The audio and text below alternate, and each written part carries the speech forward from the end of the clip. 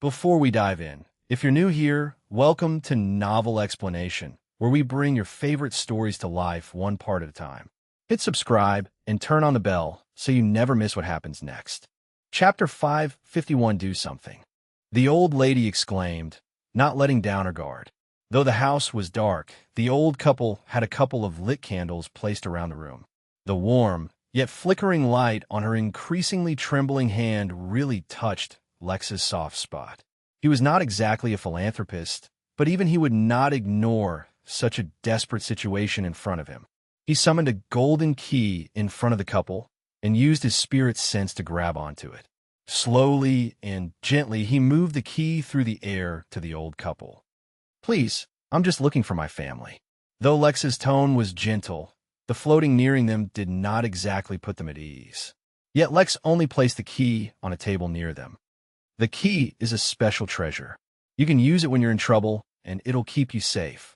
The old lady was frightened, not to mention confused, but by now she could definitely see that Lex meant no harm. Still, she did not dare lower the knife. She did, however, tell him a little bit more. We got this house from an agent. I understand. In that case, my apologies for barging into your home.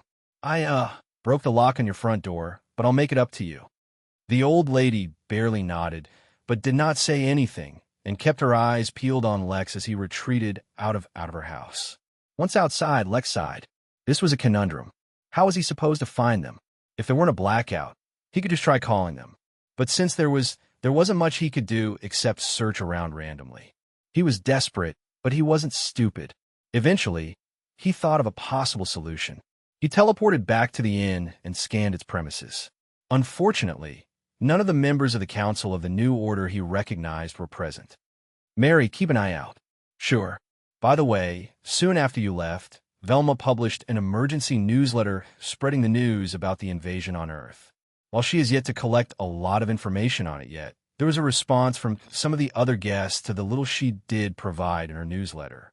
To be specific, there's a philanthropic couple who wanted to inquire if they could donate to a refugee relief fund, since the inn was taking in refugees. Lex paused his train of thoughts. That wasn't such a bad idea, actually. Go ahead and tell them they can. Lex donated 10 million MP and set up the refugee fund. He also told Mary to inform Velma she could spread the word about the fund, but he did not want people going around soliciting for donations. Although it may sound petty of him to prevent that, he could not help anyone if the image of his inn was hampered by people going around asking for money. If it came to it, he would make more donations, but he could not turn his inn into a place people wanted to avoid due to solicitors. With that done, he decided to go back to Earth. Until some progress was made on finding the council members, he would have to search the area using his spirit sense. As unlikely as it was, maybe he would get lucky. Larry was grimacing as he glared up at the ship. He did not understand what was happening, but he somehow blamed the old man for it. After asking Marlowe, he found out that the old guy's name was Jeffrey. Try as he might, he could not get Jeffrey's last scream out of his mind about all of them ending up as slaves. What he could not understand was how Jeffrey could have managed such a thing. If he had access to such a massive spaceship that could invade Earth whenever he wanted, why did he stay on Earth as a prisoner? It was boggling his mind. Not to mention what he said about Larry's family. Jeffrey was right. No matter what happened, Larry would never stop wondering if he still held his family prisoner. It would haunt him forever. I have news, said Marlowe, who deactivated one of the talismans he had. Much like when he went to Vegas Minima to fight zombies, he had tiny talismans hidden on his body in the shape of a tattoo. Their uses were extremely diverse and included a communication talisman. All electronics are down no matter where I reach out to. The only means to long-distance communication available is through spiritual means. As far as anyone can tell, the countless ships coming down to Earth seem to be heading towards Estonia. The man himself lay prone in a chair. Controlling his cultivation had taken control of his body. It could not make him perform certain actions, or any actions for that matter. All it could do was prevent him from using his own body. The panic and confusion that had initially gripped him had worn down by now, but there was not much else he could do. His assistants in the lab would ensure he remained fed and kept alive, but without electricity, they were all trapped in the basement in the dark. They would have to wait for the blackout to end before they could figure out a solution to his problem. Something had to change soon, and it did. There was an explosion somewhere above ground, and then the building around them shook. Chapter 552, Mad Marlowe 2. A few hours went by while Lex searched London with his spirit sense. To maximize the possibility of finding his family, he even summoned Fenrir and rode on his back. His goal was not to speed up his search, for he could run fast enough on his own. No, he was hoping Fenrir would pick up a scent close enough to his own to discover his family. As wild as it sounded, this was not a blind hope, as Fenrir had displayed the ability to recognize groups by associating their smells while at the inn. Still, as predicted, his search wrought no results other than to attract unusual looks from people who assumed Fenrir was a strange, hairy horse. What did happen, eventually, was that Mary informed him that a number of council members had appeared at the inn and were having a meeting. Upon hearing the news, Lex sent Fenrir back to the inn. A thought occurred to him. He could easily summon and send Fenrir from the inn to wherever he was because of a prize he used on Fenrir, but if he ever needed to send the rest of his workers out of the inn to a specific world, it would be a real hassle. That, once again, was an issue for later. Lex teleported back to the inn and appeared in his office. Instead of going directly to the councilmen, he decided to spy on their meeting first. While Lex personally didn't know all the counselors or their positions, Velma had provided him with a list of all the information she had on them. The moment he got his hands on the information, he knew his decision to use the newsroom as a means to collect information was paying off. Not only did it have a lot of pertinent data, such as name, designation, political affiliations, and some ongoing partnerships, it had a whole set of information he could not even begin to imagine how she collected. It included things like favorite meal of the day, usual order of wearing socks, favorite color, least favorite smell, and thoughts on male pattern baldness. The list went on, but Lex saw no need to focus on such information. He listened in on the meeting. Someone called Bernard Brown was leading the meeting, and he was one of the senior members of the council, with great political support.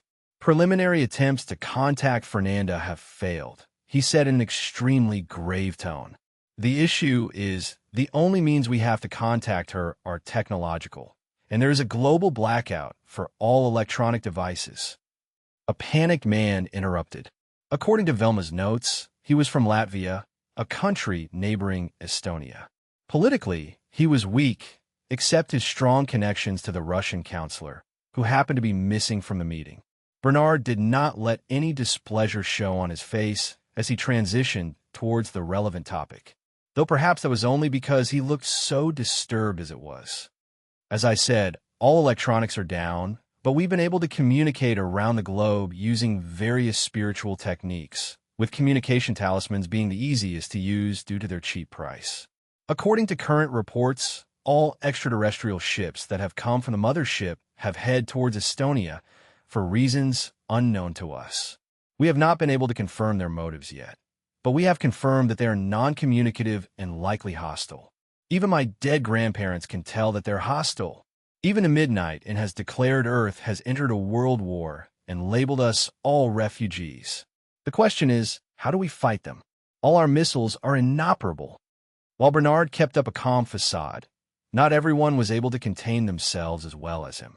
Lex felt slightly sick when Mary told him that he had been earning tons of MP, as a lot of people had started bringing in physical assets that they had hidden or hoarded over their lives, and started converting them to MP for fear of further loss of value. Gold bricks, jewels, and cars were actually the most common form of asset people were paying with, though of course Lex never received any of them. He only got MP.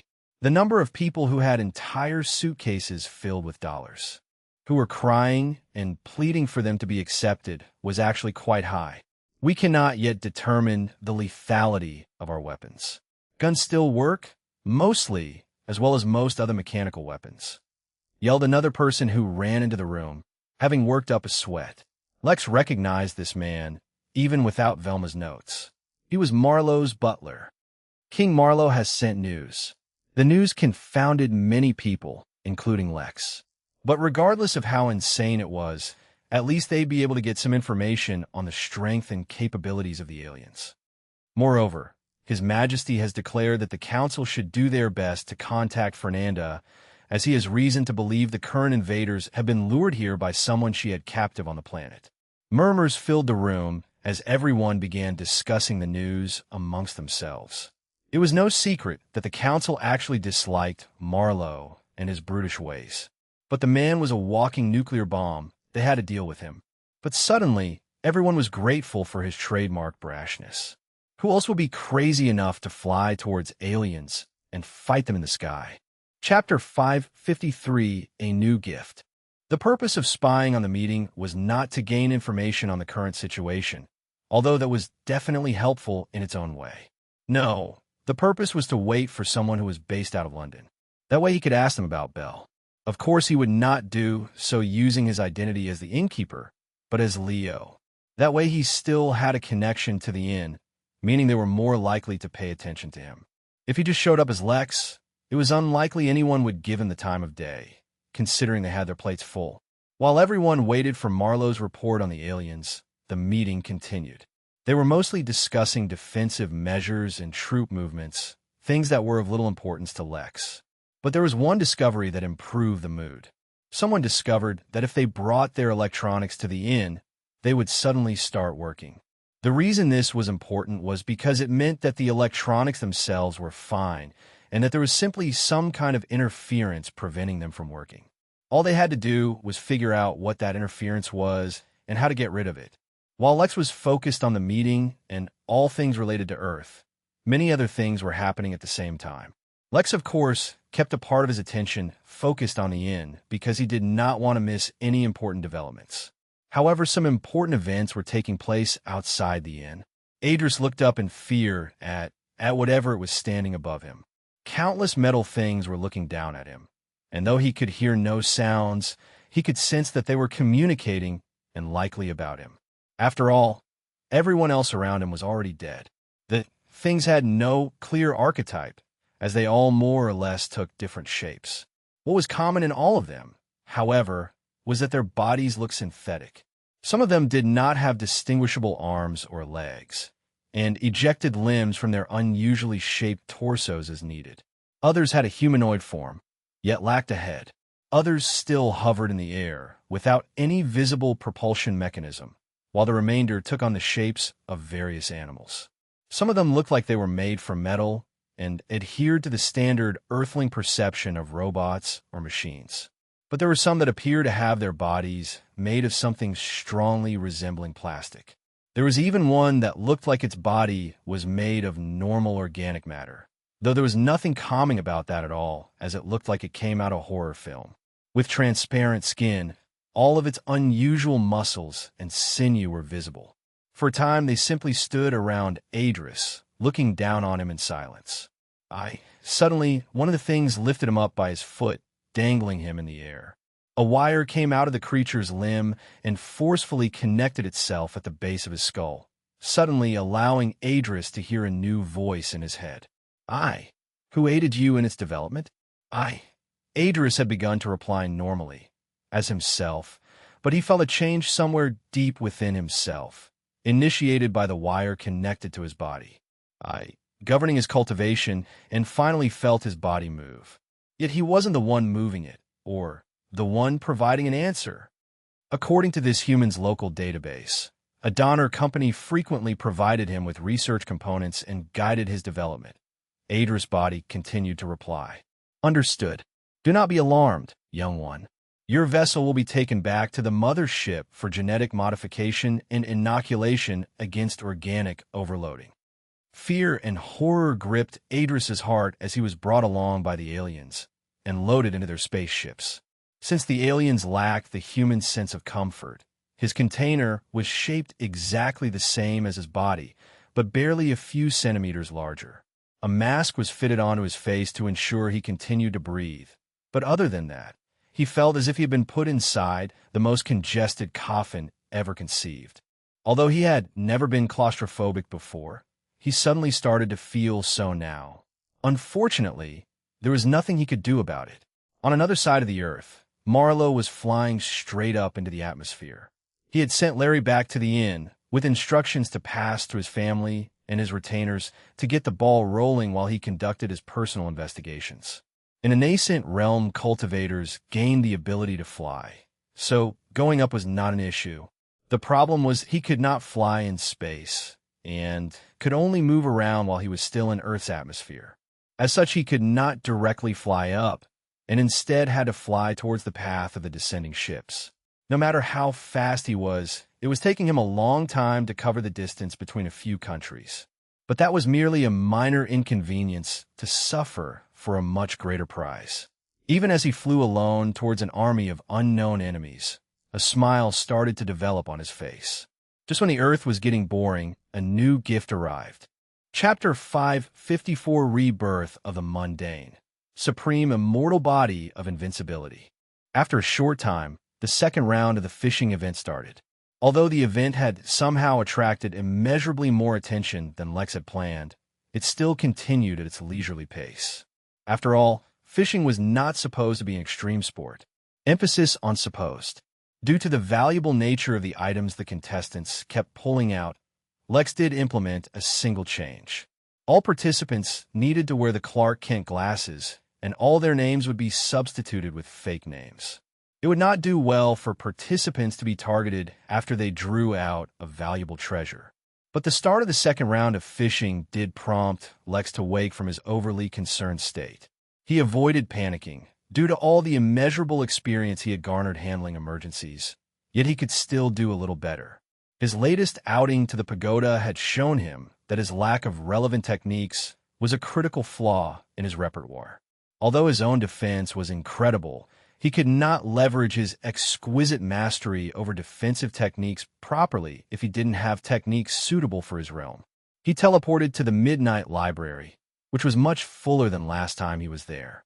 Anita had been originally hired as a historian, and although she had been assigned other jobs as well recently, she had not neglected her original duty. Lex had not asked her the details of how she collected the relevant information, but she had been slowly and steadily adding the history of numerous planets connected to the inn. In fact, she had not limited herself to just planets. Various sects, businesses, interest groups, and more had bits and pieces of their histories added to the library. One such example was the somewhat lacking biography of Booty from the Ironheart Pirates. But Lex's goal wasn't history. No, he walked into the techniques section, and it was massive. In one of his deals with the Infinity Emporium, Lex asked for as many spiritual techniques as possible, specifically for the Golden Core realm and below. The thing was, the deal was of such a monumentally massive amount that the number of techniques he'd collected so far was already in the millions. Yet the deal was far from complete, and Lex extended to get many more over the coming months. He had two reasons for doing this at the time. One of his reasons was to prepare a selection for himself when he needed, but also because he wanted to build one of the largest collections ever. Although he expected 99% or even more of these techniques to be extremely generic, he was sure that he would soon have something suitable for everyone. Moreover, he did plan on collecting extremely high-quality techniques as well, but over time.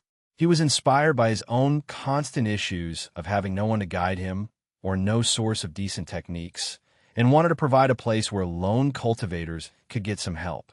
He expected that in the future, the Midnight Library would become one of the most sought-after places to visit, not only in the inn, but in every realm it was connected to. For now, it had not attracted too much attention, as the inn usually had guests who were here on vacation. Only a few bookworms had taken notice of how expansive a library was becoming, though granted in only a few fields. They naturally would not publicize the information on their own initiatives so that they could continue to enjoy the library in relative privacy. Lex, too, was content to let matters stand, at least until the library accumulated a lot more books. Although Lex had an additional benefit due to the host attire being connected to everything inside the inn, the library's interface was quite intuitive as well. Instead of walking through endless shelves, Lex entered a private reading room and accessed a tablet that was in the room. Through it, he specified that he was searching for defensive techniques in the Golden Core realm, and then chose to sort them based on their highest defensive capabilities. That eliminated most of the books, but the list presented before Lex was not small either. Moreover, while he expected most books were generic, that did not mean there weren't any exceptional books available. The first technique that Lex saw, sorted by the library as having the highest defensive capability in its list, was actually quite broken. It was not broken in the sense that its defense was exceptionally high.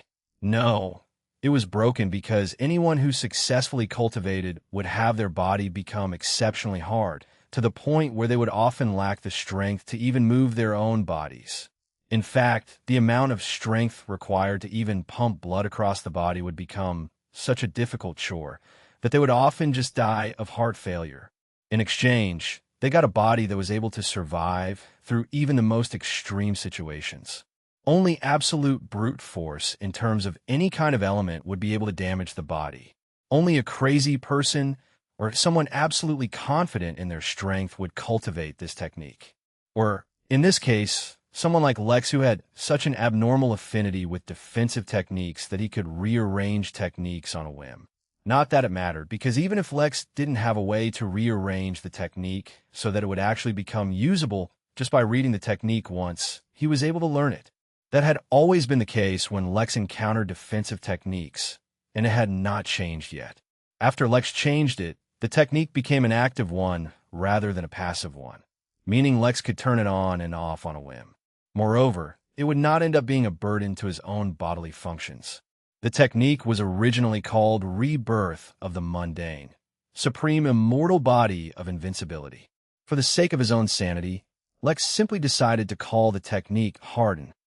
Chapter 555 Ranks. There was a reason why Lex decided to actually add Harden to his repertoire. Although his body was naturally extremely durable, as was witnessed in the pagoda, there was no law that said Lex couldn't make it even more durable. Besides, it took barely a few moments of his time to learn it. Sure, he would have to actually use it and practice with it to fully understand how to utilize it, but it would still be much easier than when normal people did the same. Lex could not help but sigh. Regardless of how much trouble it gave him, he would never be able to deny how incredibly useful the Regal Embrace was. He began going through the list again. Due to how much he loved Talk to the Hand, he picked up another technique that deployed a shield. Or in this case, shields. Unlike the original Talk to the Hand, which would forever have its barrier be placed firmly against the palm of his hand, the new technique he learned could allow him to build any number of shields at any distance from himself. The only premise was that his spiritual energy had to be able to reach the place he wanted to establish it. Another caveat was that unlike Talk to the Hand, which continuously fed off of Lex's energy, this shield's established now would be one-off. That meant that as soon as the shield was deployed, Lex's connection to it would be cut. So unlike Talk to the Hand, which would retain its maximum durability for as long as it was deployed, this one would slowly and steadily become weaker as it blocked more and more attacks. But in exchange, was it much easier to deploy, not to mention it was much stronger than Talk to the Hand to begin with. All of that was before Lex even altered the technique. Once he upgraded the technique, he gained the ability to reconnect to any shield he had already deployed, move them around, as well as recharge them. Moreover, if it was hit with a weak attack, instead of being damaged by it, the shield could absorb its energy to replenish itself. A seemingly simple addition to the technique he also gained was that he could change its appearance. Unlike Talk to the Hand, which was invisible, these shields would take on the silverish gold color his arrays appeared in, as a reflection of his spirit energy. Yet he could manipulate its appearance to look any way he wanted. This could be a useful technique to block out and camouflage openings and entrances he wanted to hide. Lex did not dare to associate with the original name of the technique, for it was actually quite perverse, and so instead decided to call it the Imperial Shield. There was no deeper meaning to it, and he only kept it because it sounded cool to him. With these two techniques taking care of the most obvious needs, he then started learning more targeted defensive techniques. For example, he learned techniques that specifically guarded against soul attacks, fire attacks, cold-based attacks, electric attacks, attacks on the mind, and many, many more. In fact, it was while he was learning his 10th technique that he realized once again how scary Regal Embrace was. Not only was he learning these techniques in a snap and improving them, he could employ a lot of them on others as well. That meant he was transcending just protecting himself and now beginning to truly gain the ability to protect others. While he was doing this, Lex was also studying and trying to understand why exactly it was so easy for him to learn these techniques. If he could glimpse at the logic behind it, he would finally be able to figure out why he had such issues learning offensive techniques.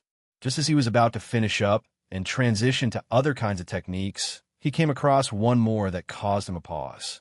The original technique, called Impervious Hands, was quite strong in its own right and had no obvious flaws, unlike the techniques he had seen previously. But when his mind figured out how to upgrade it, Lex suddenly felt something shift. Spiritual techniques were techniques that used spirit energy to bring forth various effects. That was both an oversimplification of the process, yet somehow accurate enough to get the point across. In the way that there were spiritual techniques, there were also soul techniques and body techniques. No doubt there were true path techniques out there as well. But not all techniques were the same and were ranked according to the strength they could display. Much like the Regal Embrace was a SSS plus rank cultivation technique, spiritual techniques had similar ranks. Actually, different worlds, sects, and organizations rank them differently, but Lex's universal translator equalized them all and portrayed them in the simple rank denoted by a letter. The lowest possible rank was G, and simply based on what he had seen from the system, Lex guessed the highest rank was either SSS plus or Destiny rank or something. This grading system had never been too relevant to Lex, for he never really spent any considerable time in any one realm, and Regal Embrace often upgraded the rank of his defensive techniques anyway. If Lex had a guess, he would say that all the techniques he upgraded using Regal Embrace always reached A+ rank. The reason Lex guessed those techniques reached A+ and not higher was because when his mind automatically upgraded Impervious Hands, he felt an odd resonance between the technique and his spirit energy. His intuition told him that Impervious Hands, this seemingly ordinary technique, had reached a new realm he had never accessed before, at least in terms of techniques. The original technique was fairly simple. Instead of concentrating on defending his body, he would channel his technique into only defending his hands, thereby making them seemingly impervious to all attacks just because of how robust they became. If he could use the technique properly and with skill, he could use only his hands to block all incoming attacks, thereby protecting himself. After the upgrade, though, Chapter 556, Impervious Hands. The original Impervious Hands might seem weak, since the defense was focused only on the hands.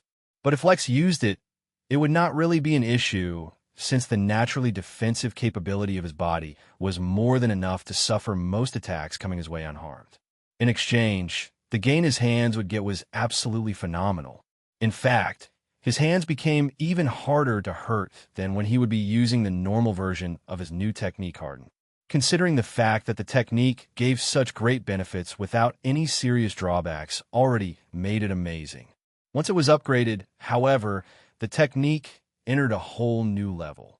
To start with, the cost of the technique went up manifold. His spirit energy running out had not been a concern for Lex for a long time, but this technique made it a real concern. At his current capacity, Lex could only use the technique 3 times before he'd be completely drained of all his energy. But the expense was worth it, as once he activated the technique, it would stay active for a duration of 10 minutes, or unless he deactivated it himself, or unless someone managed to break it. It need not even be mentioned that the defensive capabilities of his hands shot through the roof. If Lex denoted the natural defensive capability of his body on a scale as 10, which would be pushed up to an approximate 15 when he used Harden, then using Impervious Hands would directly push it to a 100. That increase was quite literally an order of magnitude larger than his Bodis natural capability, which already borderlined on being broken. To top it off, the defense was not limited to the physical aspects only. When using his hands, he could make them impervious to any influence, meaning he would be able to block soul attacks, spirit attacks, and much more. Simply just that made it so that this would become one of Lex's favorite defensive techniques. But was it enough to push the technique to an S rank? Lex would have thought, so just based on how strong it was. That was not actually the case. Despite its now enhanced base capabilities, the technique could be further augmented.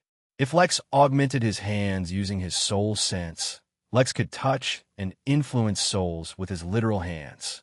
Although it was a defensive technique, it allowed Lex to literally beat *TCH slap someone's soul right out of their bodies using his ridiculous physical strength.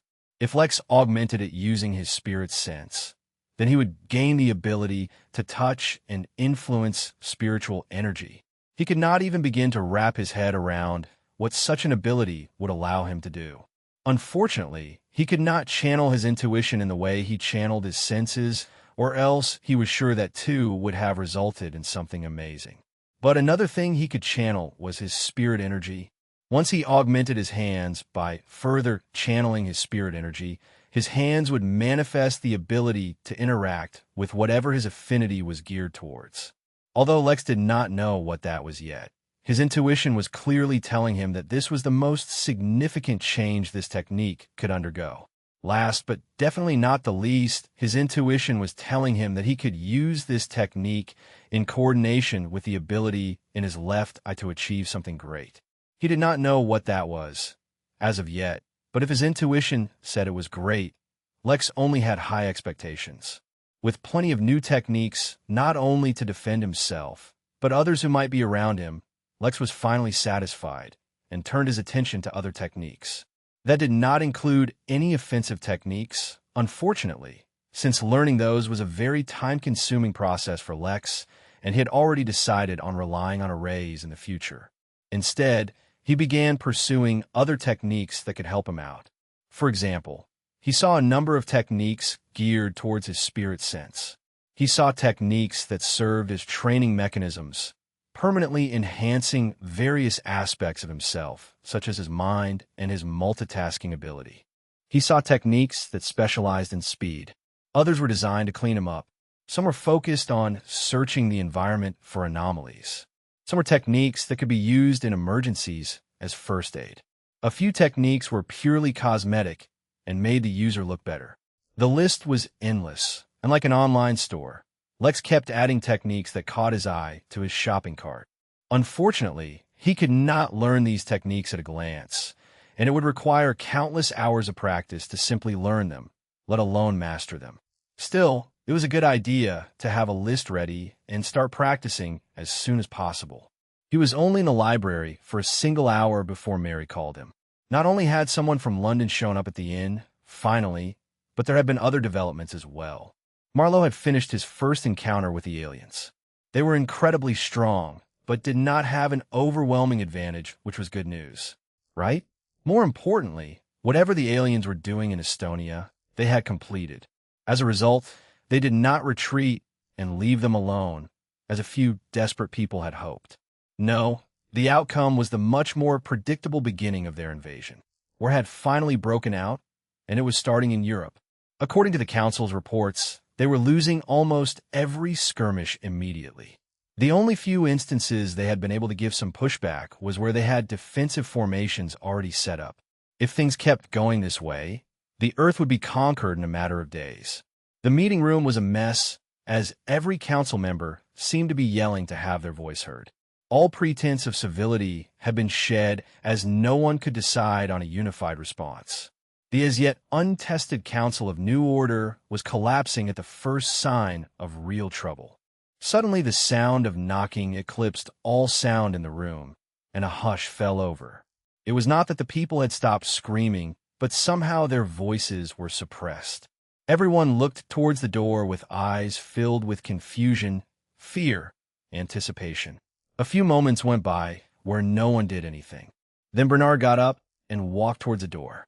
Chapter 557 Miranda.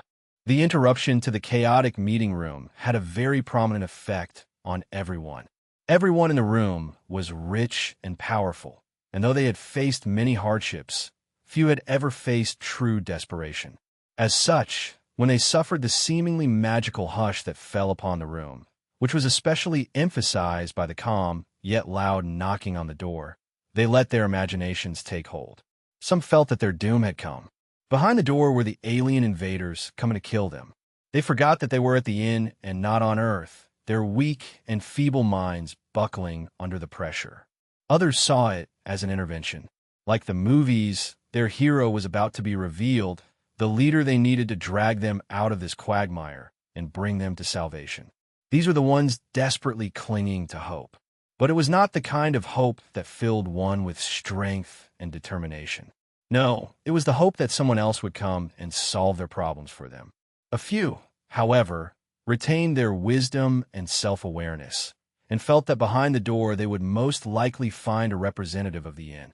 They too had hope in their heart that the inn would somehow lend them a hand, but it was overshadowed by the knowledge that it would most likely have something to do with the refugees.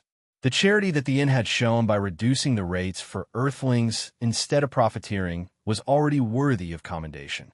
If the inn offered more help, they would become suspicious instead of relieved, though it wasn't as if they would have much of choice. Though it took only a few moments for Bernard to walk up to the door and open it, for some unknown reason, that distance seemed to stretch on forever. When the door finally opened, it revealed Leo standing behind it. The reveal turned out to be anticlimactic, as most of the people in the room did not even know who he was. Just because Leo's popularity had been budding, it did not mean everyone knew him. Only those who spent a lot of time at the inn, and those that interacted with the inn's workers, frequently would hear about popular news. Everyone usually came to the inn focused on themselves, and so didn't really look out for local gossip. Some, however, knew of him, not because of his race, but rather because of the devastating threat he posed as someone capable of taking out numerous nascent cultivators at once. Basically, he alone could conquer Earth in an upfront battle. "Sorry to disturb you," he said with a smile. His calm demeanor and polite tone seemed almost alien in that hostile environment. "I'm here to speak with Miranda." In unison, everyone turned to look at the weary-looking young woman. In truth, the current situation should have had nothing to do with her. Her position was that of Foreign Relations Director, which meant that in a war situation, she should have had no authority to command or intercede. But due to the blackout, the structure of command became askew, for no one could contact the relevant people. As such, she had to take over and deal with the emergency responses. She did the best she could, but she was not trained for this. Despite her best efforts to address combat readiness, much of what she could do was hampered because it took a long time for orders and news to be delivered. Moreover, a massive amount of resources had to be diverted to deal with the rioting masses. A loss of power, lack of communication, and a massive spaceship above their heads and instantaneously caused a societal collapse. Petty crime was through the roof. People were robbing stores out in the open, fights breaking out in every corner. There were no words to explain the amount of frustration she felt at being unable to quell the panic and let the people know that everything they were doing was in fact getting in the way of improving their own situation. People just did not care or were convinced the world was ending. No one would listen to reason. Why wouldn't anyone listen to reason? In the end, when one rioter tried to force himself on her while she was trying to calm them down, she just gave up and decided to come to the inn. Naturally, the rioter was met with an early grave. No matter what, even in her spiritually defeated state, she was a Foundation Realm cultivator. A mere mortal was genuinely only asking for death by messing with her. But while she wanted to just give up and let everyone else handle the situation, something in her mind clicked when she saw Leo. As the Foreign Affairs Director, she knew all the notable people at the inn, and Leo was no exception. Though she felt drained, she couldn't help but think that if they managed to get the inn's help, tiding over this invasion would be a piece of cake. Although she could not help by commanding their armies, if she could broker an alliance. Suddenly feeling reinvigorated, she stood up and locked eyes with Leo. "We are in the middle of an unprecedented crisis, Mr. Leo." She was not as eloquent as she had hoped, but her intention was clear. She had to project strength and authority while hiding all her desperation as deeply as possible. In a negotiation, the more desperate party concedes the most. Since Leo came to find her, she currently held the power in between them, and she had to hold on to it as long as possible. But, unfortunately for her, she did not know who she was facing. Lex could make an empire dance in the palm of his hands, let alone someone like her.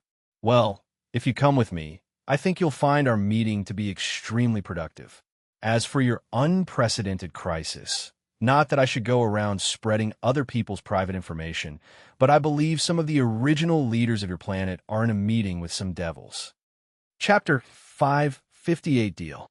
The part about the leaders meeting with the devils, Lex only told Miranda, and through his spirit sense. It would be in bad taste if he began spreading confidential information willy-nilly. In fact, this was not a new development. Since the original 5 families had been dethroned and replaced by the Council of New Order, some of the original members of the 5 ruling families started meeting with the devils. Brandon Morrison and Queen were, in fact, the only nascent cultivators who hadn't been a part of the secret meetings. Lex had not noticed when they originally began, but they met so frequently that eventually he noticed it. But the few times he listened in, they were not plotting anything too nefarious. For the most part, they were developing their relationship for when the families felt ready to take back control. Moreover, they were buying special treasures from the devils directly to raise their cultivation levels quickly. When the invasion began, Lex naturally spied on them as well to see what they were planning. But, unlike other times, they were having their meeting with the Chamber of Secrets. Even Lex couldn't spy in there, so all he could do was speculate. Yet just providing this information to Miranda immediately switched their positions of power. Lex had not told her too much, and only insinuated that they might be plotting something with the devils. But that was enough. Even if she didn't show her desperation, the eye contact they shared was enough to communicate what needed to be said. It was in her best interests to follow Leo's lead, for they had no other allies to turn to. Miranda only nodded and walked out the room towards Leo. "If you just follow me," said Leo, but didn't really give her an opportunity to do otherwise. The next moment, both of them teleported away into a separate room within the Chamber of Secrets. "Excuse the rush," Leo said as he sat down. Miranda was taken aback by Leo's forward attitude, as well as the fact that she had been teleported to another place so easily. "We're in the Chamber of Secrets," Leo explained. "The reason I brought you here is because my issue is a sensitive one. I have a deal to offer you, and it's the only deal on the table. I need help in finding a few people on your planet." Miranda couldn't help but ask. Miranda asked, suppressing the feeling of hope that suddenly swelled in her heart. No matter what, she would not allow herself to be swayed so easily. Things that sounded too good to be true usually were. "If I tell you that, what's the point of the deal?" "3 people," Leo said, holding up 3 fingers. "Belle, Liz, and Moon Williams." Miranda narrowed her eyes as various possibilities ran through her head. Before she could reach a solid conclusion, however, Leo interrupted her thoughts. "Don't bother trying to jump to any conclusions. The reason I brought you into the Chamber of Secrets is because when you leave from here, all memories of my task will be erased from your mind. I understand you might not be able to fulfill my task on your own. That's fine." Miranda frowned, but not because Leo told her about her memory being erased. It was instead because she realized the task was harder than it seemed. Had Leo asked her literally just a day ago, she could have completed the task in minutes. Now, however, it was all but impossible to locate a specific person on Earth, let alone 3 of them. "There's a small issue with locating them, but if the information you've given me of them is correct, I should be able to find out their recent location and circumstances." "Excellent. We'll meet back here in a few hours. Don't bother trying to secretly pass the information of my request to unrelated people." Leo was about to leave, but Miranda stopped him. Leo gave her a knowing smile and said, "I cannot divulge sensitive information. It would violate our guests' privacy. The only reason I even told you about the meeting was because they weren't too secretive about it." Miranda cursed internally, but she didn't need to hold back, as Leo, had already disappeared. Not wasting any more time, she quickly hurried back to the rest of the council members. She did not divulge Leo's request, but shared that he had promised the possibility of aid if she was able to fulfill her request. She also told them that they needed to keep an eye on their former family heads.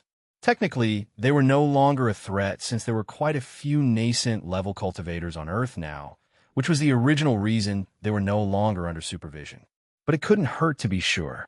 They couldn't afford any complications at this time. With that done, she teleported back to Earth. She needed to find a way to get information on those 3 girls. Unfortunately for her, her task immediately became a lot harder. The alien ships had reached England. Chapter 559, Busy Bee. After leaving Miranda, Lex had returned to his office and sat there, seemingly looking at nothing. His connection to the inn, through his attire and his chair, kept him updated on everything that was happening, while he tried to address his current mood. Truth be told, he was feeling ambivalent. His family had not deigned to include him in their secret, yet here he was, searching out for his sisters. Although he didn't blame his sisters, he also could not help but feel betrayed. A part of him just wanted to go and confront William and get the truth. But a part of him also just stopped caring. This was because, while he would not give up the search so easily, his time searching on Earth had already given him a vague premonition. Lex was unaware of how to channel his intuition toward specific things accurately, but focusing on a task certainly seemed to help. For some odd reason, it felt like his intuition was telling him that whoever he was searching for was not on Earth. Lex had immense trust in his own intuition, but at the same time, he wanted to verify the truth. He would stick to his search until he had an answer, but he was already beginning to build an aversion towards Earth. He had always told himself that he couldn't possibly go out of his way to help everyone he came across in the universe. It was simply impossible, for there were too many in the universe suffering from unfortunate circumstances, and he was only one man.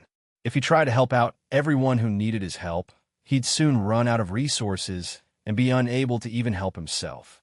Yet he had already intervened on Vegas Minima when he acted against the demons and devils, and now he was propping himself up once to help Earth against these unknown enemies. Lex couldn't help but sigh. He knew what he had to do. He had to cut himself off from these additional attachments and focus entirely on developing and securing the inn. It wasn't as if he didn't have troubles of his own cropping up now and then. This is the last time, he told himself audibly. It wasn't as if helping was a bad thing. He just had to make sure to be able to protect himself first. He turned his attention to the inn. The refugee fund had gained a few more donors, and the refugees themselves were being settled well enough. The Immortal Bastion was attracting more traffic. Some of it was because some guests simply liked it, but most of it consisted of soldiers and citizens of the Empire. The fishing event was going well, though Lex had not had the time to personally watch the event yet. The ship. Lex paused. On top of his ship, there was an unconscious soul bird. Lex asked as he investigated the bird. Name, age, 6 sex, male cultivation details, nascent realm species, soul bird midnight in prestige level, 1 bloodline, Emperor Swallow condition, suffering from severe energy depletion. If untreated and the bird is unable to recover on its own, the condition could become fatal. Then has no medical facilities able to treat this species. Remarks. If the turtle were not cultivating, he would have adopted this one too. The situation is not as pressing as it seems, Mary said, appearing on his shoulder. For once, she was wearing a suit similar to the host attire, making her look both formal and elegant. The bird has woken up a few times, but always chooses to continue to nap here. That's a difficult situation to address. The recovery rooms that you have are geared towards healing and treating only a very narrow range of species. Lex did not ask what she meant by expression of element, for he already knew. The soul bird, for example, seemed to have its entire body lit aflame. Another example was a beast he saw a long time ago from a race called Mercury Glubin. Its entire body appeared to be made from a silverish liquid Lex could only guess was mercury. Addressing the lack of machines that could heal these outliers was a concern, but not an easy one to address. It would be much easier to get a talented doctor instead, as the machines that could treat a broad range of races weren't really all that effective. I have an idea, said Lex, dismissing his unrelated thoughts. He teleported himself and the bird over to the fire temple, which was situated right over a lake of lava. He didn't know what kind of energy the bird required, but he wondered if he could get it from the lava. The unnamed soul bird instantly woke up when it was teleported, but didn't seem to have the energy to react. It merely watched the innkeeper with eyes that did not fully open. Lex asked, pointing down to the lava. When the bird looked down, it did react positively. In fact, it even became excited. But its eyes were fixed on the fire temple, not the lava. That was not the reaction Lex was expecting, but it was good enough. Lex summoned Frederick, the first ever Draconian apostle he had ever summoned. The Draconian apostle were the second race of workers that Lex unlocked, but they could only survive in extreme environments, which is why he had never needed their assistance before. Take this guest to the fire temple and take care of him, said Lex to his worker that looked like a massive honeybee.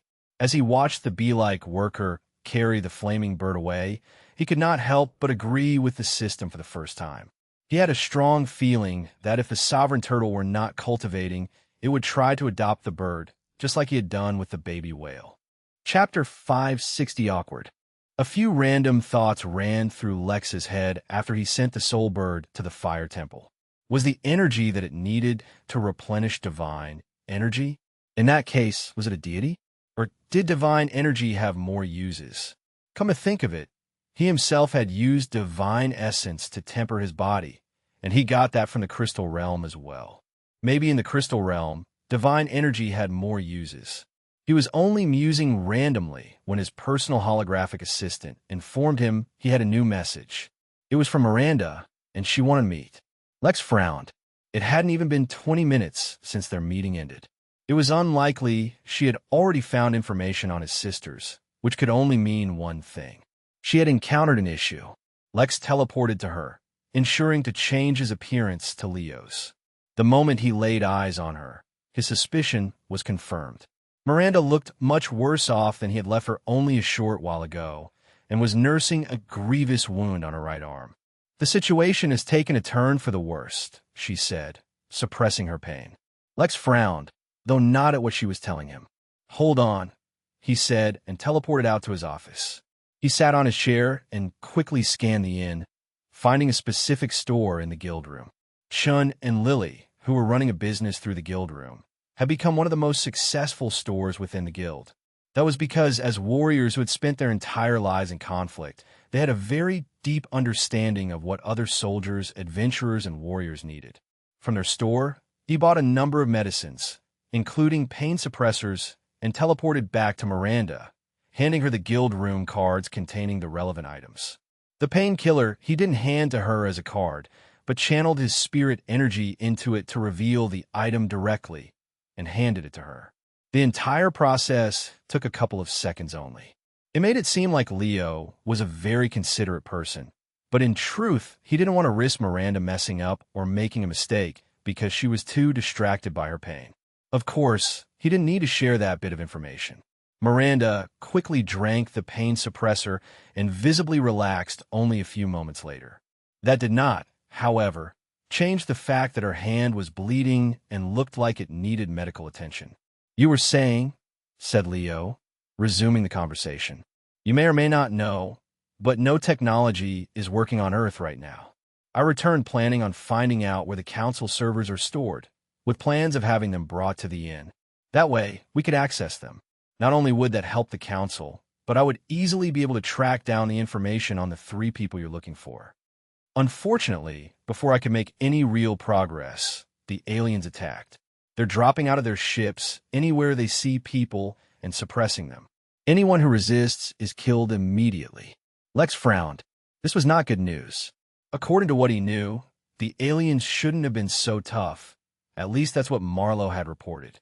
But then again, Marlowe's standards were in a league of his own. More importantly, they had moved pretty quickly. Lex had assumed it would be days, if not weeks, for them to make their way to England.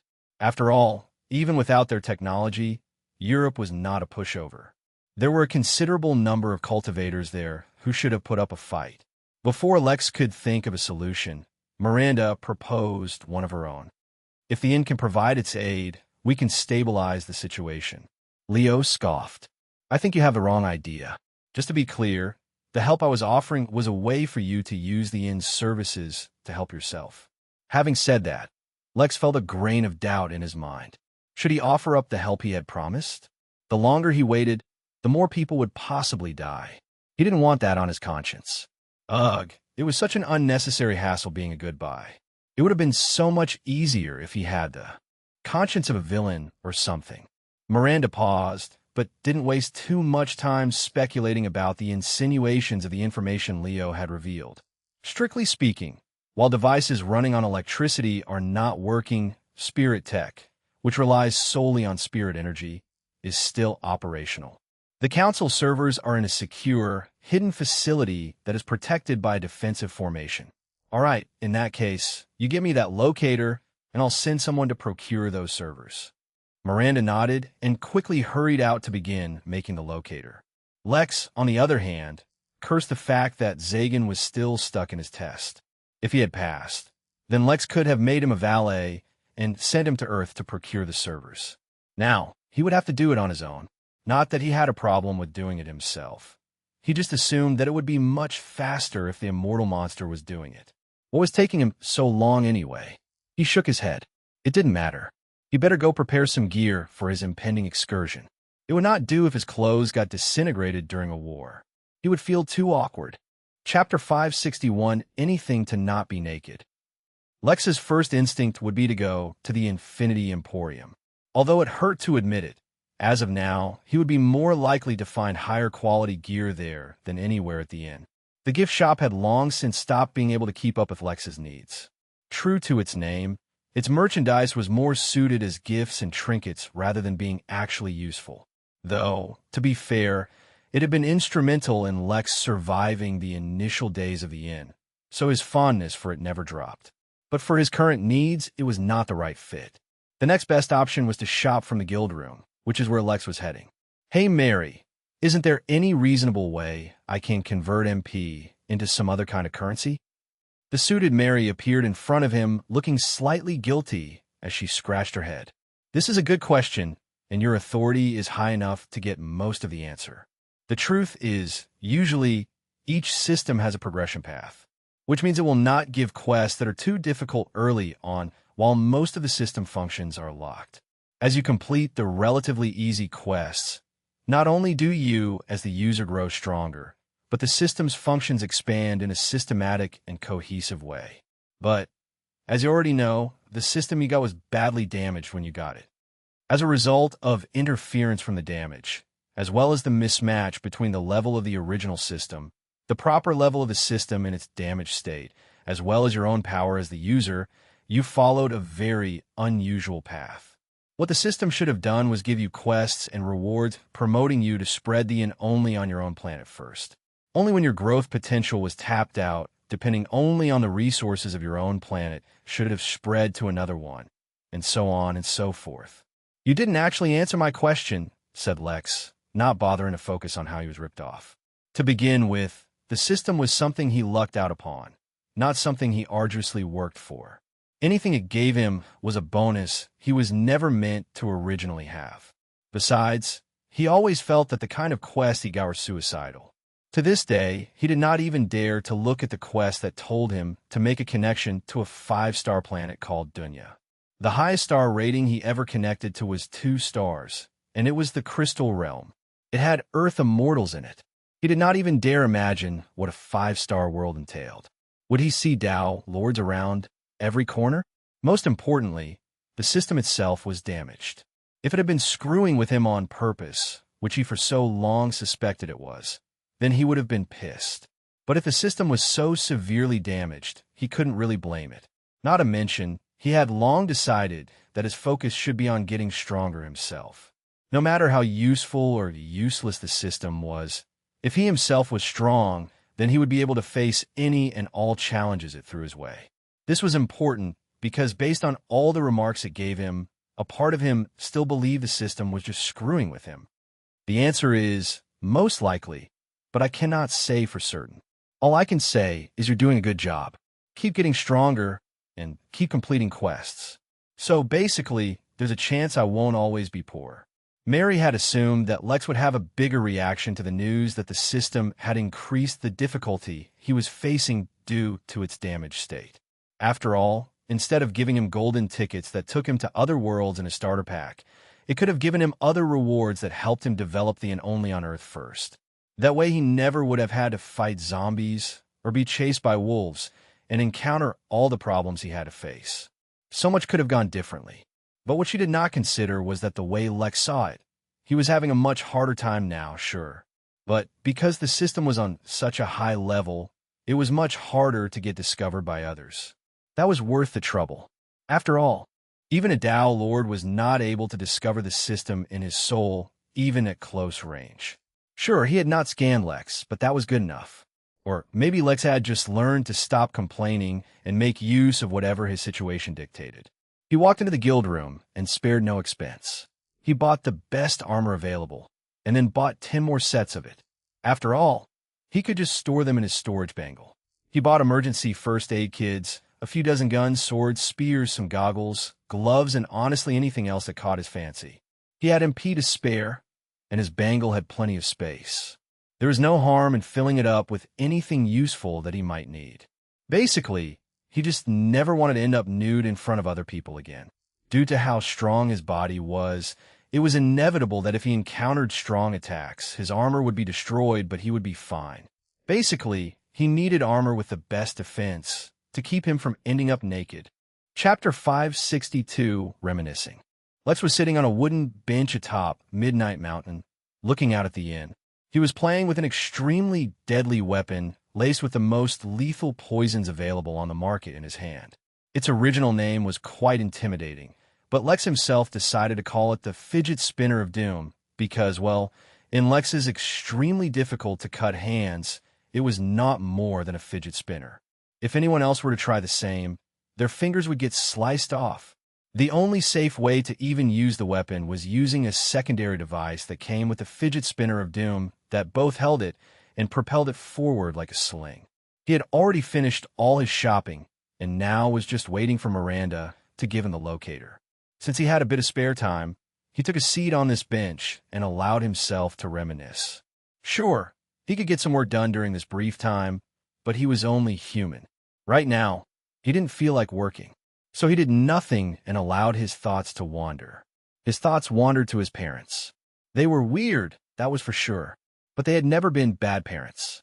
Sure, they homeschooled him and took him around with them as they traveled for work, and became way too clingy during his teenage years when he wanted to explore with his friends. But wasn't that normal parent stuff? They never mistreated him or made him feel left out, which is why learning that they might have been keeping secrets from him felt like such a betrayal. Then his thoughts went to his sisters. Belle was a brute who liked nothing more than bullying others and wrestling. She was extremely intimidating and did not hesitate to pick a fight with anyone, their parents included. But at the same time, she never allowed her siblings to be bullied either. It was one of the reasons Lex took so long to develop his sense of protectiveness towards his own workers. It was because he had never felt the need to be protective of his sisters. For who on God's green earth would pick a fight with that maniac of a sister that he had? Then came Liz. Like Lex, she too had been named by Belle. He paused for a moment when he realized even the youngest, Moon, had been named by Belle. Had his parents even done anything? Shaking his head, his thoughts drifted back to Liz. Out of all the siblings, she was the most introverted. People assumed it was because she was shy, but that wasn't it. Lex did not pretend to understand her reasoning, but she was the most selective of whom she spent her time with. Other than the siblings, there was barely anyone she was comfortable with, their parents included. Then came Moon. She was the youngest, the most spoiled, loved, and extroverted of them all. She had more friends than Lex had acquaintances, and she found it impossible to sit still. He wondered what they would think if they saw the inn. Lex had no plans of divulging his identity as the innkeeper, even to them. But even still, he couldn't help but wonder what they would think. Belle would scoff and call it pedantic. Liz would find herself a hut somewhere far away from the crowds. Moon, well, the crowd would be around her wherever she went. For all the irritation Lex felt at them, in that moment, he couldn't help but smile. A short while later, his hologram popped up. Miranda had the locator ready. He put on his Clark Kent glasses and teleported to the meeting room. Miranda looked somewhat better, with her arm in a makeshift cast, but it was clear from her haphazard clothes that she hadn't spent much time doing much of anything else.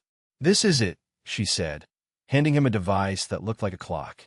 "It runs on spirit energy, so you'll have to power it yourself. I didn't have time to fashion a working battery, but that should locate the facility." She slid forward a letter on the table. "You'll have to give him this letter to get him to cooperate. If you don't have the letter, he won't acknowledge you, and chances are he'll resist. But once he's been convinced, he'll lead you to the servers. The facility is large, and there are a lot of servers. There's also no way of knowing which one the relevant information is stored on, so you'll have to bring all of them back." "Got it," said Leo, receiving the letter and the locator. The letter vanished inside his bangle, which he had covered by his shirt. He could really have people recognizing that, so he always kept it hidden from sight. The locator he simply grabbed and would strap on later. Although the woman had initially tried to put up a strong front, she was barely holding on now. Fortunately, Lex had no plans to dangle the information any longer. "It's simple, really. Do you remember the Midnight Games?" Realization dawned on Miranda, and she suddenly couldn't believe that she hadn't recalled the matter sooner. She asked, barely able to suppress the excitement in her voice. Said Leo firmly, "That was a one-time event. The inn will not do anything of the sort again. However, that does not mean that you can't host such an event yourself. It will take some work, as you'll have to designate a battlefield or many, and you'll have to think of an incentive to get others to fight the battles."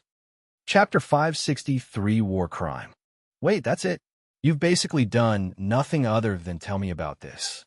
Leo's relatively relaxed expression turned solemn as he looked Miranda in the eyes. He understood that she was desperate. Deep inside, he even felt a little guilty.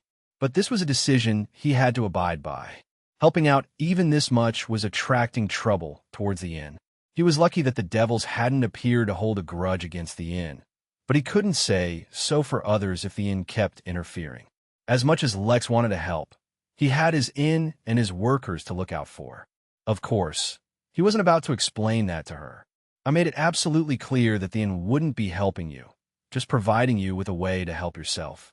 Besides, have you done anything worthy of such help anyway? All I asked was for you to find 3 people." The sudden admonishment woke Miranda up from her desperate stupor. Immediately she knew she had messed up. As someone trained in managing relations, she should have known better than to have such an emotional reaction. Besides, Leo was right. They hadn't really done anything worthy of the intervening on their behalf. She had built up that hope on her own and had acted out when it was crushed. She was about to apologize, but Leo already teleported out of the room. She felt concerned for a moment, wondering if her outburst would affect whether the inn allowed them to host such an event. But wondering wouldn't get her anywhere. She hurried out of the room to go inform the council. If they needed to incentivize others for help, they would need planning. Lex was not genuinely angry at Miranda. To be more specific, he couldn't be bothered with her. The moment they were done, and he had everything, he decided to teleport away. The quicker this was done, the better. He strapped the locator onto his wrist and used a technique called notorious anonymity. This was also a defensive technique that he had picked up and was actually one of Lex's favorites of the moment. Unlike his other techniques, this one did not create a shield or strengthen his body or anything of the sort. Instead, it covered his face with a very prominent-looking mask and only defended his identity. That meant the mask wasn't able to stop any attacks, but no one would be able to see his face or scan his identity in any way while he wore it. After he upgraded it, the mask even gained the ability to change its appearance from time to time, alongside the ability to block more types of surveillance, which was also an important aspect of the technique. The only drawback was that the mask would never look discreet.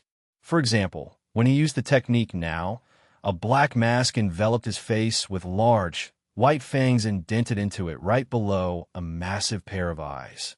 It sounded bizarre, but it looked incredibly creepy. Lex could imagine himself as the antagonist in an anime with the way he looked right now. He changed into his armor and, just for safety, wrapped the protector in a layer of impervious shield. After making sure he was prepared, Lex teleported to Earth. It was best not to waste time. But the moment he teleported, his intuition warned him of something, but he was too close to dodge. A beam of something hot hit his back, nearly burning his synthetic armor. Faintly, Lex felt some warmth on his back.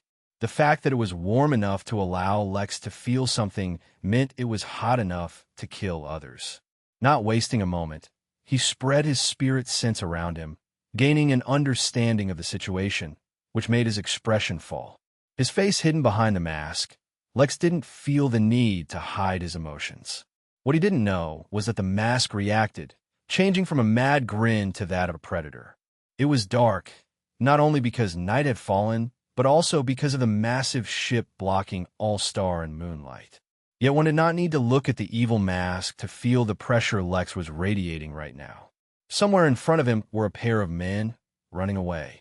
Looking at their clothes, they looked like office workers, and, judging by their appearance, they were around Lex's age. They had no idea that in the darkness behind them, a machine had tried to kill them. Lex also did not need to turn around to identify the machine. Though its body did not look metallic, or like any stereotypical earthly design of robots, Lex knew it was a machine underneath its synthetic skin that looked like it was made of glass. There was no sound, it did not speak, yet Lex's universal translator picked up what it was saying through the radio frequency waves it was emitting.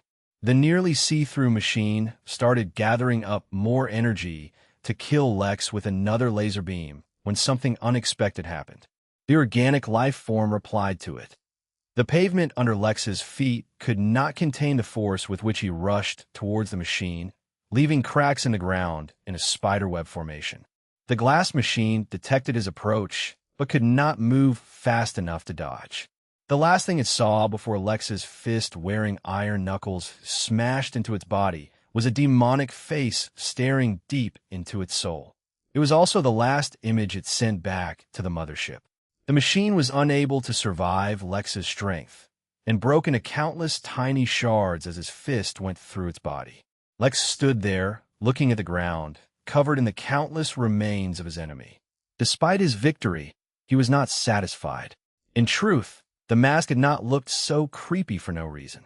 Lex truly was looking into the machine's soul with his soul sense, or at least a wisp of its soul. Whether it was the fact that a machine had a soul, or that it only a wisp of its soul in its body were both things Lex had never encountered before. Chapter 564 Hard to be Indifferent. Lex recalled everything he had heard at the inn about the alien invaders. A lot of people who faced them call the aliens, while a lot of people claim to have fought some kind of robots. The assumption he had made was that the invaders consisted of a race that also used a lot of robots. That was a concept that was easy for him to understand. But this robot having a wisp of a soul inside of it confounded him, especially because he was the one calling it a wisp of soul. In fact, he had no idea what it was. Looking at it, his intuition told him that it was a sort of mirage of an actual soul, but the soul was not present in the robot's body. Instead, it was somewhere else and was using the wisp to remotely control the robot. Of course, that was only a guess and could not be confirmed, but Lex more or less trusted his intuition. Based on that, Lex guessed Earth was dealing with a highly advanced race that could use robotic soldiers instead of fighting in person. It was an important piece of information to note, and maybe he'd need it in the future. For now, he had other things to do. He channeled some spirit energy into the locator strapped onto his wrist and waited for it to turn on. The interface wasn't complicated. It was like a compass, but instead of pointing north, it pointed towards the facility he needed to reach. Lex summoned Fenrir and got atop it before guiding it in the right direction. He knew that if ever Fenrir was recognized from the inn, it would make him hiding his identity redundant. But it didn't matter because he kept linking his identity as Lex to Leo. He was purposefully leaving behind clues, though an ordinary person would not pick them up. Only someone incredibly astute, with enough reach to gather all the clues, would be able to see the connection. The point was, it was a lot more believable that Leo or Lex were running around on Earth with Fenrir than the mighty Innkeeper. A lot of people at the inn had already seen the Innkeeper's power, so no one would assume that he was actually Lex. After all, someone that powerful didn't really need to hide that identity, is what most people would assume. Another important factor was that Fenrir was supposed to be the protector of the inn. He had gotten a taste for hunting in the Crystal Realm. In fact, Lex still sent him there from time to time to hunt. But the more dangerous situations he faced, the more experience he would gain. Also, Lex wouldn't have to run a huge distance in case the facility was far. But that was completely and totally not the real reason Lex summoned him, and was only a convenient truth. But Lex barely covered any distance when he encountered another group of robots. They were fighting against what looked like local police who had barricaded themselves, as well as a group of civilians underground. Technically, Lex could avoid them. He didn't need to get involved. But it was much easier to dismiss helping someone when they weren't being attacked right in front of your eyes. He knew that if he didn't help, they wouldn't have a chance. I bet Bell would have no problem ditching them. Lex mumbled as he instructed Fenrir to move closer. Deep in space, there was a massive war being fought on a rogue planet, traveling through the expanse without anything to leash it. A majority of the planet was occupied by human forces, while only a small portion of it was left under Fugan control. Yet that did not mean the remaining fight was easy or close to victory for that matter. Above the planet, in space, was the venue for another battle. This battle was not being fought by mortal soldiers, but by those nobles who had reached the immortal realm. Even if those immortals happened to be soldiers, by the definition of the Empire, they would still be called nobles. As such, this battlefield, which often appeared in space to limit the damage, was called the Noble Battlefront. On this noble battlefront, there was one warrior in particular who especially radiated an aura that was both noble and domineering. She was clad in the signature armor of the Williams family. Her weapon was a double-ended scythe, and with it she had already reaped the life of an opposing Fugan. That was not an insignificant feat, for the death of an immortal was a rare occurrence regardless of what kind of battle it was. Yet she was not satisfied and attacked aggressively. But if all it took to defeat a Fugan was aggression, this war would have been long won. There is news from the family head. A voice spoke to her in her mind. In the vacuum of space, spirit sense was the only way to communicate. Of course, masks with inbuilt communicators were also an option, but they never survived the kinds of fights they were exposed to. She asked, with no hint of politeness in her voice when talking about her own family head. "It's good news." The voice was tinged with excitement, but the woman did not share the feeling. She took off her mask, revealing her beautiful yet angry face. If Lex saw that face, he would instant hide, for he knew what it was like when his maniacal sister got angry. "Tell that old geezer to get lost. I'm the next leader of the Williams family." "Belle, you can't dash." The man trying to rebuke her was never able to finish the sentence, for Bello kicked him hard enough to send him hurtling towards the rogue planet. She looked at the next person who happened to be standing nearby and said, "Convey my message to the family head." Chapter 565, Fixing Mindset.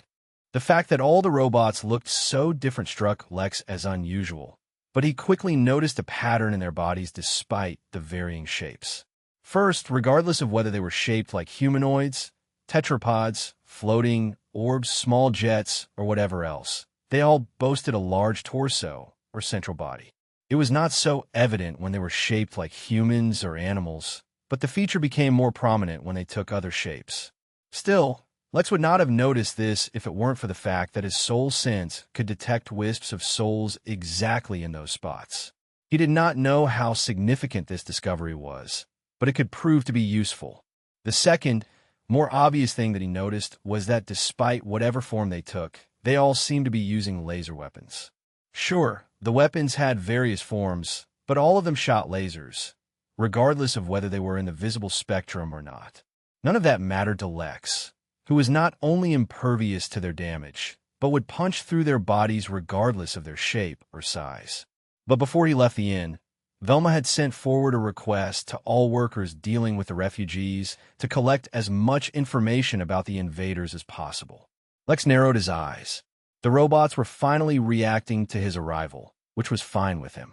The police would not have been able to hold them off much longer, especially since they had no weapons with which to shoot back. The only reason they had survived so long was because some of them turned out to be cultivators and were blocking the attacks with some spirit tech. "Go get them," he said to Fenrir as he jumped off its back. He wanted to see how it handled being outnumbered so that he could understand what its capabilities were. Fenrir only growled for a moment before leaping towards the robots, completely unafraid of their superior numbers. Lex deployed an Imperial shield in front of the underground entrance so they wouldn't suffer any collateral damage during the fight. The police, however, did not realize that. They were desperately holding off the aliens, completely unable to divert their attention anywhere else, when they heard a loud growl. Before they could make sense of where that sound came from, a gray shield appeared in front of them, blocking their view of the outside world. That did not reassure them, however, because while the shield blocked their view and even trapped them inside, it did not block sounds. The nerve-wracking sounds of metal literally being ripped into pieces echoed in the air, along with a symphony of crashing, explosions, and deep, spine-chilling growls. An excruciating 10 minutes later, the shield disappeared. Revealed to them was a battleground littered with the scrapped remains of the aliens that had been attacking them just a few minutes prior. There was no indication of the creature that had been growling earlier, as if it had vanished into the darkness. One civilian asked, slowly approaching the stairs leading up. The policeman exclaimed and hurriedly signaled everyone to retreat with no desire to find out what actually happened. He didn't know why his life had become a horror story, but he knew not to tempt fate. Curiosity could kill a lot more than just a cat. Lex was feeling pretty good about himself as he rode Fenrir away. Fenrir had taken care of all the robots completely on its own, completely surpassing Lex's expectations. In fact, it had done so without suffering a single hit. In that regard, it surpassed Lex.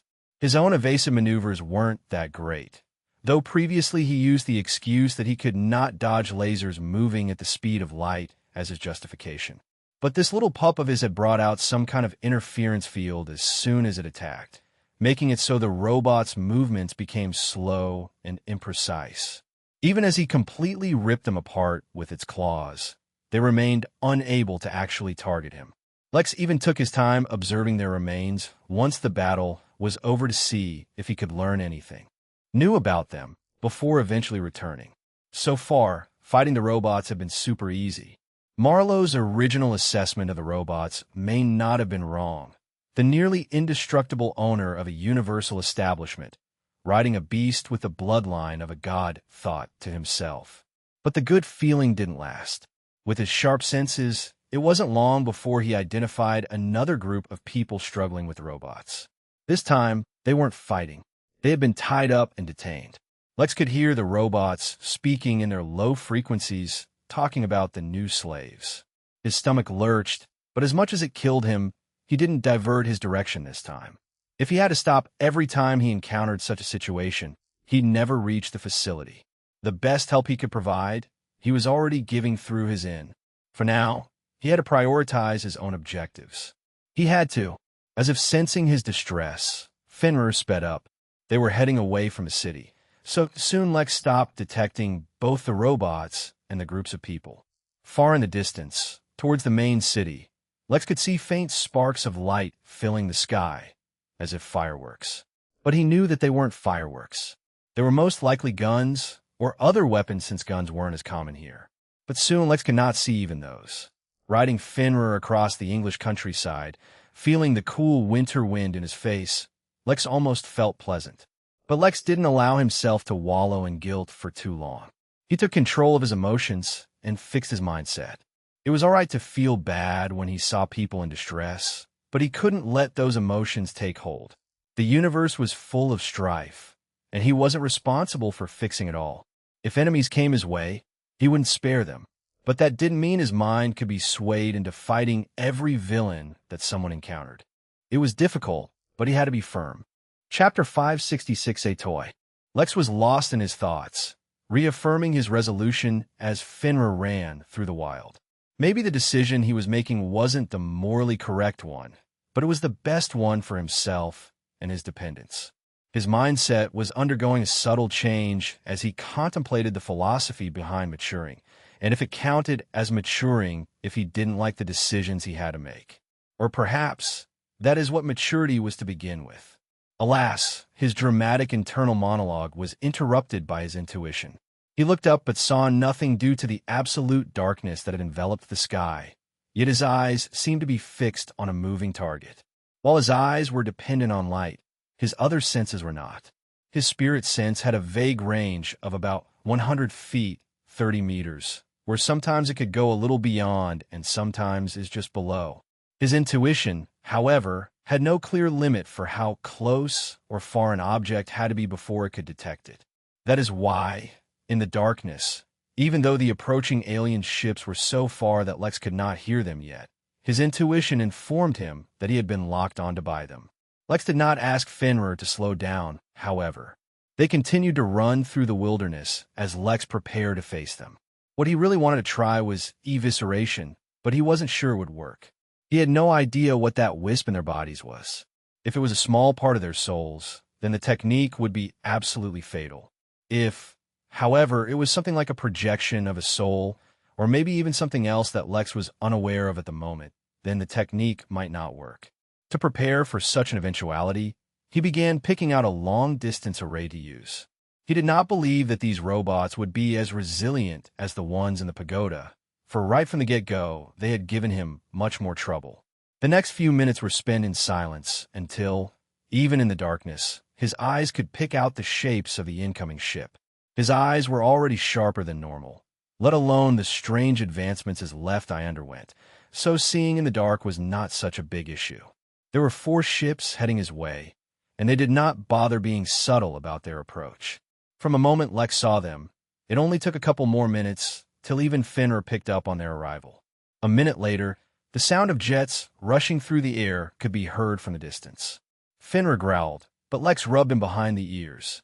The little pup wanted to attack, but as much as Lex trusted him, there was a difference between going up against a robot and going against a ship. It was like fighting against an armed soldier and a fighter jet. They were not in the same league. In the time that it took Lex to calm his pup down, the 4 ships had arrived. They did not bother surrounding him or trying to communicate. They attacked the moment they were in range. As he put up the strongest version of Imperial shield that he could manage, he wondered if the invaders were always so aggressive or if it was just him they were specifically targeting. After all, if their objective was to gather slaves, killing everyone they came across would be counterproductive. Just as Lex suspected, these ships were specifically targeting him. As soon as their scanners captured his image, it flagged him as a war criminal for interfering in an execution and resisting punishment. They attacked immediately, their laser weapons shooting off short orange blasts that immediately slammed into the Imperial shield. A large, fiery explosion shook the earth. Orange flames licked everything around them black, turning what could not survive its heat to ash. Yet behind his shield, Lex was untouched even by a warm wind. It was a good idea to upgrade his techniques. He looked up in the sky, but did not retaliate yet. The ships were too far for even his array, let alone evisceration. So, he patiently waited for them to come closer. But that is not what the ships detected. As soon as they scanned the explosion site, they picked up an image of a lone man sitting comfortably on his war mount, looking up at them mockingly. The massive fangs displayed on the mask had changed into a sneer, as if the ships were unworthy opponents. His eyes looked placid, as if there was no pressure that the incoming ships put on him. A mistake that Lex made, due to the kind of exposure he had, was that the ships were piloted by the robots who were invading. That was wrong. In fact, the ships themselves were sentient as well. They were just as much invaders as the robots on the ground, and they took great offense to Lex's dismissive attitude. The ships, now closer since they never stopped moving during this entire ordeal, opened a hull at their base and brought out a laser cannon. The identical cannons on all 4 ships began to glow, charging up for their attack. Lex felt a tingle, as if warning him his shield wouldn't be enough for the upcoming attack. All 4 lasers shot, but not at Lex. The 4 lasers converged midair and began combining their might, turning into a massive orb of orange light. "Look, Fenrir, the little aliens are trying really hard," said Lex mockingly, this time on purpose. Though Lex had not spoken aloud, the sensors on the ships detected every word he said. Not only that, since the ships were constantly connected to the mother ship, his words were broadcast back to their main command. Unable to contain their anger, the ships launched their attack prematurely. The massive orange orb, despite its size, hurled at Lex at the speed of light, crashing through the Imperial shield. Then nothing. The orange ball seemed to freeze in space, right in front of Lex. The ships scanned again and received an image of Lex casually holding the massive ball off destructive energy in a single extended hand. It looked like a toy. Chapter 567 Priority. Lex naturally could not catch the orange orb at the speed of light.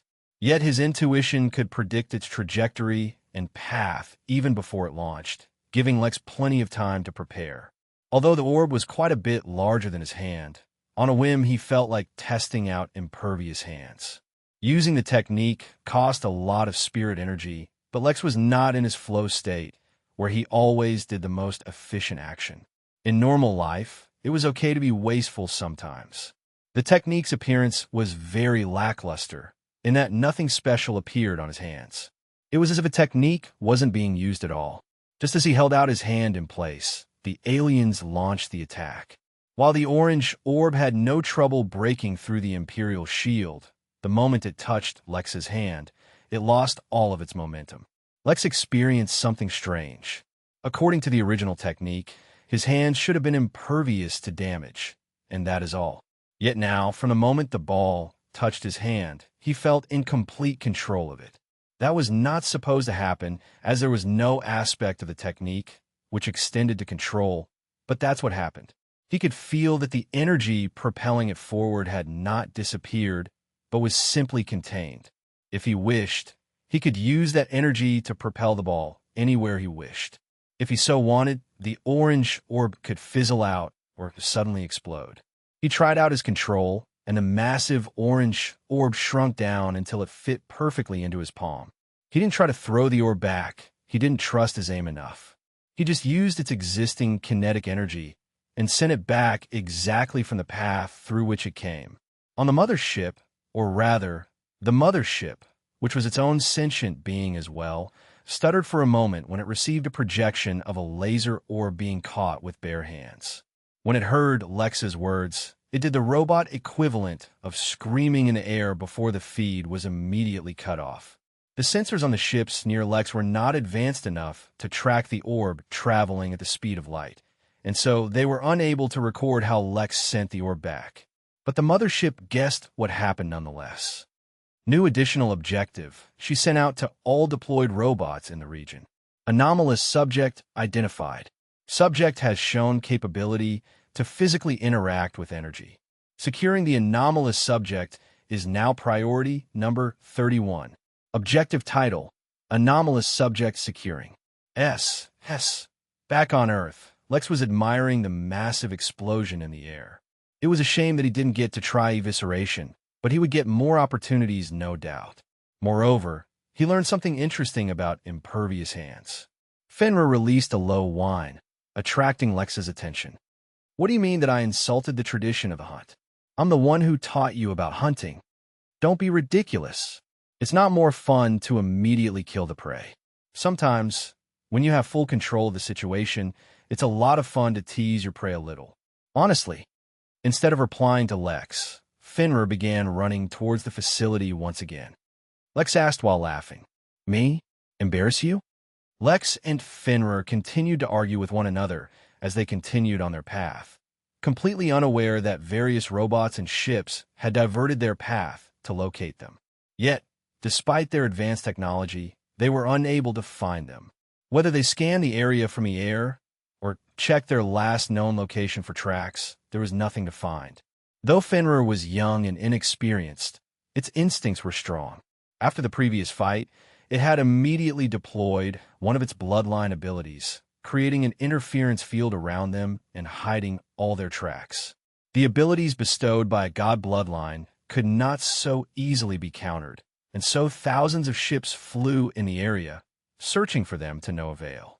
The mothership grew increasingly frustrated at the lack of results, and couldn't help but picture the uninterested look on the mask when it faced those ships. It understood now that the whole reason they even located him the first time around was because he was teasing them. Whoever he was, he never took them seriously for a single moment. In her anger, the mothership activated a single infantry regiment. All the units it had sent on the ground so far were not more than scouts. Their true soldiers were very different and much stronger. In truth, even the mothership could get into trouble if it was detected she deployed troops unnecessarily and wastefully. But that was easy to solve. She just needed to provide a legitimate reason for their deployment. Reassigning planet threat level from 1 to 2. Redistribution of deployed units required. Deployment of additional troops required. Silently, a change started to occur as more troops approached Earth, but this time in camouflage. At the Midnight Inn, the 3 nascent cultivators and the devils were finishing up their deal and shaking hands. The council had just about finished their proposal and were almost ready to request a meeting with the innkeeper. Down on Earth, Lex finally neared the facility. But while it was protected under a defensive formation, it had also been surrounded by hundreds of robots laying siege. Even though Lex had it pretty easy so far, he did not dare underestimate hundreds of robots. Even if they couldn't hurt him, they might hurt Fenrir of the facility. Moreover, he didn't know if killing too many would attract attention. He had to progress with caution. Chapter 568 Drama. Lex was observing the facility, considering how he could enter without attracting attention. The surrounding area was pitch dark, but the facility was still well lit. They probably had spirit energy-powered lanterns or something similar. But instead of helping them, the light acted as a beacon for the robotic invaders, attracting their attention and resulting in this siege. Their defensive formation was like a transparent bubble around the entire building, only rippling when struck by the invaders, so that meant it was constantly rippling. He didn't know how much longer the formation could last. Before Lex could formulate a plan on how to proceed, Mary called out to him. He asked without removing his gaze from the facility. While the council was temporarily crippled due to the sudden shutdown of all electronics, surprisingly, they actually had contingencies in place for such an occasion. All right, according to their latest reports, the invaders have not attacked all places equally. They're first mobilizing towards high-value resources, some of which the council had actually hidden from the world. Moreover, there are a few special zones on your planet termed as danger zones where people don't casually venture in, because anyone who goes in rarely comes out. The invaders are all targeting those areas first, as if they want to make sure they get everything precious or valuable before they do anything else. This information was corroborated by Marlowe, who recently just returned to the inn. According to him, his wife's family's sacred ground was also attacked. Lex recalled hearing about that tree, if they were talking about the same one. They had used it to keep Raphael alive despite his horrible condition. That is a possibility. There's one more thing. Although he was not clear about the details, Marlowe suggested that this invasion might not be so simple. He suggested that it might have been instigated by someone. Lex frowned. Before the invasion happened, Marlowe was supposed to be heading towards the prison to deal with whoever had been instigating wars on Earth. Considering his history, it might not be a stretch that the same person would be responsible for starting something like this, if he was able. Suppressing his urge to personally beat up that scum, Lex narrowed his eyes as he looked at the facility. What could the facility be hiding that was so valuable? Miranda didn't mention anything, and he doubted the aliens were interested in the servers. Just because he had access to the whole universe, it did not mean he underestimated the value of things he could find on Earth. After all, if Earth was so insignificant, then the robots themselves would not be interested in them. More importantly, that meant that as soon as he fought any of these robots, they would likely attract reinforcements. After all, if this was one of their main objectives, they would not treat it lightly. Lex groaned. The truth was he had already thought of a way to circumvent the blockade, but he'd been having so much fun crushing robots lately that he wanted to continue. He sent Finra back to the inn, promising to summon it back if any fighting started. He closed his eyes and started to use the technique he had learnt so long ago back in the Crystal Realm, called in-law effect. The original purpose of the technique was a sort of last-minute escape to save one's life. It allowed the user to teleport their soul away, but due to the fact that Lex's soul was fused to his body, for him, it became a teleportation technique. This was far from simple, as Lex had looked at actual teleportation techniques for Golden Core cultivators, and they were incredibly convoluted and difficult to master. They were a lot more reliable and versatile, sure, but it would take Lex months of dedicated focus to master the technique. Without exaggeration, it was one of the most difficult techniques he had seen. But using the power of loopholes, Lex found a much easier solution. The original technique required Lex to stay still for 3 hours, but now powered by his energy, which was a better fuel source than anything a Foundation Realm expert could supply. It took him barely a minute. One moment he was standing in the distance, looking at the facility from far away.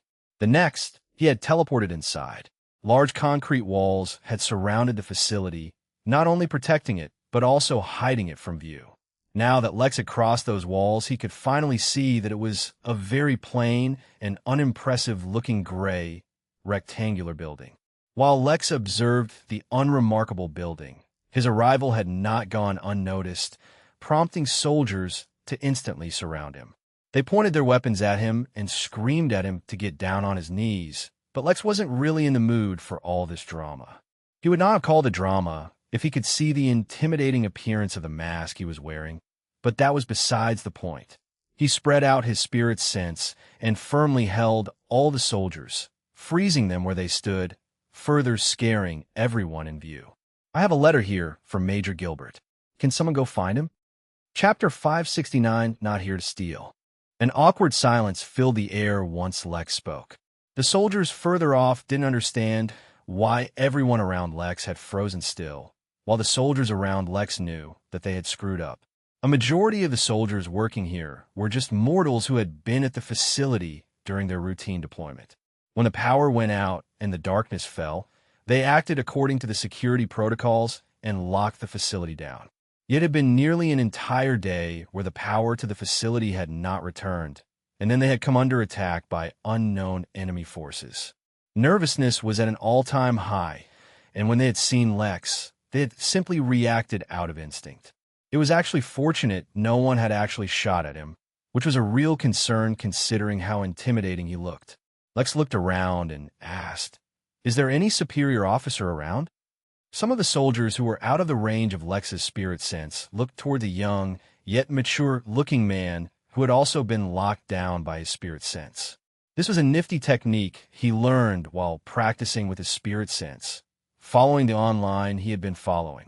As amazing as it seemed, he could only use it on mortals for now, as even a chi training expert could disrupt his spirit sense using his chi.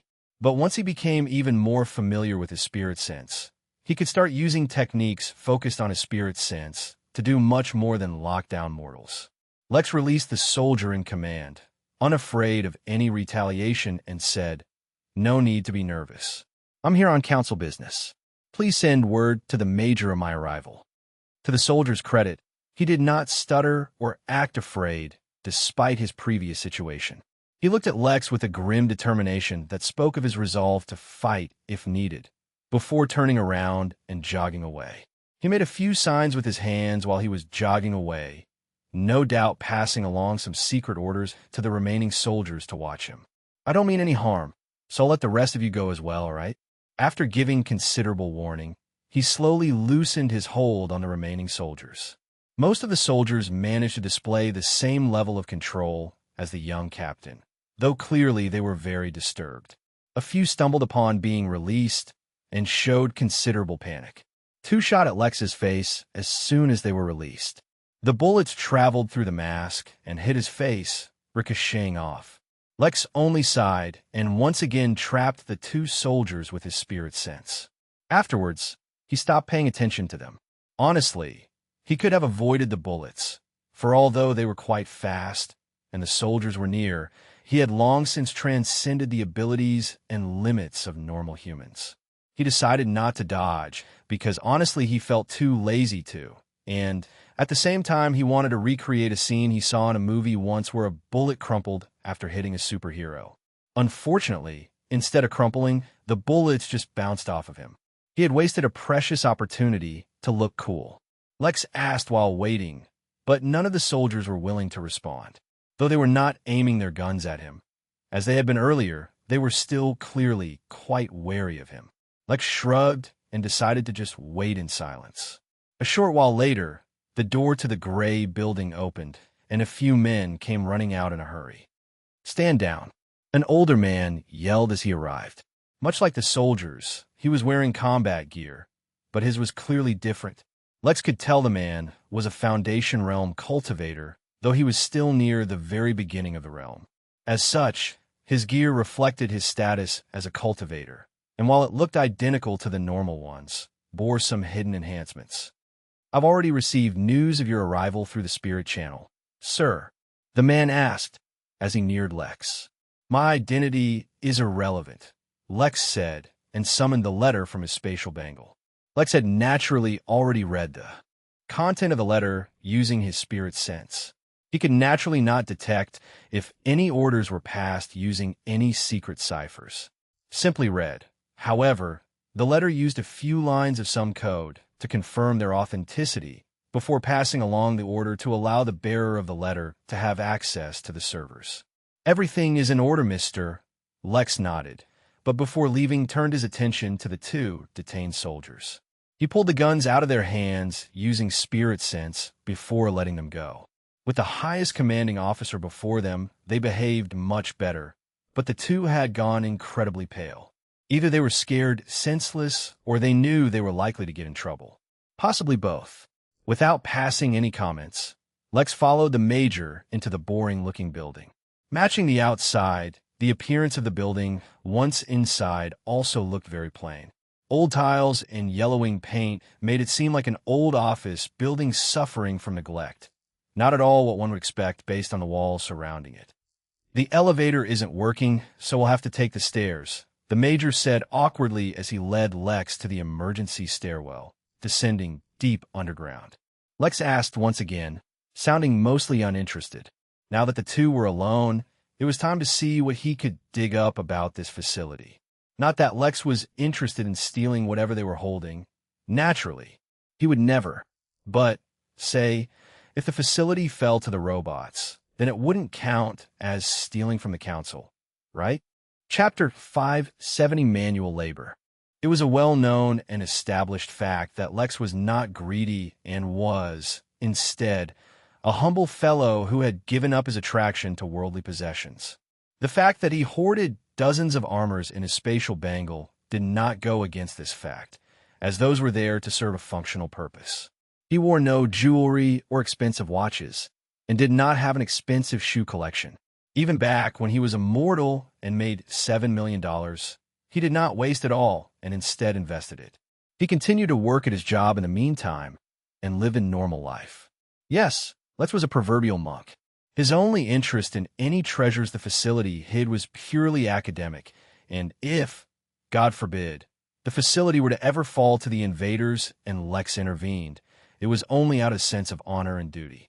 It was his duty as a man, no, as a human, to ensure that the alien robots failed in their objectives. It had nothing to do with greed. It was a matter of honor. So, as honor entailed, Lex began to manipulate, never. He simply aided the Major in performing his duties by relieving him of the mental stress of carrying state secrets. Yes, Lex was practically a saint. In fact, even the expression on his mask changed to that of an honest, wide-eyed grin. If they maintained their current scale of attack, the Major began to answer, then they won't be able to penetrate the formation. It is very strong. However, we cannot maintain it indefinitely. In truth, this was confidential information that the Major should not have been sharing. Lex should have had to work a little harder to get this information out of him. Yet the Major had never faced real combat situations before. The stress of the situation had affected his judgment. The change was for the better, in Lex's opinion. Makes sense. You said you've already talked to someone. That must mean communication lines are back up. Yes. Reinforcements are already on their way. It should take a few hours, though. According to HQ, alien presence in England is actually very small compared to Europe. I feel bad for them, but it's good for us. Good. Good. Lex murmured while suppressing an internal curse. This time, the Major was not as forthcoming as Lex had wished. It's important. Not only is a data center not cheap, but it holds all the valuable information of the Council. That not only includes the private details of all the Council members, but information on all of the Council's various projects and responsibilities. The building looks old. I'm not sure about such details. Lex only nodded and decided instead to start sweeping the facility with his spirit sense. Walls posed no obstacle to his senses, or at least they weren't supposed to. Deep underground in the facility, there were walls built of a special material that seemed to block spirit sense. Well, at least if he ever needed to rescue Earth's resources from invading aliens, he'd know where to look. But while his spirit sense could be blocked, his intuition could not. He could feel that whatever was stored deep down wouldn't personally benefit him or his cultivation, which diminished his interest somewhat. "Here you go," said the Major, leading Lex into a large hall. The server racks were placed on top of metallic cages, which would allow cold air to blow up at them from underneath, not to mention the air ducts aimed at them from above. Despite the fact that there was no electricity and the air conditioning clearly had not been turned on, the room was still chilly. "The first room?" Lex asked as he gauged how many of these he could fit into his spatial bangle. Lex would definitely need to make several trips to the inn to transport all of these servers. He should really look into the inn's ability to turn items into cards that can be easily transported. That would save him a lot of trouble. Wrapping the servers in his spirit sense, he directly transported them inside his spatial bangle, making sure to take as many wires as he could. Taking the servers to the inn was only the first part. They would need to be turned back on and probably have to go through some configuration once that was done as well. Ideally, the servers should have already been prepared for transport by engineers, but one could not ask for everything during war. The work was tedious, and while it bewildered the Major, Lex felt like he was doing manual labor. He had to make repeated trips to the inn and unload the servers and teleport back to the facility. After 20 minutes, despite his speed, he was still not finished. But it seemed time was up as the building rumbled, as if experiencing an earthquake. Lex paused and turned to look at the Major, who was also concerned but tried to put on a brave face. "Worry not, this building is—" He did not get to finish his words, as the sounds of explosions interrupted him, followed by more trembles. "It seems the formation has failed," Lex said grimly as he spread his spirit sense upwards. Chapter 571 ASS Found. The Major exclaimed and exited the room immediately, running upwards. Lex did not follow him, but sped up retrieving the servers as much as he could. The sound of fighting above him became more intense, and the shaking became more common. As easy as he found it to kill the robots, he was certain of the fact that normal humans with regular guns could not harm them. The fact that there was a fight going on upstairs indicated that the facility clearly had more defensive measures prepared than just soldiers with guns. What he was concerned about was why the defense failed so suddenly. The change was too abrupt, with no time for any warning.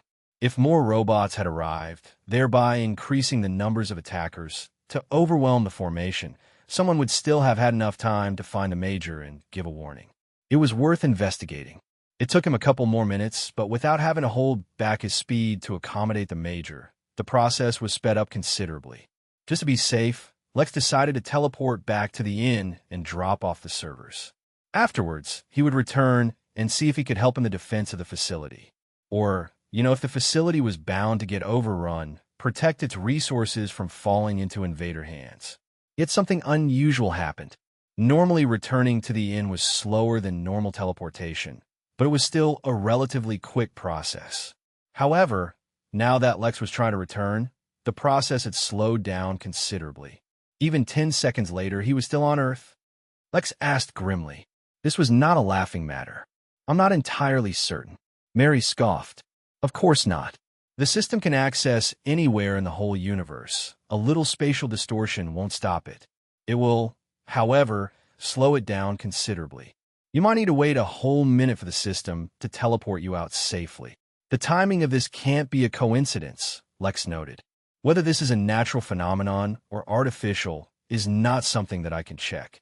But one thing is certain, if whoever is attacking has means advanced enough to disrupt space, then they definitely have the means to detect any teleportation taking place. Just as Mary finished speaking, Lex was finally teleported away from the basement and returned to the inn. He unloaded all the servers and directly teleported them to a small facility he had built in the small village being rented by the council. Inform Miranda that the servers have arrived. Other than the Crystal Realm, this was the first time he encountered trouble with teleportation. He was now even more invested in figuring out who exactly these invaders were. No one messed with his business. Although technically his work on Earth was over, he decided to return to the facility. Not only did he want to help them, but he was very interested in how they overcame the defensive formation. He had a feeling that this information would be critically important. Just as with his arrival, the teleportation back to Earth took uncomfortably long. For the first time, the expression on the mask completely accurately depicted how Lex truly felt. There was no toothy grin this time, no. Instead, a closed mouth and eyes that showed increasing anger painted his mask. If the inn developed a poor reputation because of these delays, Lex would not take the matter lying down. Although he had said that the inn would not take any active part in helping the council to maintain its neutrality, he was beginning to wonder if he could find any loopholes for that as well. The moment Lex teleported back, the building trembled once again, and this time harder than ever before. He immediately spread his spirit sense to assess the situation, and surprisingly discovered that the humans were actually holding the invaders off. Although the guns could not hurt the robots, and their technology had failed the Earthlings, they were not deterred. If there was one thing humans were good at, it was war. Much like during the Midnight Games, there were several groups of cultivators using techniques that empowered one another to fight off the robots. There were a total of 7 Foundation Real cultivators and nearly 100 Chi training cultivators holding off against the invaders. They had what looked like riot shields large enough to cover their entire bodies, which were capable of blocking the laser attacks. Lex was genuinely impressed at the durability of those shields. He knew that those lasers weren't simple to block, and most of everything he had seen so far made it look like the robots had an overwhelming advantage. This was the first thing he saw that proved otherwise. Once Lex got a good idea of the situation, he reluctantly decided to not safeguard the facility's resources personally. Instead, using the in-law effect, he teleported to the ground and directly smashed the nearest robot. He thought his sudden appearance and subsequent defeat of a robot would help moralize the troops. Instead, it was when all the robots stopped invading and started focusing solely on Lex that the soldiers felt their morale boosted. At least they weren't the ones being shot at. Lex, however, instantly felt his mood sour. It wasn't because he was being targeted by all the robots. It was because he overheard the robots speaking. S has been found at location designation 765-1273. S. Chapter 572, Fire Demon. Without hesitation, Lex used evisceration on the robot that had spoken. But as he had long suspected, the technique had no effect. No matter, he didn't mind doing things up close and personal. On his fists, he was currently wearing iron knuckles that he had bought from the guild room. Unlike normal iron knuckles, these could be charged up using Lex's spirit energy. Once they were charged, the next time they made contact with anything, they would release a concentrated burst of energy. That, accompanied by Lex's ridiculous physical strength, made it so no spiritual technique was required. Brute strength was enough to take down any foe he faced, so far at least.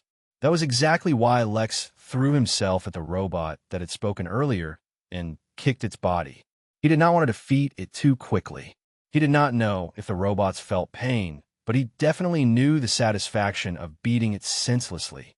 The soldiers, who had finally gotten some relief and took that time to readjust themselves, went into shock. They had been fighting for their lives, barely holding on when fighting. Yet against the same opponents, the strange masked demon, the robots were nothing but ragdolls. Completely ignoring all the attacks falling upon his body, the demon kicked one of the robots into the sky. But that was just the setup for more attacks, for immediately afterwards, the masked demon punched another robot, tearing it apart. He then grabbed the robots, breaking limbs, and started to throw them into the sky at the robot he kicked up. But after a few moments of that, feeling unsatisfied, he jumped high up into the air and kicked the robot back onto the ground, creating a crater where it landed. By now, the armor he was wearing had turned red from the heat of the laser hitting it, and even began to melt. Yet for a man who had swanned through lava, what was burning clothes? He did not even slow down and kept stomping the first robot. But the demon was strategic. He did not immediately destroy the robot by attacking the core of its body, which was its center. Instead, he attacked its limbs, slowly crushing them. By now, the pants he was wearing were literally on fire and his armor was melting off his body. But he had not even slowed down. Some robots had come near to attack him. But not only did their physical attacks not hamper him, as he had done earlier, he ripped off their limbs and used them as weapons to continue smashing the robot at his feet. A strange scene unfolded, where the human soldiers were left stunned, preventing them from doing anything, and the remaining robots finally stopped firing and slowly began to back away from the literal flaming demon. But all things, regardless of how bizarre they were, eventually had to come to an end. The robot Lex was crushing finally gave out and collapsed under Lex's endless barrage. Realizing his target had died, Lex suddenly looked up and finally realized how strange the situation was. The humans and robots alike were staring at him in fear and awe. Feeling a single sweat break out, he finally realized that his gear was on fire. He erected an imperial shield around himself, took off the thick, melted goo that was sticking to his body, and put on a fresh pair of identical body armor. He removed the imperial shield, ready to continue the fight. Yet the scene of him in fresh attire scared everyone even more than the chaos that he had just wrought. The fact that he had prepared extra armor meant that such behavior was a norm for him. One of the soldiers that had shot at him earlier fainted. The robots, too, had completely stopped firing at him and watched from a distance. All the attention was making Lex feel a little awkward. He was just venting a little. Was there really a need to treat him as such? Wasn't this war? How were his actions more intimidating than fighting each other to the death? For a short time, everyone was still. No one knew what to do next. Then, one of the robots stepped forward and for the first time, attempted to communicate with the humans. Human, the operation commander wishes to speak with you. The robot spoke in a very stereotypical electronic voice, which was not what anyone had been expecting. Lex was surprised by the level of etiquette being shown by the robots all of a sudden, but did not disparage the opportunity to communicate with them. Maybe he could finally understand why they had invaded. Sure, said Lex, and walked toward the robot. When they came face to face, the robot spoke again, though this time with a different, more feminine electronic voice, if that was possible. This is Iota 336 speaking. I'm neither a leader for the humans, nor a representative of anyone on Earth. I am here on private business that you are hampering. Do you care to explain why you're suddenly invading this planet? Using his sixth sense, Lex could tell that whoever he was speaking with was extremely annoyed at him in particular for some reason. What had he done? Nothing. Why was he being targeted? Regardless of the circumstances, all residents of this planet have been deemed criminals, sentenced to slavery or death. Surrender peacefully, and you will be allowed to live. I have never heard of this law, and I don't know anything about the slavery you're talking about. Isn't it a little harsh to punish an entire planet for a crime they don't even know about? Irrelevant. All living beings on this planet have been sentenced. Chapter 573 New Plan. Lex could not help but frown, although he did not get a clear idea of who these invaders were. The reason for their attack did not sit well with him. If they could condemn a whole planet to death or slavery so easily, then they should be considerably powerful themselves. Lex remembered that the Henali had a few conventions, such as disallowing mass genocide and soul farming, but those restrictions only specifically applied to beings in the Tao realm. Whatever the conventions were for weaker beings, he had not seen them. The fact that the devils so blatantly used various planets to mature their demons indicated that so long as they remained within certain limits, the Henali would allow genocide. In fact, it suddenly occurred to him that his definition of genocide and that of the Henali might differ. After all, they were speaking on a realm-wide scale, whereas to him, even a single planet was a big deal. If that were the case, then no matter how much he wanted to help out his home planet, they may already be fighting a losing battle. After all, even if he hosted an event and got others to help out, it wasn't as if they'd fight the war for them. They'd only fight so long as they have something to gain. If they were faced with inevitable death, then there was no way Earth could garner any foreign help. Although a lot of this was speculation on Lex's part, he had the exposure to justify it. His mind already started working. If the Earth fell, regardless of how much he wanted to help the refugees, he wouldn't be able to take care of them indefinitely, especially if the numbers were high. In that case, instead of charging them rent for long durations of time, he could directly sell them exclusive rights to some of the minor realms connected to the inn. That way they become self-sufficient again with the resources available. Moreover, the idea of selling exclusive access to minor realms during special situations sounded a lot better than making it look like the innkeeper was giving special preference to humans. After all, there were still new minor realm connections being revealed within the inn to this day. He still had no idea exactly how many minor realms he had access to, but it was a lot of them. With a plan formulating in his mind, Lex regained his confidence. On Earth, these robots could potentially be a threat, but he did not fear them inside the inn at all. Worst comes to worst, he'll just kick them out of the inn. Just because he was afraid of the Henali did not mean everyone had the right to intimidate him, regardless of how powerful they may be. You can take my lack of answer however you wish. I couldn't care less. Who do you think you are anyway, to walk up to me and threaten me? The human race is a weak, divided race that only has relevance due to a single human being the Henali's pet. Since you have chosen to not surrender, then prepare yourself. The machines you have fought so far are akin to the civilians of your race. Without waiting for Lex to reply, the robot turned away and began to retreat. So did the rest of the others. It seems they had decided that since they could not defeat Lex, they should leave it to the pros. Lex stood there for a couple of minutes, scanning the area to make sure the robots were leaving. It seemed like they were gone and wouldn't be returning anytime soon. Or at least, the ones to arrive wouldn't be these robots, but the so-called actual soldiers. Lex turned around to face the humans, but instead of cheering for him, they took a step back, as if afraid. Lex felt like sighing. This is probably why no one wanted to be a hero. Only in movies and TV shows do they get the proper accolades. He completely forgot that only a few minutes ago, he was knee-deep in robot guts. From between the soldiers, the Major stepped forward, looking pale and out of breath. Although they had managed to hold back the robots, it did not mean that it was easy. Mr. L. Sir, I've received new orders. If possible, I would like to purchase them off of you. According to the latest orders, we've been told to retreat to the inn. Though no further explanation has been given, the order sounded urgent.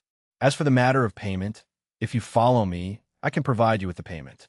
I've been told that after deducting the cost for the keys, the remainder is to be converted into a currency called MP. Lex was pleasantly surprised.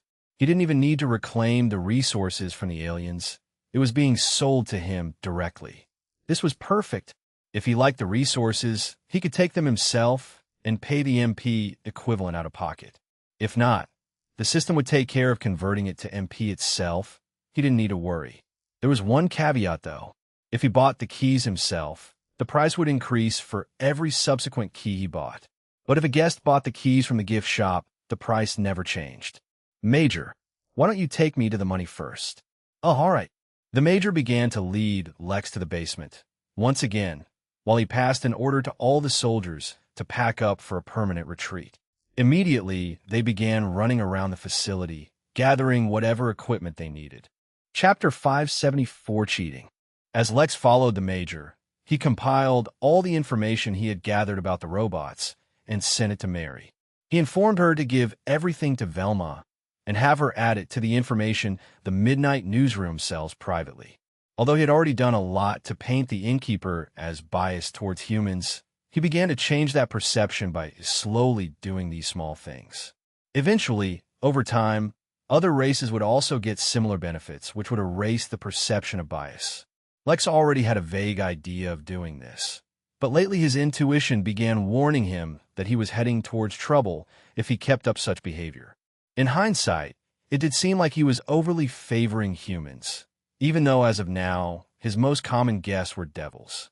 One would think that the devils, with their various unusual features usually sticking out of their humanoid form, such as wings, horns, tails, and such, would cause some kind of racial division with the second most common race at the inn, humans.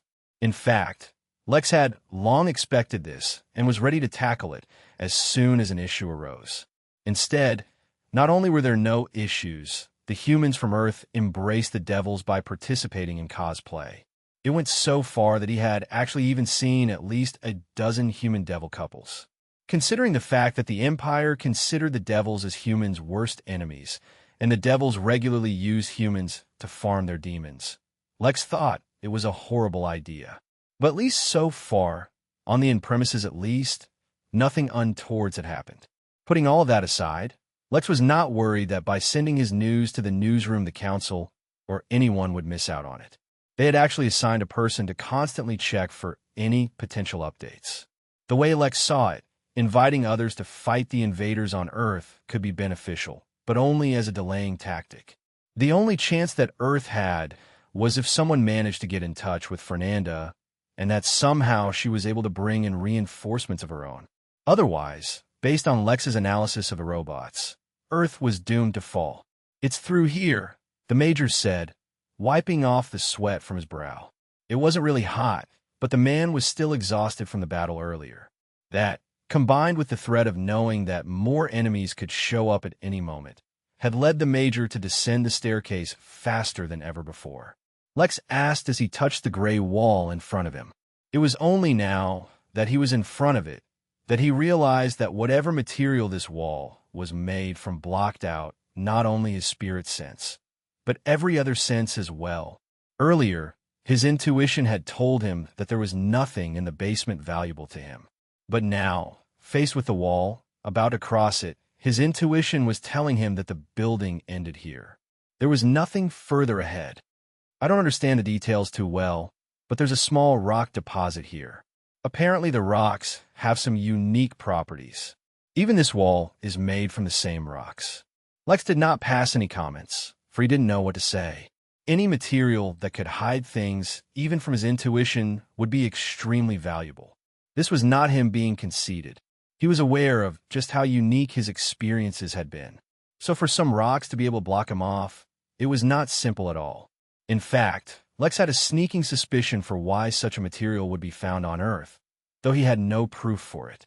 He suspected someone or something might have purposefully hidden something here, using this special kind of rock to hide all traces of it. That sounded like a conspiracy theory, and one he had no proof for. Even his intuition had nothing to do with the theory. Instead, it was his inner capitalist who so dearly wanted it to be true. With gleaming eyes, Lex walked through the door that the Major finally managed to pry open using some special equipment, and looked at a few containers that were stacked there. Behind them was a small tunnel that dug deep into the earth. So the stone, whatever it was mined and stored here.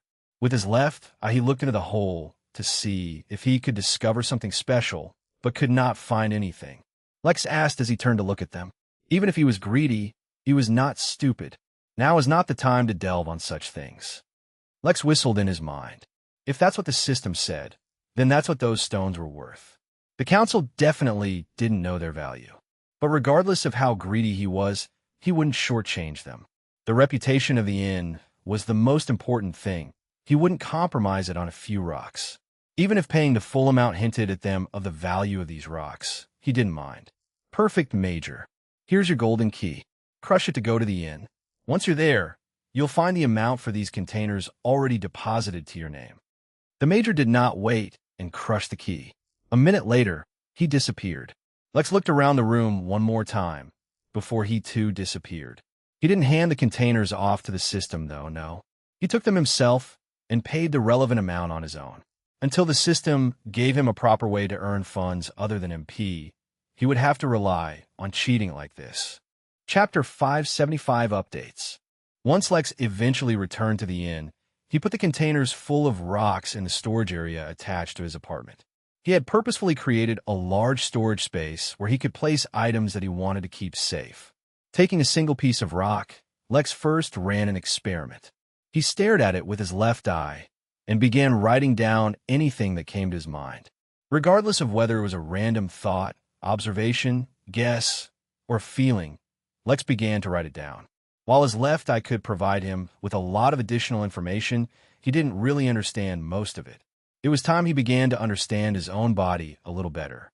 Of course, that also entailed revising some basic biology, while also keeping in mind that the science he had studied on Earth seemed to be limited to the absence of spiritual energy. If certain laws changed in the presence of spiritual energy, then nothing in his education had prepared him for that. Still, after some basic revision, he was reminded of the fact that it wasn't his eyes that actually saw anything. His eyes were only tools to capture the light and send the information to the brain. So, basically his left eye was an upgraded tool, while his right eye was a normal one. Maybe if he wanted to completely understand the information from his right eye, he had to upgrade his brain, but he had no interest in trying any such thing. The rock, dark gray, was oddly shaped and jagged, as if it had been broken off. It did not have any of the obvious traits of a sedimentary rock, such as layering or small sediments of different nature. There were no signs of other minerals embedded within the rock, and it seemed as if it was purely made of a single element. That in itself was an incredible feat, as far as Lex knew. He was no geologist, so he didn't bother focusing on any of that. He only focused on the feedback his eye gave him. The longer Lex stared at it, the more he began to feel as if this rock was not a natural formation. Other than its shape, which could be attributed to be the result of mining, everything about the rock started to seem perfect. After a few minutes of staring at it, Lex finally put it down and looked at the list. There were a few random thoughts he'd written down about how the rock could be possibly used. Now it was time to verify it. As usual, Lex put the rock in the gift shop as an item to be sold and read its description. Orion scale, piece, a small piece broken from a single scale of a race of beasts known as Orion. Known as the assassins of the beast word. These creatures are almost impossible to detect through normal means, as every part of their body has some camouflaging effect. The scales, while incredibly sturdy when the beast is alive, become relatively vulnerable to heat and can be easily shaped at high temperatures. The scale piece retains a portion of the beast's camouflaging ability. Well, it seemed that Lex was horribly wrong about the rock not being natural, but among his notes were noted down the facts that the rock could easily be shaped at high temperatures. He put the rock back. He didn't currently have a use for it, but that didn't mean he wouldn't have a use for it later. Currently, he was free. He was waiting for the council to get their servers up and running once again, a thing in which he could offer no help. He also kept up to date with the information on the war as the council was receiving it, and the situation wasn't good at all. On average, it seemed like the civilian robots that Lex had faced had the strength equivalent of a peak Foundation realm expert. While it was not so bad to hear, Earth was severely lacking in the number of Foundation realm experts. Worldwide, the number of Foundation realm experts capable of fighting was barely in the tens of thousands. Yet such a force had now focused on Europe alone. Lex released a sigh. Where the hell was Fernanda and all those people she represented anyway? Not that Lex cared much for them, but surely they couldn't afford it if all their prisoners actually became alien slaves, right? His personal hologram popped up suddenly and delivered some news to him that brightened up his mood. Alexander had finally sent him the message. He wanted to trade. Suddenly, Lex froze. It had apparently completely escaped his mind to check up on the Morrisons and Mars. Was it being attacked too? A quick scan on the inn told him that no, Mars was completely fine. In fact, even Earth's moon remained uninvaded. The only problem they were having was contacting Fernanda. Lex shook his head and teleported away. On the noble battlefront, Belle was sulking by relentlessly fighting against the Fugan and ignoring the family representatives sent alongside her. Her mood was off because, of course, no one had forwarded her death threats to their ancestor, and she knew for a fact that she was powerless to actually change anything. Even her father, who had an unusually remarkable mastery of the law of swords, could not face off against the family alone, let alone their ancestor. But she was not satisfied with that excuse. Excuses were for the weak and helpless. She just needed a plan. As always, she would come up with one. It would just take a little time. The Fugan she was fighting suddenly retreated much faster than she could follow, leaving her once again without an opponent, which was extremely irritating. Before she could find one, however, one of her escorts appeared near her. "You have new orders. Alliance." Belle, who was originally in no mood to cooperate with the family, suddenly stopped. Chapter 576, Immigration. A highly customized golf cart hovered over the field of grass as it arrived at a cabin flowing by a small stream. There were no other buildings nearby, no rooms or tents. In fact, there weren't even any roads leading to this cabin. Yet somehow, it had turned into one of the most beloved places in the inn amongst a small, niche group of guests. To be specific, this cabin was a cafe built by one of the countless employees that Lex had. A part of his efforts to provide a working environment entailed that once one of his workers was eligible for promotion, as decided by their direct supervisor, they would first be asked what they wanted to do. As it turned out, one of his workers was extremely introverted, and he had the bright idea of building a cafe no one would find. When the idea was run by Lex, he thought that the idea would be interesting, so it would be approved. Unfortunately for the introvert, not only was the cabin discovered immediately, it instantly became a hit spot amongst those who liked to be away from the city life.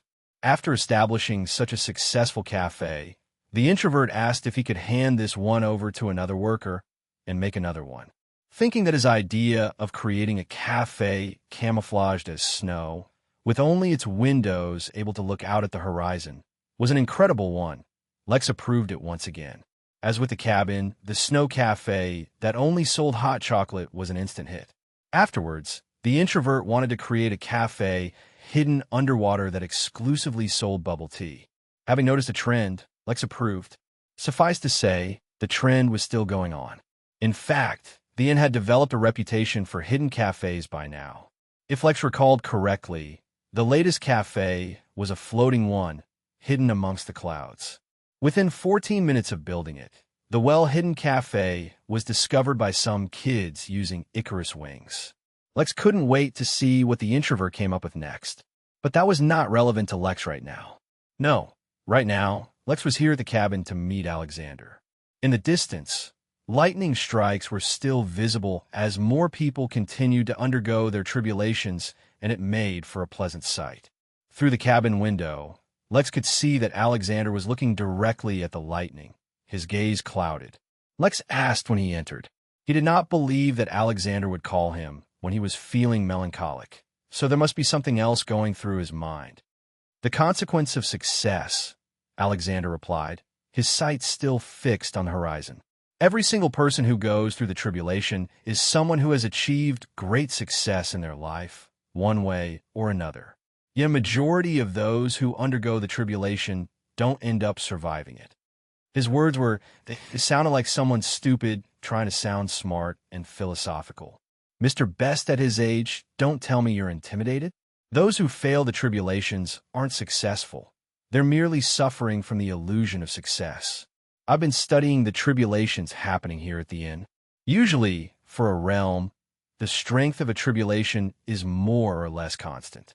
That means whoever is crossing the tribulation has an established baseline, which they have to be capable of surviving."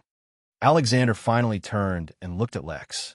But instead of being amazed, he looked like he was the one looking at someone stupid. "You really must have followed a very unorthodox path so far if you don't even understand such basics. Tribulations are anything but simple, predictable, or constant. Perhaps you think the lightning tribulation is the most dangerous one, due to its spectacle, but the fire tribulation is no less dangerous. The most important, however, is the state of mind. But I guess you're also right in a way. Lex shrugged and took a seat. You seem pretty relaxed. I heard. My family is on Mars, and should be fine. But it's unlikely they'll be able to send help. A diplomatic envoy of the invaders came to Mars to ensure we understand the seriousness of interfering.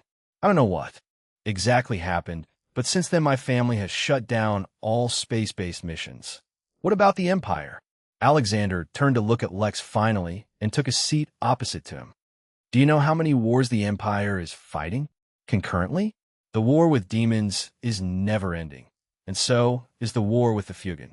Other than that, the Empire is being invaded by neighbors in 3 galaxies and facing at least 4 potentially galaxy-threatening new races that have popped up within their territory. Those are just some of the things I've heard of during my short stay with the Empire, so I can't even account for all the classified threats they're facing. Lex made a mental note that Alexander didn't know about Earth and the Empire.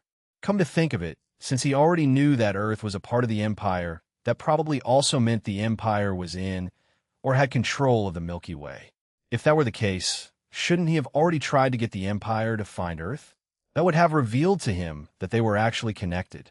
Instead of wondering about it, Lex asked, if somewhat indirectly. Even if they're not helping, they should at least be able to identify who is invading, right? At that point, Alexander couldn't help but sigh. Actually, the Milky Way is part of the Empire, its neighboring galaxies, such as Andromeda, and even some of the dwarf galaxies nearby.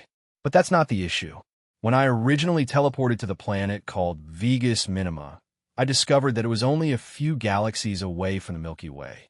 When I discovered the Empire had influence over the Milky Way, I immediately tried to get the Empire fully interested in Earth. Yet for a long time, there were no results to my attempts. It was only when I joined the Empire that I learned how backwards Earth really is, and I really wanted to get Earth to benefit from it. Alexander looked at Lex with a trace of pity in his eyes, as if he was about to shatter his world. Originally, when the Empire learned about Earth, through some indirect measures, they were able to learn that the Earth was in the Milky Way as well. In situations when the Empire discovers a new planet with a fully developed and educated human civilization, it is their protocol to integrate them into the Empire society. But after a short while, they stopped showing interest in Earth. Do you know why? They determined that Earth is in a part of space called the Dead Zone. Dead zones are specific regions of space where, for some unknown reason, there is a severe shortage of spiritual energy. The simple but unfortunate truth is, with vast regions of unexplored space available in each galaxy outside of dead zones, there is no real incentive for the Empire to go explore the dead zones. The returns are not worth their efforts. The returns I'm talking about are in terms of spiritual and cultivation resources, not regular raw materials such as iron and gold. There's too much of that stuff floating everywhere in space. To an entity as powerful as the Empire, it's virtually worthless. As for the invaders, I don't have the clearance to find out. This may demoralize you to learn, but if you stay on Earth, your future will be extremely limited. I've already laid the groundwork for my family, as well on Vigus Minima. Slowly but surely, they will immigrate from Mars to it. Lex paused for a moment as he said a prayer for the fine people of Vigus Minima. They survived zombies, but it has yet to be seen if they can survive the Morrisons. Lex summoned his personal hologram and asked him to surround the two in a protective bubble so that their conversation would remain private. Since you've been so kind as to share so much information with me, let me share a little something with you as well. Earth is already a part of the Empire. Also, I have inside news about some offers the Inn will make to the Earth's refugees. Inside his mind, Lex began to lay the groundwork for a very long-term project. If the Morrisons were looking to move, why send them over to the Empire when they can immigrate to a minor realm instead? If you know someone who'd love this story, send them this video. Sharing is honestly the biggest help you can give a small channel like this. Now let's get back to it. Chapter 577, Anxiety. Alexander was not expecting to hear news that was so contradictory to what he knew so soon after he made the claim. The fact that Lex claimed to have insider news related to the Inn was an even more bold claim that deserved a lot of speculation. Alexander couldn't help but ask. A relationship to the inn would clearly explain his ridiculously sturdy body. What does it have to do with a relationship? Haven't you heard of the Midnight News Building? Alexander had naturally heard of the news service, and he knew about prestige as well. He himself had quite a high prestige level, and so did his family members. Yet they had not heard of anything that allowed them to claim to have insider news. Either Lex was lying, or there were ways to raise your own prestige other than spending MP. Alexander immediately sat forward as the insinuations for such a claim ran through his head. The first thing that came to his mind was that for the inn to plan for such a situation already, they expected the humans to lose the planet. This was after he stated that the Earth was actually a part of the Empire. The Earth being a part of the Empire was surprising, but conceivable for him. He was exposed to enough dirty secrets back on Earth to know how secretly the upper echelon behaved. Sometimes, the more unexpected or unassuming that something appeared, the greater the chances that they were to act upon it. Instead, the loss of the planet and the potential for relocation hit him harder. He was not one to get sentimental over trivialities, but it felt hard to ignore the attachment to a planet he had spent so much time on. Then again, his family was already planning on moving to Vegas Minima, so he was able to accept its loss. Still, his mood had deteriorated somewhat. Let's talk about something more immediately relevant. Earlier, you proposed a trade. Why should I have this trade with you when I'm already being trained by the Empire? This was a good question. Truthfully, Lex needed Alexander more than the other way around. Until the pagoda, when he saw Alexander performing better than him despite his weaker physical strength and defense, he realized that he could not compete with such skill and expertise. Although he had trained and still took some time out to practice regularly, he was nowhere near Alexander's level. In return, he couldn't really offer much since most opportunities he had availed could not really be replicated. The few that could, for example, the divine essence, were already being shared at the inn. Even the soul sense he told Alexander about, despite being good bait, could not actually be materialized, for Lex had no idea how to awaken the soul sense in someone else. All in all, Lex had nothing to give right now. That did not mean, however, that Lex felt he was the weaker one in this situation at all. Even if he didn't have anything to offer now, didn't mean he wouldn't have something to offer later. Even if he couldn't offer tangible results, information was often just as important.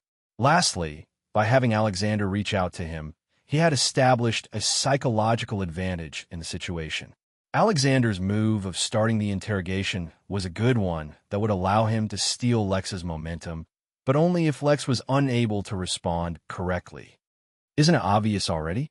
The opportunities the Army is giving you is based on a systematic approach, fueled by resources that they can regularly farm and use. Yet the opportunities one have availed are rare and cannot be found under normal circumstances. You either jump at the chance or miss out. You already saw me back at the pagoda. But back then, I hadn't updated my techniques to suit my new realm. Alexander found Lex's claim to be difficult to believe, yet it was undeniable that his unusual performance was one of the main reasons Alexander had even bothered to reach out.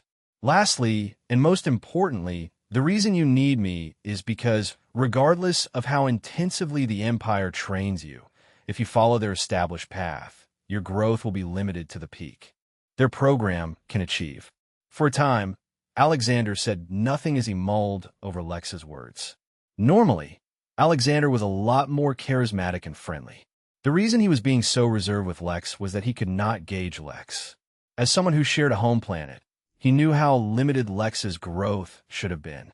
Yet despite the fact that he had no background of significance, he had achieved something beyond almost everyone on their planet. He finally asked, unable to contain himself. It shouldn't be that hard, actually. I don't know if you can tell, but I'm mostly self-trained.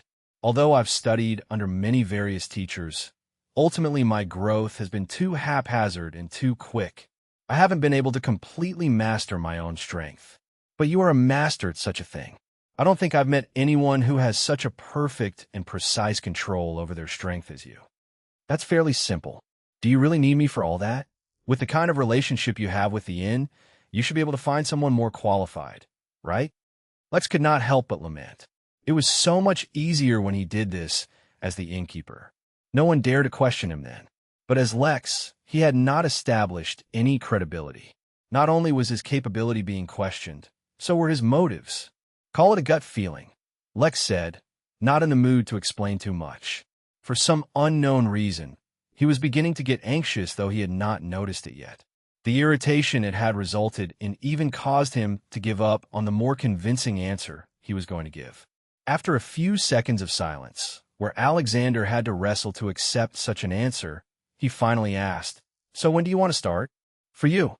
I have 2 suggestions, though they're not nearly as rare. First, after consulting with the Empire for the potential solution in case you're not compatible, I advise you to absorb the divine essence at the inn. Second, if you're familiar with the hairstylist Harry, go to him. He is about to unveil something called the Soul Pond. Go take a dip in that. It'll help you a lot. As for helping me, my schedule is usually very hectic. It might be tough to coordinate times when we're both available. Why don't you start by creating some kind of training regime for me based on what you've seen? Once I try that out for a while, I'll give you the appropriate feedback. Moreover, we can spar with one another from time to time." Alexander nodded as he noted down the advice. He was just about to respond when he saw Lex frown. By now, Lex had finally caught on to his growing anxiety. Something was terribly wrong. He was considering whether he should promptly exit and teleport to his office when his personal hologram appeared and delivered a message only he could hear. Coincidentally, at the exact same time, Alexander received a message on his personal hologram as well. Miranda had finally found the information he was looking for on his family and was requesting a meeting. The timing of the news was too unusual and had arrived just as his anxiety was peaking. It didn't take a genius to guess that it wasn't good news. "Excuse me, something has come up," said Lex as he stood up. Alexander nodded. He too needed to go. Apparently, he had a new mission. Chapter 578 Surprises. Lex had not noticed because of how distracted he was, but Alexander had reacted strongly to the message he had received. He couldn't help it. The person contacting him was so high up in the command chain that someone at his level should never have had the opportunity to contact him. Earthlings had heard directly of General Ragnar, but realistically, it was literally 1,000 years too early for Alexander to come into his purview. Although Alexander was technically stationed somewhere on the command carrier that the general controlled, the chain of command it contained was more complex than anything Lex had encountered. He quickly hailed a golf cart and made his way to the small village the Empire was using as their base. Without wasting any time, he directly went to a familiar-looking building where he was directly led to a meeting room. In front of him was a man wearing Clark Kent glasses. Despite the fact that Alexander was taking a mission from him, he was not even allowed to know the identity of the man giving him the mission. "All right, Captain, you are about to receive a classified mission." Alexander immediately stood at attention and began using one of the mandatory techniques he had been required to learn. This technique was a single part of a greater technique that could only be complete when another person used a corresponding technique. In this case, the man giving him the mission used the corresponding technique. A stream of data rushed into his mind, allowing him to receive the mission. Moreover, due to the effects of the technique, Alexander could never reveal the contents of the mission and mission objective to anyone, even if he wanted to. When he absorbed the information, Alexander's eyes widened, finding the situation too coincidental. Lex had, only a few minutes ago, told him that Earth was actually a part of the Empire. Now, that information had been revealed to him officially as well. Moreover, he had to go back to the command carrier immediately. He would be sent through a cross-galactic teleportation formation, sending him to the Milky Way. There, he would be under the command of a superior officer of an undisclosed rank by the name of Bell. Under her command, he would return to Earth. The remaining mission objectives would be revealed by Bell as and when it was needed. "Dismissed, Captain," the man said, allowing Alexander to leave. It seemed, even without waiting 10 years to use the Inn's ability again, he would be going back to Earth. He wondered if he'd run into Lex there. As soon as Lex left the cabin, he teleported away. As of late, he had kept a firm control over his emotions, even in the most dire of situations. The fact that he had become anxious without even realizing it was not a good sign. It was his intuition's way of warning him to prepare for some bad news. Still, that did not mean Lex lost control of himself. He took a few moments to calm his mood down and make sure he was in the best state of mind. He changed into Leo, taking a moment to look at himself in the mirror. Between juggling Leo, the innkeeper, and his own identity, he was always too busy. He should look into making a spiritual clone. Now that he was in the Golden Core realm, such a thing became a possibility. In fact, he had already looked at some options available in the library. But all of them required some preparation and would take time. The main issue for him, though, was that the types of cloning techniques, while incredible for the norm, seemed too mundane for him. He had become too spoiled. He wanted a clone that could also grow stronger with him, instead of forever existing in the realm it was produced in. Whatever the case, all of that was for later. For now, Lex finally teleported to Miranda. She did not look much better than when he last saw her. Deep-eye bags were developing, and she had become increasingly pale. Her hair was frizzled despite the obvious yet poor attempt to prepare it. He asked with some wariness in his voice. "My niece and nephew were captured as slaves," she said, slightly hoarsely, explaining her condition. But her affected mental state, he did not swell on that matter for long. She looked, instead, at Leo with unusually scrutinizing eyes. He couldn't help but ask. Instead of answering, she took out a laptop from her bag and turned it on.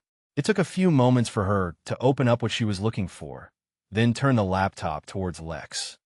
"When we searched for the people you wanted to find, we discovered a hidden encrypted file in our database instead of the information that should have been there. Based on our current circumstances, we don't have the resources to decrypt it." Somewhat surprised by the turn of events, he looked at the computer. The open window had only a certain question on it, as well as a space to type in the answer. The question was unusually irritating, and explained why Miranda gave him such a strange look.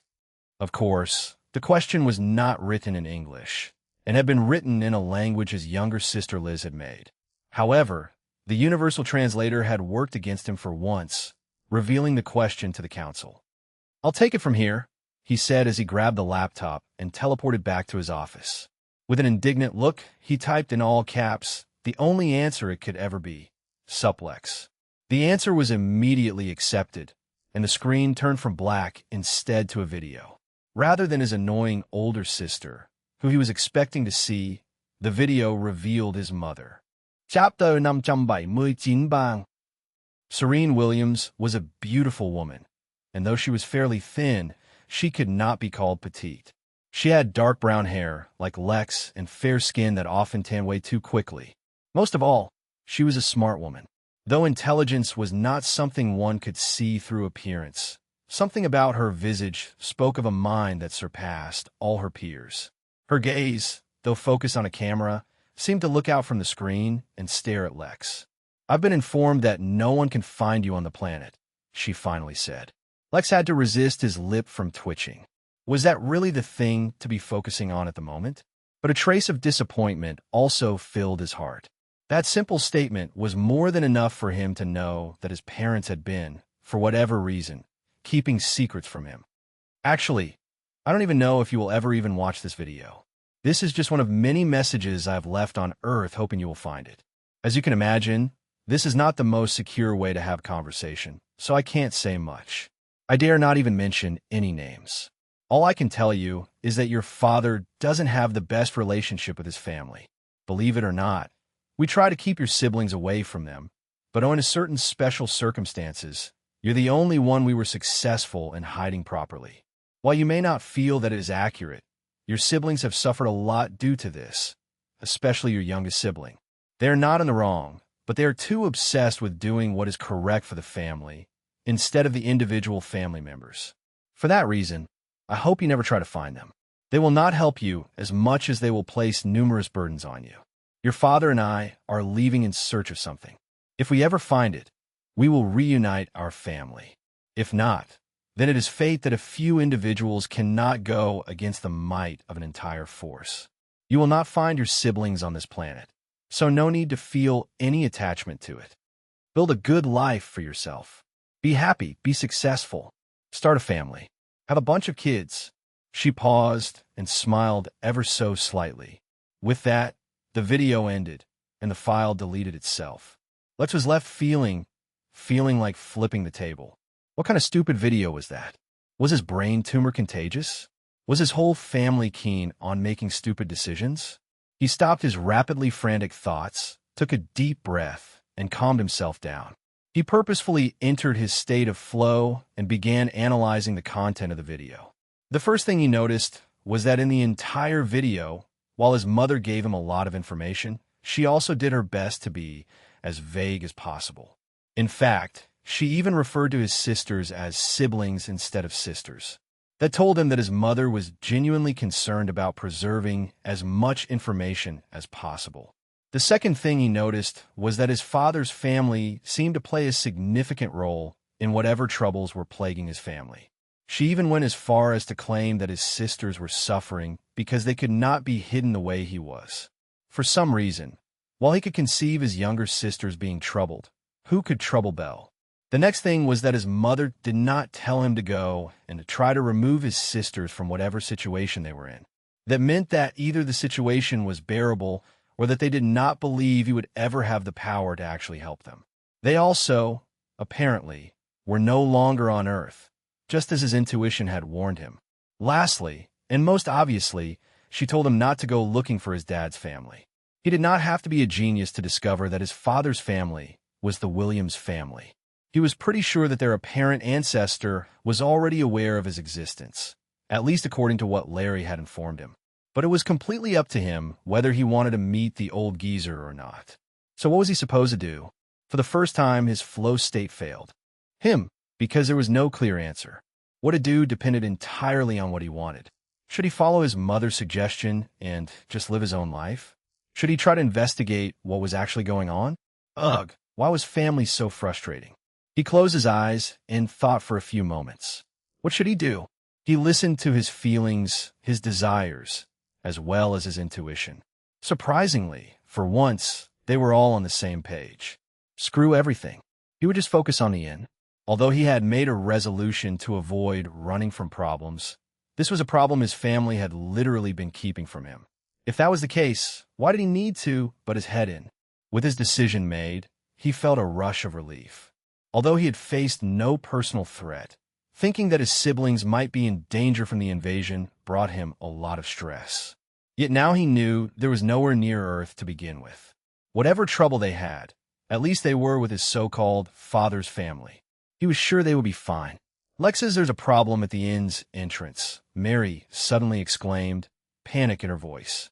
Lex was still in his Leo persona, but something told him he could not delay for even a moment. Without sparing a single thought, he teleported over to the entrance, just in time to watch as a massive, quadruped robot smashed one of its legs down on some guests. He could have instantly kicked the robot out, but instead he teleported in the way and held out its hand. That's when his intuition finally reacted and screamed danger. This was beyond the robots he had faced so far. This robot was on par with immortals. Bang! Chapter 5, 80 Jurisdiction. The sudden explosion did not cause as much of a surprise and ruckus as one would have imagined. The regulars of the inn were long since used to the endless rain of lightning which accompanied the endless tribulations. Though Lex had already made sure the sound wouldn't escape the tribulation rooms, many still remembered the initial impression when it all started. More importantly, however, through the noise reverberated through the surrounding area, that was the only thing that happened. The ground did not quake. A cloud of smoke did blanket the ground. No screams were heard. No guests were hurt. The few guests who had been the original target of the attack cowered and even fell back. Others, who were a little farther away, however, only looked on in wonder and excitement. Another idiot was attacking the inn. Would there be an addition to the hearth full of burning souls? The news of the fight spread faster than the wind, and all those who had been watching the fishing event ended up switching their projector screens to the front of the inn. They almost reacted faster than even the security team of the inn, who instantly teleported several personnel to the area. Cowain appeared over, ready to fight if needed. Even Antia teleported over, a massive crib appearing with her being pushed by her undead minions. Everyone's gaze was locked onto a lone man, holding off the giant monstrosity with a single extended hand. Many immediately recognized him. That was Leo, the most mysterious of the inn's workers. 1 meters tall, 4-legged machine, though it did not look much like any animal. If Lex had to describe, the closest thing he could think of was a similar combat vehicle called a Tat in a movie called Star Wallop. Noticing the lack of damage, the robot turned to look downward and saw a human holding up one of its limbs, completely unharmed. A momentary computational error occurred, for according to its sensors, the cultivation realm of the human should not have been enough to stop its attack. Yet he had. But the delay was only momentary, because it quickly concluded that the only logical answer was that the human was shielding his cultivation realm. It tried to pull its limb back, but discovered that it could not move. A warning flag was triggered in its system as it tried to determine what the situation was. Leo asked through gritted teeth, his anger painfully obvious in his voice. A wave of ohs and ahs was heard coming from the surrounding guests as they relished the tense atmosphere built between man and machine. It was not distracting at all. The machine, unable to determine what had locked its limb in place, decided to answer. The Sentient Cyber Systems Empire, SCS Empire, has declared the planet known as Earth as a war zone, and its citizens as war criminals sentenced to death or detainment. Wherever they may escape, they are deemed as criminals. This law is acknowledged across the Origin realm. The mothership noticed the criminals escaping via teleportation and inhibited it, but was unable to stop. I was sent in pursuit to investigate their teleportation means and retrieve any identifiable criminals. Most of the onlookers loved the building tension, but some of them frowned or even paled as they recognized the entity that Robot represented. There was a reason why they were so confident in their claims. Yet Lex did not care. Right now, he had plenty of reasons to be confident as well. He asked, his tone completely unchanging. The sight of the defiant man was winning the hearts of many, as even his clothes remained unwrinkled after blocking that massive blow. Those watching on screens only had the size of the robot to judge by, but those nearby could feel its aggressive and intimidating aura. Regardless, the more threatening he looked, the more remarkable Leo seemed. Even the security team was content to watch from a distance, unless the situation required otherwise. Even while the machine was talking, it began to increase the strength with which it pulled its limb free, but it was still held prisoner. Ugh. Spatial coordinates of this location are obscured. However, it does not matter. Lex almost laughed, but had to control himself. Externally, it seemed like he was in complete control of the situation, but only he knew how terrible his condition really was. He was pretty sure his spine was crushed. But what did it matter? Normal humans needed their bones to prop up their bodies, but he could use his body to support his bones instead. That was not even considering using his spirit sense to hold himself up. But he was not doing that, or it would reveal the extent of his injury. But it did not matter. Yes, he had been taken by surprise by the overwhelming strength of the attack. Yes, he had been severely injured. Yes, it was his own fault for trying to look cool instead of evicting the robot directly.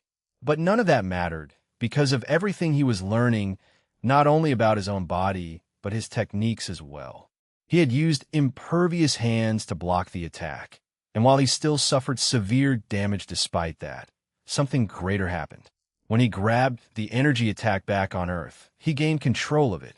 Now, when he grabbed the robot, he gained control of more than just its limb. He could feel the spirit energy in his hand lock onto the soul wisp in its body, and his intuition started to sing as if to ensure he understood exactly how great an opportunity he had. Chapter 581, Good Luck. When Lex had realized the strength of the attacking creature was equivalent to an immortal, he almost panicked. The keyword here was almost. Just as quickly as he realized how strong it was, he also realized that the attack lacked the somewhat mysterious yet elusive strength that only immortals had. The unknown elusiveness carried by immortals was something Lex had picked up on after countless hours observing brand new immortals who had just survived their first tribulations. Its attack only matched them in terms of pure physical strength. If that were the case, Lex decided to take it head-on. He used Harden on his body and Impervious Hands to prepare his hands. Then he put his many Imperial shields in between the falling limb and himself. Considering all of this happened in a mere moment, the 2 shields he was able to put up was a testament to his sheer skill with defensive techniques. As a result of all of these, Lex was not immediately killed, nor was he completely incapacitated. Moreover, due to his Clark Kent glasses, the true extent of his injuries was hidden from the world to see. But the seriousness of his injury also let him understand something new his body did. As soon as an attack was strong enough to injure him, its impact would be spread out over the entire body. In fact, a decent percentage of the force that hit Lex's body was channeled through his feet and into the ground. Sure, he did end up suffering a lot, but if the attack had not been diverted, it would have been a lot worse. The most interesting thing was that although many of his bones had been crushed, they retained their shape perfectly. Through the support of his muscles, his body would retain maximum movement and functionality even in such a damaged state. But his survival was not completely due to his great defense. Impervious Hands had, at some point, taken complete control of the limb that was smashing down on him and stopped its attack. But the robot had a lot more going on than a laser attack. So, the control of the Impervious Hands extended deep into the robot's body, ultimately reaching the soul wisp. Lex could feel his spirit energy draining through his hands, and it flooded into the robot's body and took control of it. But as amazing as that was, it did not end there. Through controlling the wisp, Lex felt a connection leading away from the robot, somewhere far into the distance. His intuition was telling him the robot was extremely vulnerable in this state, but at the same time, it was also telling him that his affinity was finally at play. Listen here, pal. This place here is the Midnight Inn. I don't care what jurisdiction your empire had back in the Origin Realm, nor what your empire's laws are. Inhibiting the capture of criminals will label your organization as enemies of the empire. This time, Lex really did let out a small laugh, though not because he thought what the robot said was funny. With his body filled with incredible pain, he had no patience to deal with this idiotic robot and its massive ego.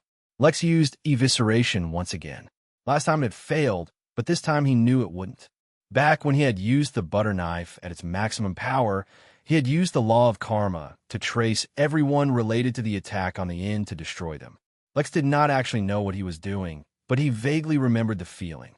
Now, once again, he felt something similar.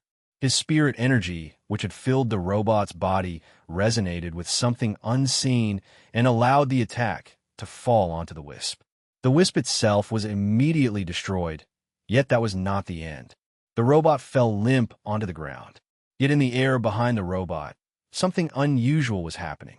A somewhat transparent image appeared in the sky, showing a ridiculously massive spaceship the size of a regular dwarf star, traveling through empty space. The image zoomed into the ship, passing through its various barriers and walls, suddenly reaching its centermost chamber made of a completely transparent material. The chamber was filled with something that anyone who had seen the hearth at the Midnight Inn would recognize: souls. The image rushed into the souls and focused on one in particular before attacking it. An earth-shattering wail reverberated through the air as the soul was severely damaged, though not completely destroyed. Slowly the image began to fade, whilst everyone wondered what they had just seen. Yet one onlooker was not completely satisfied with the result. The baby Cthulhu, woken up by the deliciously pleasant cry of pain, looked at the image and let out a wail of its own. The last thing anyone saw before the image faded were all the remaining souls in the chamber, trembling, accompanied by cries of their own. Feeling very satisfied, the baby Cthulhu went back to sleep, though not before its doting mother took some time to play with its tentacles. Leo, who was looking up at the image, somehow completely understood what had happened. Yet now was not the time to contemplate. Releasing a single snort as he looked at the robot, he disappeared. "Mary, I don't think the robot carcass will make good fertilizer. Send it to Xeon and have him study it. Wake me up if something important happens, was the last thing Lex said before lying down in a recovery pod. Just because he had suffered a lot of pain and had a high tolerance did not mean that he wanted to prolong his time feeling pain.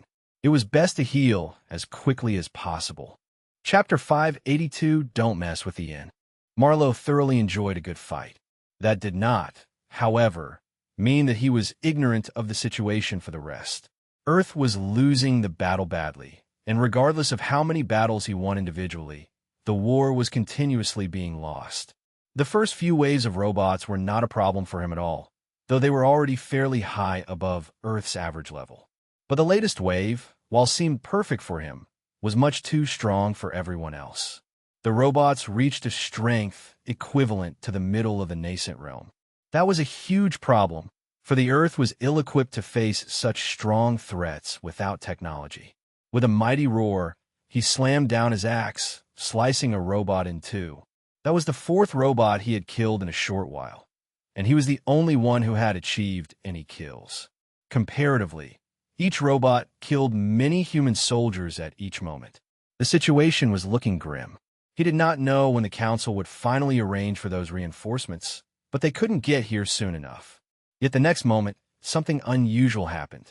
The robots all suddenly collapsed, as if their souls had left their bodies. The soldiers were stunned, but Marlowe wasted not a single second. He began slicing through every robot that was within his reach. Far away from the European battlefront, many battery-driven technologies started turning on. The word instantly spread. No one knew what had happened, but the robots were suddenly vulnerable. Instantly, every single member of Council was only concerned with one thing. How quickly could they launch their nukes at the spaceship above them? And was it safe to do so?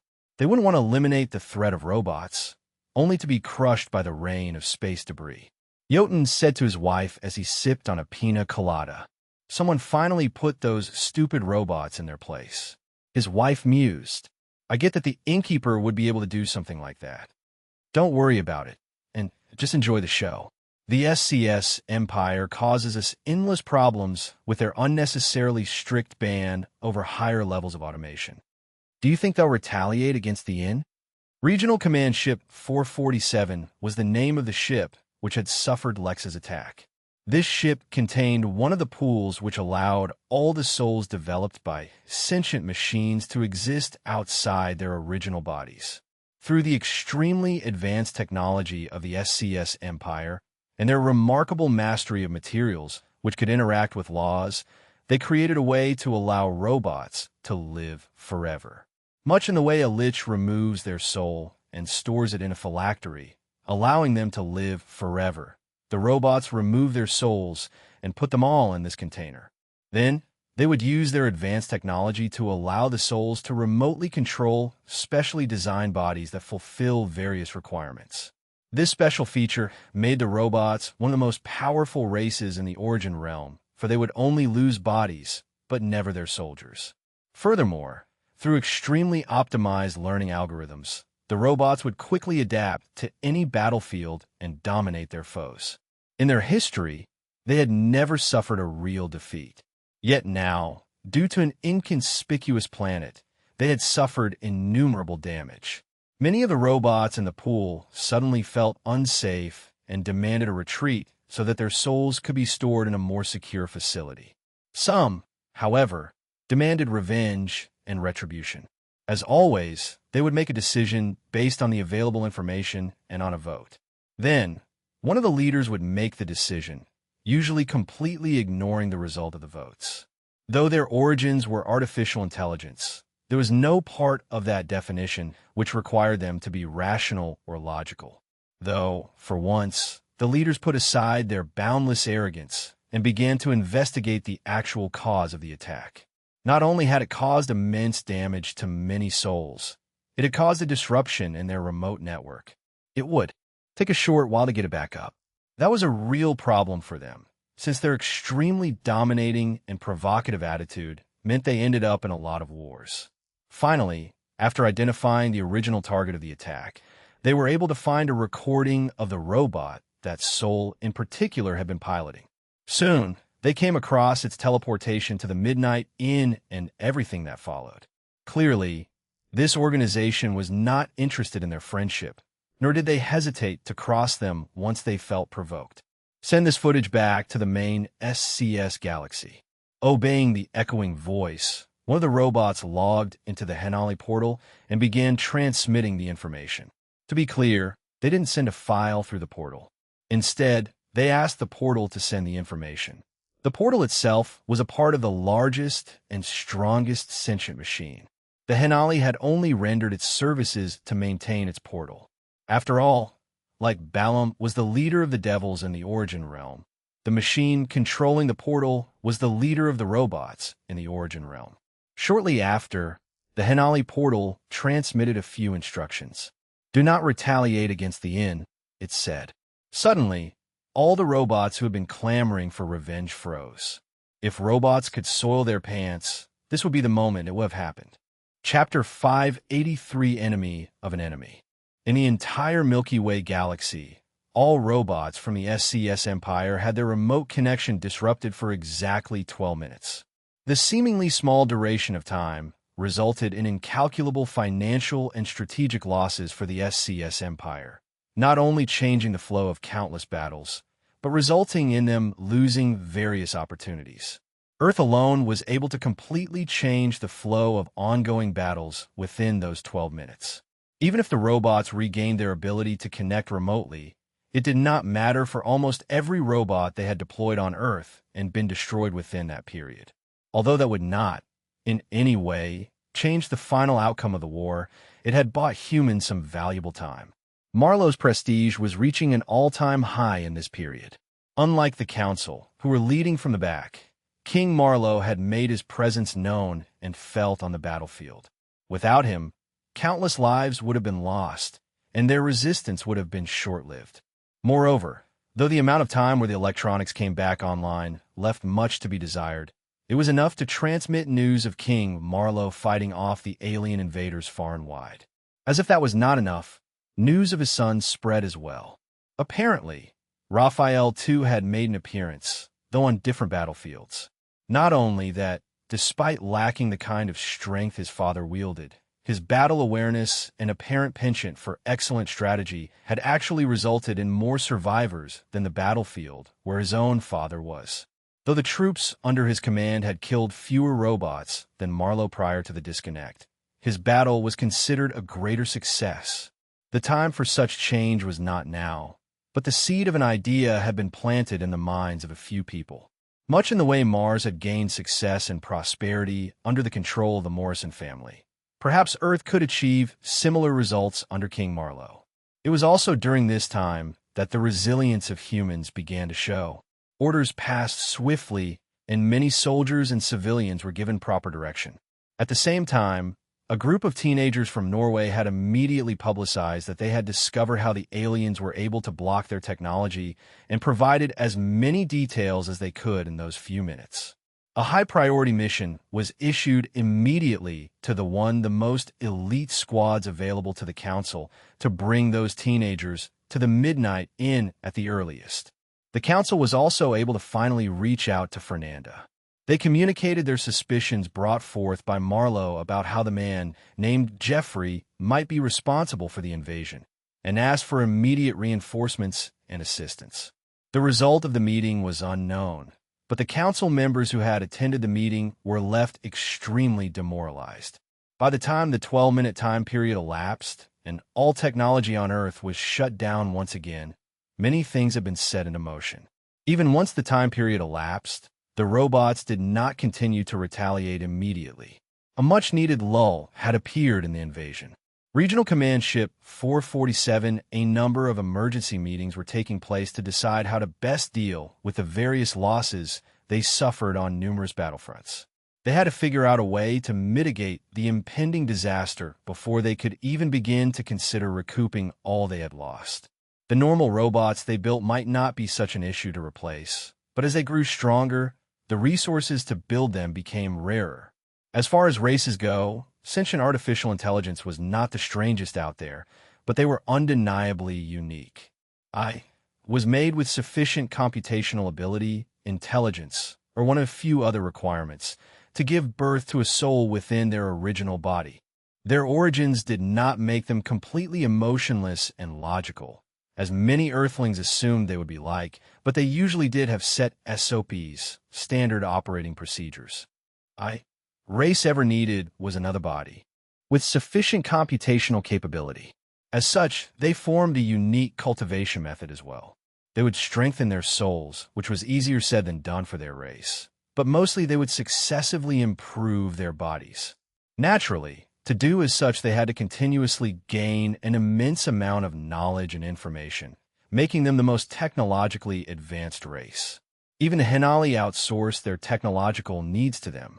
Yet despite all the information they had, one of their most senior members in the Origin realm was completely stumped.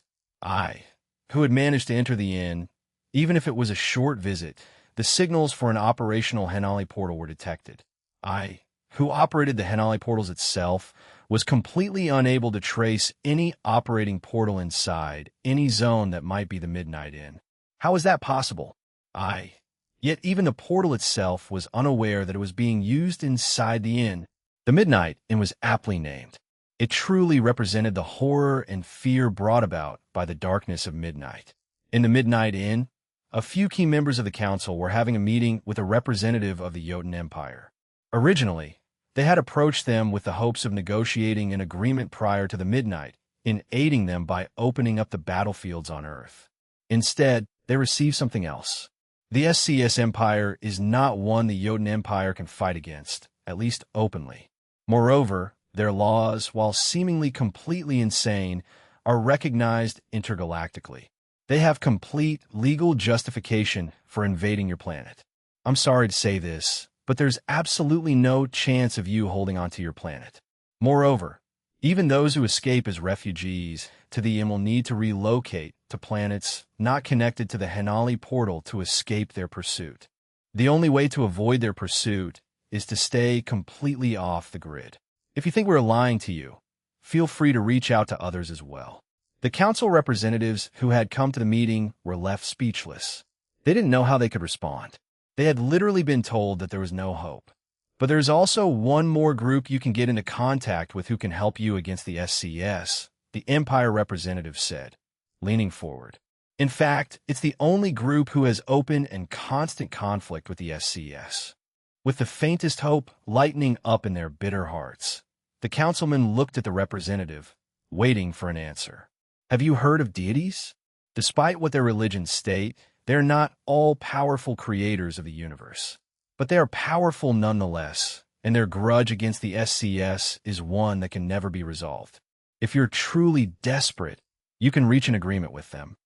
With no better solution, and a heart unwilling to give up on Earth, the representatives asked to meet with the deities, preferably as soon as possible. While the mass evacuation was one of the topics the council had actually considered, the battle had not yet progressed to the level where they would give up on their planet. Moreover, when given the option, it had been discovered that most people did not want to leave their planet behind. Even if it meant an inevitable demise, the Earthlings were not reconciled to giving up the planet just like that. Elsewhere at the inn, a pair of mother and daughter, bearing the surname Joel, walked out of a hot tub room. Although they had decided to use their MP sparingly, that was only before they arrived at the inn. Once inside, Vera was able to see her future within the inn clearly, and she knew that for at least a short time, her troubles would likely be over. All she had to do was wait at a certain location for a guy named Lex and talk to him a bit about prophecy and explain it to him. In exchange, he would make her rich, or at least pay her a handsome amount of MP. In another corner of the inn, Jotun suddenly received a guest who delivered an epistle to him before leaving. As soon as he read it, his face warped into an ugly grimace. "Call my brothers," Jotun said to his wife, who had been standing aside. Chapter 584, Unusual Developments.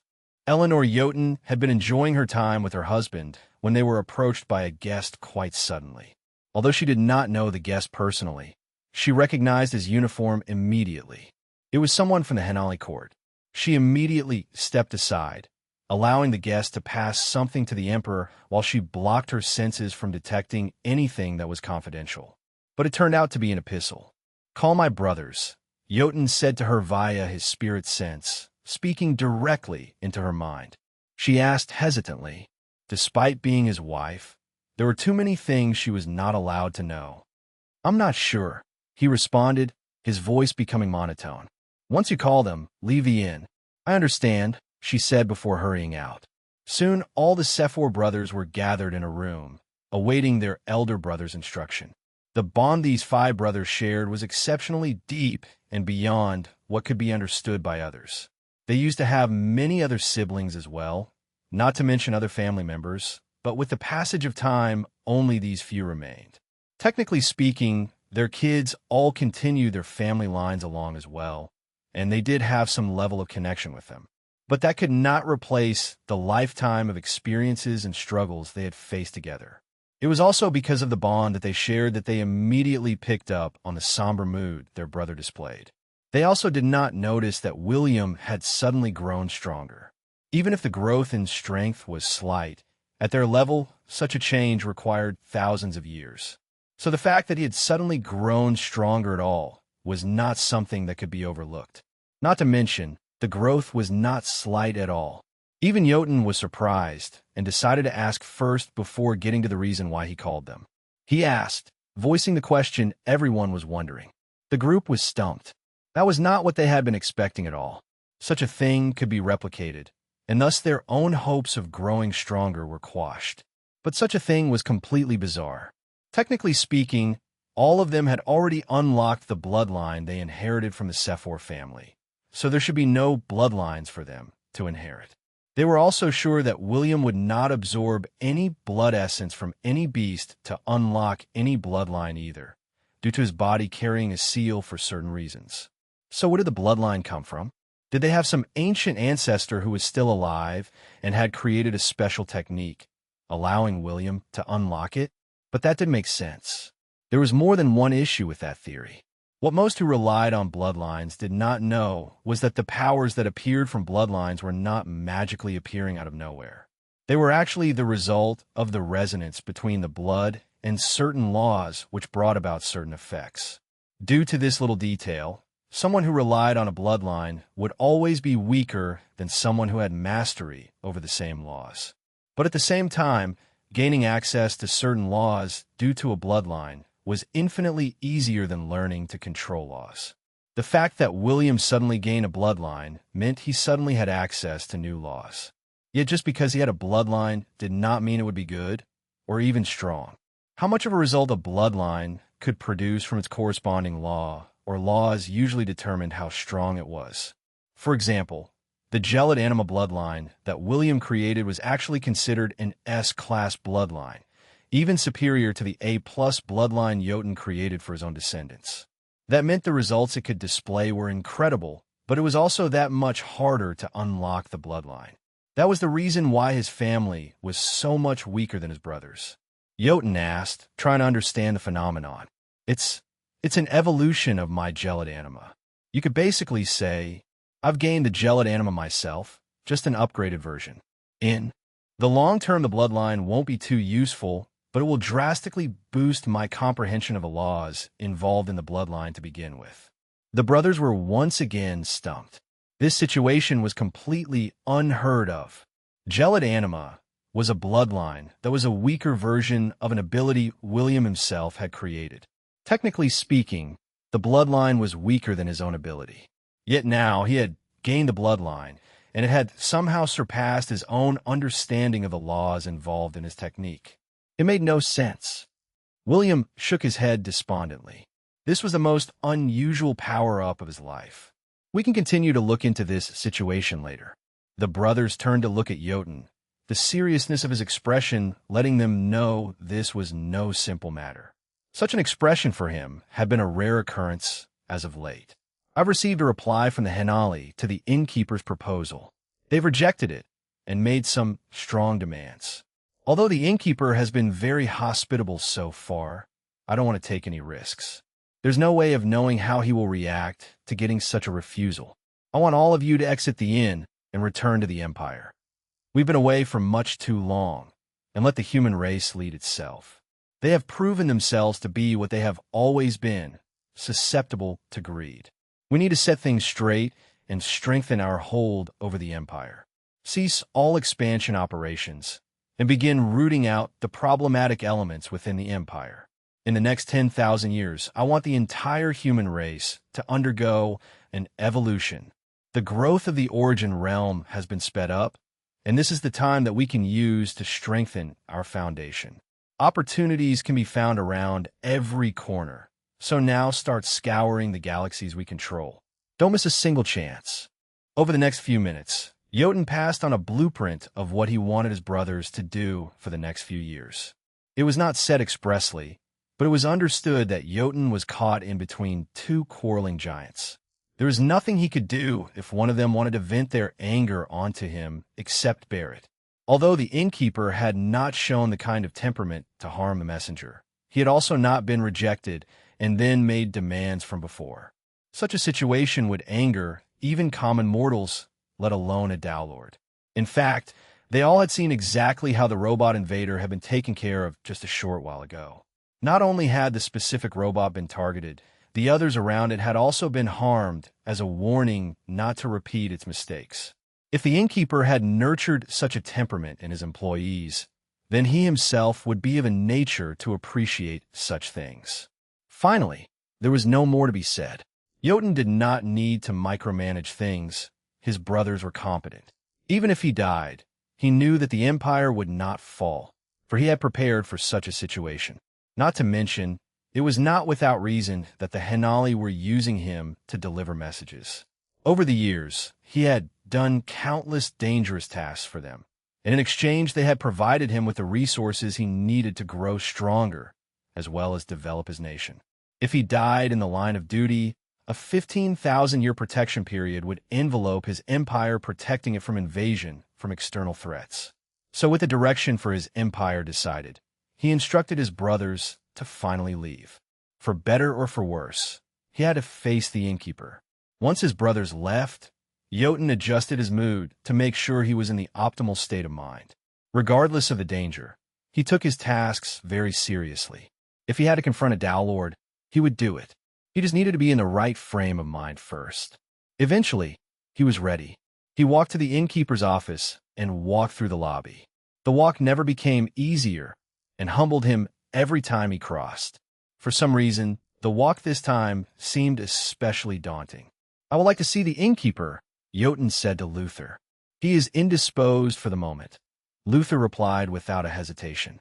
Mary had already informed him that the innkeeper would be busy for a short while. Very well.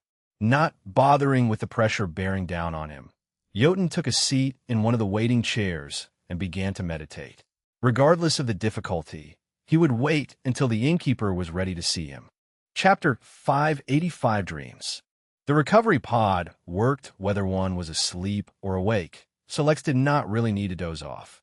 Theoretically, he could have stayed awake in the recovery pod while it healed him and continued to run in remotely as he had done so often. But things were not so straightforward. Although his advancement had made Lex much more resilient to injury, it also then took much more effort for him to recover. That meant that if previously a broken bone would take him 1 day to heal in the recovery pod, now it would take him a week. Moreover, it had to be remembered that any injury Lex sustained reflected not only in his physical state, but his soul and spirit as well. An injury to his spirit affected his decision-making skills, which meant that if he controlled the inn remotely while in an injured state, he might not do much better than if he had just waited to begin with. The last and most significant matter to take into account was that many bones in Lex's body were completely crushed. While such an injury would have killed a common man and crippled other cultivators, it proved only an inconvenience to him, at least physically. Spiritually speaking, Lex did not dare trust himself to make any necessary decisions. While he himself felt like he was still in his right state of mind, such a thing did not mean he would risk it. The best thing to do was sleep, which would allow him to feel like time was passing by faster. But the issue was, as a golden core cultivator, he did not need to sleep much originally. But his current state itself was a remedy for such a situation.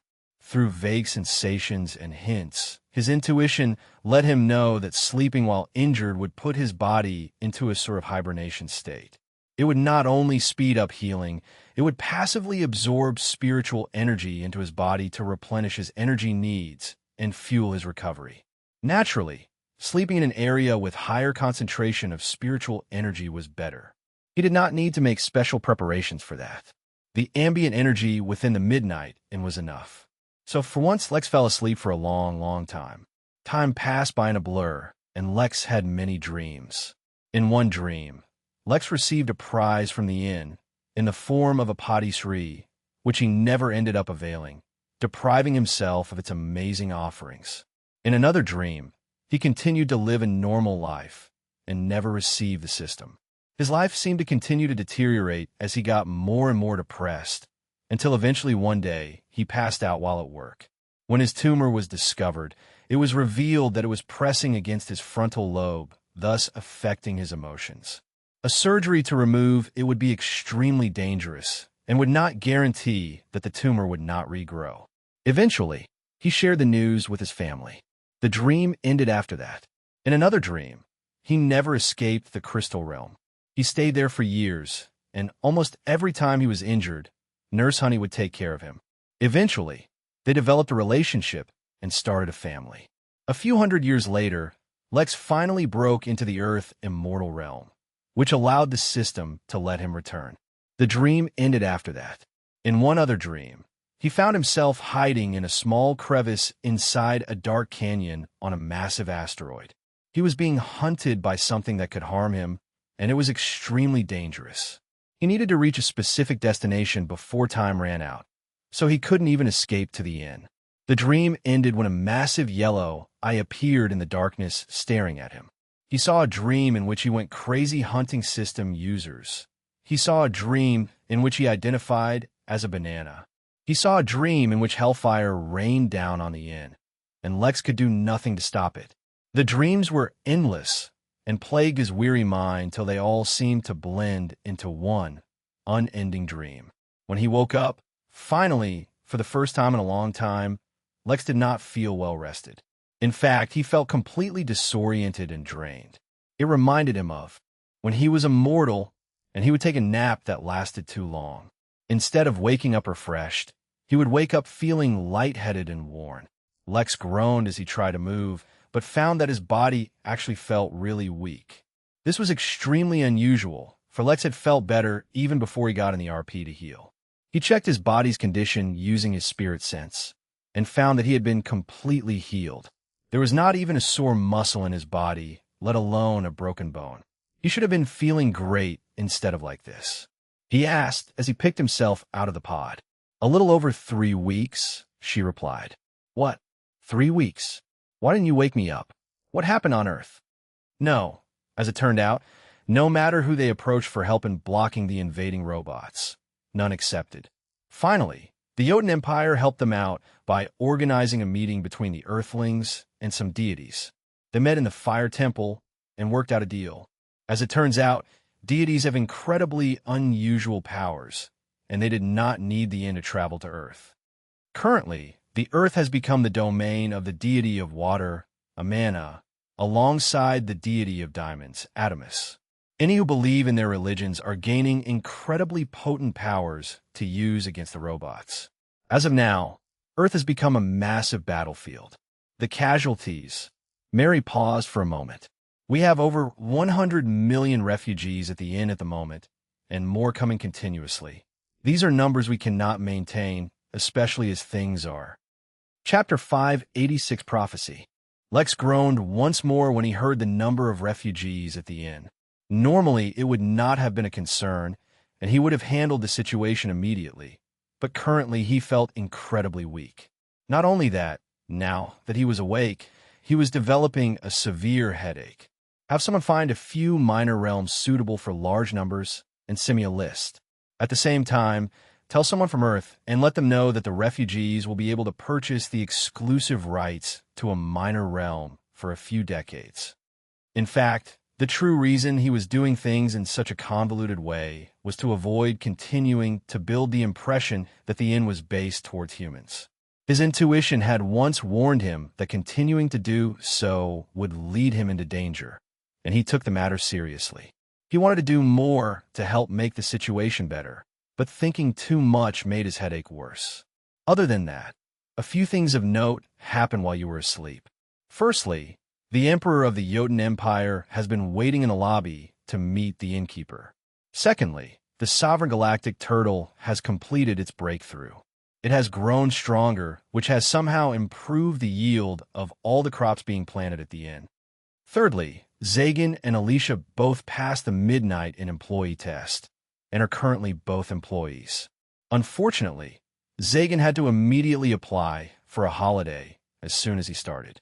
The atmosphere at the inn initiated a breakthrough he had been suppressing for a long time. He has already passed his lightning and fire tribulations. Right now, he is going through some other tribulation which cannot be seen. Fourthly, the fishing event came to a close, but the finale, I won't tell you. All right, stop. Unless it's an emergency, just hold on till I feel better, Lex said as he held his aching head. Unable to make sense of the situation, Lex teleported to the Midnight Mountain to a remote and secluded cabin. He ordered a bunch of food before stepping outside and lying down in the heap of snow. Perhaps food would make him feel better. Soon, several meals' worth of food was teleported to him, but he could not be bothered to get out of the snow and continued to eat slowly. Immediately, he realized that the quality of the food at the inn had improved, as not only did it taste better, but it replenished his exhausted energy much better than anything else. His state was so ridiculously weakened that he did not even notice when a young girl, huffing and panting, slowly approached the cabin where he was. She had trekked here the entire path by foot, which made her extremely exhausted. It was only when the young girl was almost right beside Lex that he finally noticed her presence. She asked between her heavy breaths, wiping off some sweat. As a Foundation Realm expert, there was no way she should have been this exhausted from such a simple climb, but Lex did not pick up on that small detail at the moment. Instead, he was more caught up in the fact that he knew the girl. Her name was Vera, and she was an oracle. Yes, he answered honestly. He knew a little about her, and knew that her random arrival was not so random at all. Excellent, she exclaimed and sat upright beside him. Instead of waiting for him to reply, she ventured directly into a speech with a tone that sounded much too much as if it had been rehearsed. Prophecies come in many shapes and forms, and most people are ill-informed about what prophecies really are. They are not a glimpse into the future or a predestined path. Well, actually, maybe kind of on a deeper level it might seem so, but all in all, prophecy is just glorified probability. Even the smartest minds, most incredible techniques, and the most thorough calculations cannot accurately calculate the probability of any event happening when taking into account all of the variables in the entire universe. Or, usually, even in smaller regions of space, such as a star system. Yet some people are born with unique bloodlines, abilities, or affinities that let them naturally access certain things that manage all the calculations on their behalf. I've been told it has something to do with laws, but I'm not familiar with what they are. What I can tell you is that most prophets, or oracles, or soothsayers, or whatever you want to call them, can only calculate the probability within a small region. So when interference from outside that region comes in, it can completely mess up the probabilities. Moreover, almost any simple action at all can completely screw over the probabilities, making any prophecy unreliable. In summary, prophecies suck peanuts. But if someone can calculate the probability on a much larger scale, such as an entire galaxy or larger, then their prophecies become much more reliable. Moreover, any divination, prophecy, or probability calculation, or whatever you want to call it, causes a serious burden on the person performing them. Most of the time, indulging too much in this can actually cause serious health issues, or even lead to death. Of course, the exertion also depends on the capabilities of the one doing the divination. As soon as she finished her sentence, Vera jumped back up and began walking away. She did not bother to say goodbye or explain herself at all. Instead, she just looked incredibly daunted by the task of climbing back down the mountain. Chapter 587 Headache. Lex, with his weary mind, was stunned by what had just happened. His eyes followed the visage of Vera walking away as he tried to understand what the point of that was. It was only a couple of minutes later that he came up with an answer. Vera was an oracle herself, that not only provided her with great insight into the profession, it also guided her actions. She had once appeared quite timely to help him assess John's abilities before hiring him. As such, there was no reason to believe that her current actions, while bizarre, weren't guided by prophecy as well. Lex groaned. His headache was really affecting him, and his exhausted state made it hard to even think. It had been much too long since he was in such a poor condition. He reached for a plate of French fries and snacked on them as he continued to challenge his brain. Vera did nothing without reason, so now he had to discover the reason behind this. She came to him unprompted and provided him with a lot of information about prophecy. Then, just as abruptly as she arrived, she left. For a few seconds, he recalled everything she told him. Prophecy was actually probability. The greater the scale, the more likely the prophecy would be accurate. Prophecies exacted a price which could be fatal. Those talented in such arts could get away with only a headache. Suddenly, he paused. Even in his current state, he was not so obtuse as to not connect certain dots. He had been sleeping for 3 weeks, during which time he had some crazy dreams. When he woke up, he was incredibly mentally drained and feeling very weak. Had he somehow seen the future? Or the past? Did he predict something? And if he did, what the hell was it? He had to pause, as the emotional excitement and increased mental strain were putting a massive burden on him. With his fries finished, he bit into his hot dog and let his thoughts simply wander for a while. When he felt a little better, the first thing he did was decide to reward Vera. He didn't know her motives, but she had clearly helped him out. MP should serve as a decent reward. How much should he pay her? Unwilling to think too much, he ended up paying her 500,000 MP. Whether that was too much or too little, he did not have the brain capacity to think on it at the moment. He picked up the plate of mantou and gobbled them down as he continued to try to recall his dreams and understand what they meant. He recalled never utilizing one of the inn's rewards. Without hesitation, he pulled up the system and discovered that, indeed, he had a patisserie that had long been waiting for him a place. Lex scratched his head and continued to think. But while he could still somewhat recall his memories, in the end, he gave up. His condition was much too poor. Although his bones had been healed, his brain had been majorly messed up. He teleported to the hot tub room and spent some time recuperating there before putting on his bathroom set and finding a place to relax a bit. Eventually, he dozed off in the lawn chair he was sitting in.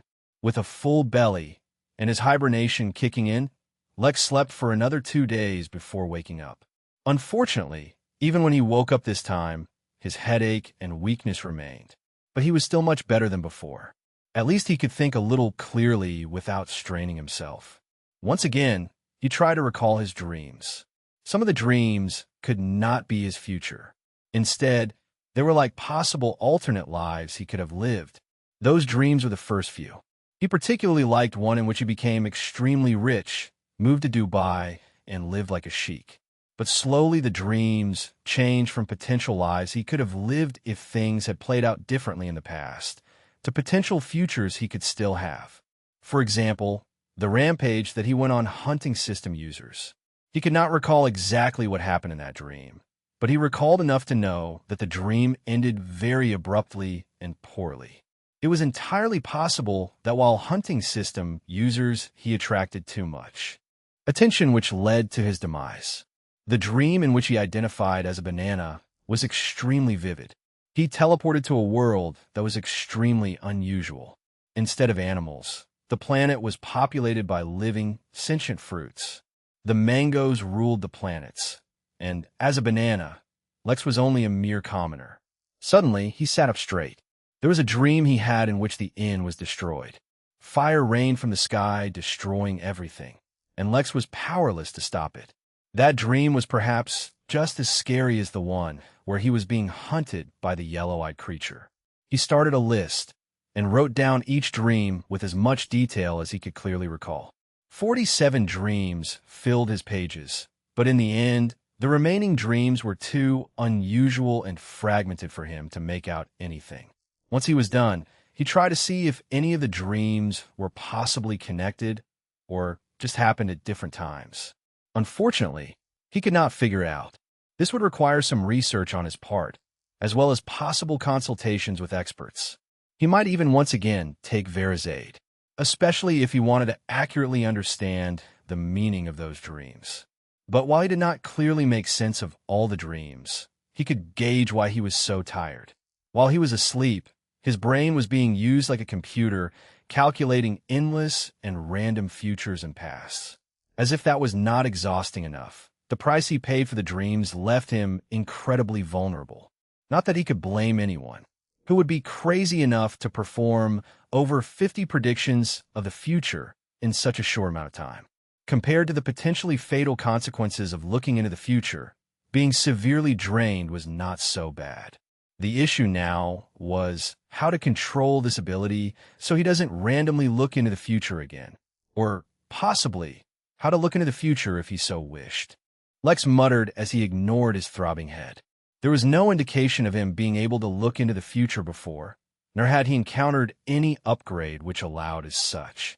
The only possibility Lex could think of was the mention of how access to certain laws is what allowed people to calculate the probability of the future. Lex took one last look at his list before having a cup of midnight signature coffee brew. Feeling somewhat invigorated, Lex teleported to his office. Although he had numerous things to take care of, such as an ever-increasing number of refugees which had nearly completely overburdened the inn's capability to supply food, Emperor Jotun had been waiting for him for weeks. He should really find out what that's about. The ship that had been hovering right above the Earth had now moved farther away. The distance had to be kept not because of Earth technologies, which were now back in working condition, but because of the intervention of deities. Unlike what Mary had heard, deities were not omnipotent and couldn't traverse the origin realm as they pleased. But planets that had their religion were always within their domain. While Amana had an actual presence on Earth, Adamus' access to the planet was a surprise even to the deity himself. In the vastness of space, diamonds were not so rare, and so most large civilizations didn't treat them so significantly. Only on Earth were they considered a woman's best friend. As such, the zealous warriors of the diamond religion were mainly rich women who were previously mere housewives. Now they could be seen garbed in diamond-plated armor, brandishing fierce weapons and clashing against robots across the globe. No matter what anyone thought of them before the war, no one could doubt their resolve to step up when it was needed from them. On Earth, at least, the domain of war no longer solely belonged to men. But despite their working technology, no one on Earth noticed a sleek silver ship approaching the planet at fast speeds. In fact, even the aliens, despite their superior technology, hadn't noticed it. That was simply because while the robots had the best technology, they couldn't always outfit each ship with every possible machine and scanner. So, silently, the ship landed in an untouched part of India, before revealing a small opening through which a few humans jumped out. The group of 5 had perfectly concealed their identities using the most advanced stealth armor available to them, in case they had to engage in combat. Proceed with Objective A and begin extraction of the VIP, commanded a cold yet scrambled voice. With that, the leader of the group disappeared, leaving a young Alexander wondering, what the hell was Objective B? He had only been briefed on the extraction. Chapter 588, Epistle 2. Lex sat in his office chair and let himself feel his connection to the system deepen for a moment. A quick scan of the inn let him know that everything was all right, or as much could be. 100 million people could not be accommodated in a small space, and an endless sprawl of tents covered much of the inn's landscape. Alongside so many people came other problems, many of which were manageable, but some were completely unacceptable. Fights, arguments, and small conflicts kept breaking out amongst the crowd, which Lex didn't mind too much as long as they did not escalate and were resolved timely. What Lex had absolutely no tolerance for was public urination and defecation. Each and every tent had a separate compartment added, just to provide facilities to avoid such a situation. Yet some still insisted on relieving themselves in the wind. Although the security team had been strict about such matters, they had not been as strict as Lex would have wanted. A single warning was passed to every single refugee, which entailed that they needed to follow the rules or be kicked out of the inn. He hadn't had this problem even with the children in his spaceship daycare. So why were full-fledged adults having such problems? Fortunately for them, and for Lex's conscience, no one tested the warning once it was given. For now, other parts of the inn had some minor issues as well, but Lex didn't want to focus on them for now. He finally called Jotun to his office. The Emperor stepped in, with no indication of the pressure he had undergone the past few weeks showing up on his face. He looked like he came fresh from a spring bath, and his clothes lacked a single crease. His bearing was regal and befitting that of his station. At a glance, all appeared as it should be. But that in itself was the biggest tell that something unusual was going on. Despite his status, Jotun had always been extremely humble in front of the innkeeper. Since Lex knew he wasn't in the best state of mind, he instantly entered the flow state. He suspected that this was a meeting he would have to handle with extreme care. "Apologies for making you wait for so long," the innkeeper said, his voice as calm and soothing as always. "Not at all, innkeeper. I was the presumptuous one to suddenly arrive without warning. Please excuse my hurried behavior. If the matter is urgent, then we should not delay." The Emperor took out a familiar-looking item from his spatial ring and presented it to the innkeeper. The innkeeper did not show any change in expression as he picked it up and observed it closely. He knew what this was, for he had received one before. It was an epistle from Henali. The innkeeper asked Jotun, "I cannot guess all that it contains, but I know some of its content at least." The innkeeper merely nodded and reached for the innkeeper's letter opener, which was placed neatly on his table on the right. Each and every gesture and movement of the innkeeper radiated calm and collectedness. There was no rush or nervousness to be detected, even as he used the letter opener to undo the seal on the epistle. With the seal undone, the epistle unfurled as if it was a scroll and laid before the innkeeper its contents. The language was strange and incomprehensible, yet at the same time Lex could read it even without the need of his universal translator. "Mr. Innkeeper, I trust that this missive will find you in a timely fashion. There are 2 matters of importance, and 1 notification that I am compelled to inform you of through this letter.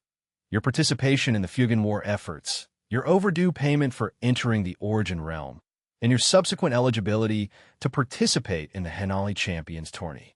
Firstly, it has been brought to my attention that due to the neutral stance your organization takes, you do not wish to directly participate in the Fugan War efforts. Yet, the Henali have issued a directive to all civilizations and organizations of a qualifying rank, as well as inter-realm guests. This is not a request, but rather a condition that must be met for those who wish to continue to exist in the Origin Realm. Your contribution, thus, is critical, and a failure to comply will result in dire consequences. While Dowlords are exempted from personal participation, a sufficient force must be sent to represent you and your organization. Secondly, although our records fail to document your entry into the realm, they also successfully indicate that the necessary payment to enter the Origin Realm remains unpaid on your behalf. I strongly recommend you take immediate action to rectify the illegal status you currently have within the Origin Realm by paying your outstanding dues. Failure to do so will most definitely jeopardize your personal interests. Finally, once you have obtained your legal status, the Midnight Inn will be eligible to send 1 or more representatives in the Henali Champions tourney. The tourney is a grand tradition with numerous rewards and a far-reaching audience, beyond even the Origin Realm, and so is perfect to promote your business. Additionally, please be informed that your suggestion to use the Midnight Inn for Henali War efforts and other activities has been taken into consideration. The possibility of hosting the Fugan Kill competition at your venue is within the range of possibility. Awaiting your response, Klaus. A letter such as this would have previously intimidated Lex, and even given him trouble. Now, though, He only wondered if one of the dreams he saw had something to do with this. Chapter 589, Relationship. Usually it would take him less than a moment to go over this bit of information, but even with the coffee fueling him, his thoughts were a fair bit slower than normal. Although none of his dreams directly showed anything related to the Henali, he could distinctly remember the rain of fire falling down and destroying the Midnight Inn. Although he was already wary of the Henali, considering their apparent power, he had tried to use his prestige to work around their requirements. It was a mix of both necessity and a bit of hope. After all, although he had no idea what the payment Dowlords had to make to enter the Origin Realm was, he was certain that he couldn't afford it. So one way or another, he had to avoid it. As far as war efforts are concerned, he already had a way to save face since the innkeeper himself would be spared from making an appearance. But he did not want to send anyone from his inn off to war either. They were workers in a hospitality business, not soldiers. He had contemplated going himself, but he doubted they would be satisfied with the innkeeper only sending one worker. Whatever he did, this matter had to be dealt with using extreme tact. Lex put the letter down and turned his gaze back to Jotun. Although the man showed no expression on his face, Lex could guess what was on his mind. After all, his wife and brothers were no longer at the inn. It could be coincidental, but Lex chose to believe that Jotun had sent them away on his own. Although, as the innkeeper, he had been nothing but polite and cordial, he could not blame the man for fearing a less than proper reaction considering the forceful wording of the letter. He asked, finally ending the silence. Surprisingly, he did not answer the question immediately, and took some time to think back. At his cultivation level, his memory was perfect, and he would not forget a single moment of his life regardless of how much time passed. But that did not make him immune to the emotions that came with looking so far back on his life. Back then, he considered himself to be in the prime of his life, but now it seemed like he was only young and naive. My family has long been an influential one in the Origin Realm, at least as far as humans are concerned. There are millions of races in the Origin Realm, and cutting out a small piece of territory for your own race can be both very easy or very hard, all depending on where you are. The current Jotun galaxy is where my family was based, and the entire galaxy has long been under my family's control. Lex did not show his surprise, but the news was truly unexpected for more than one reason.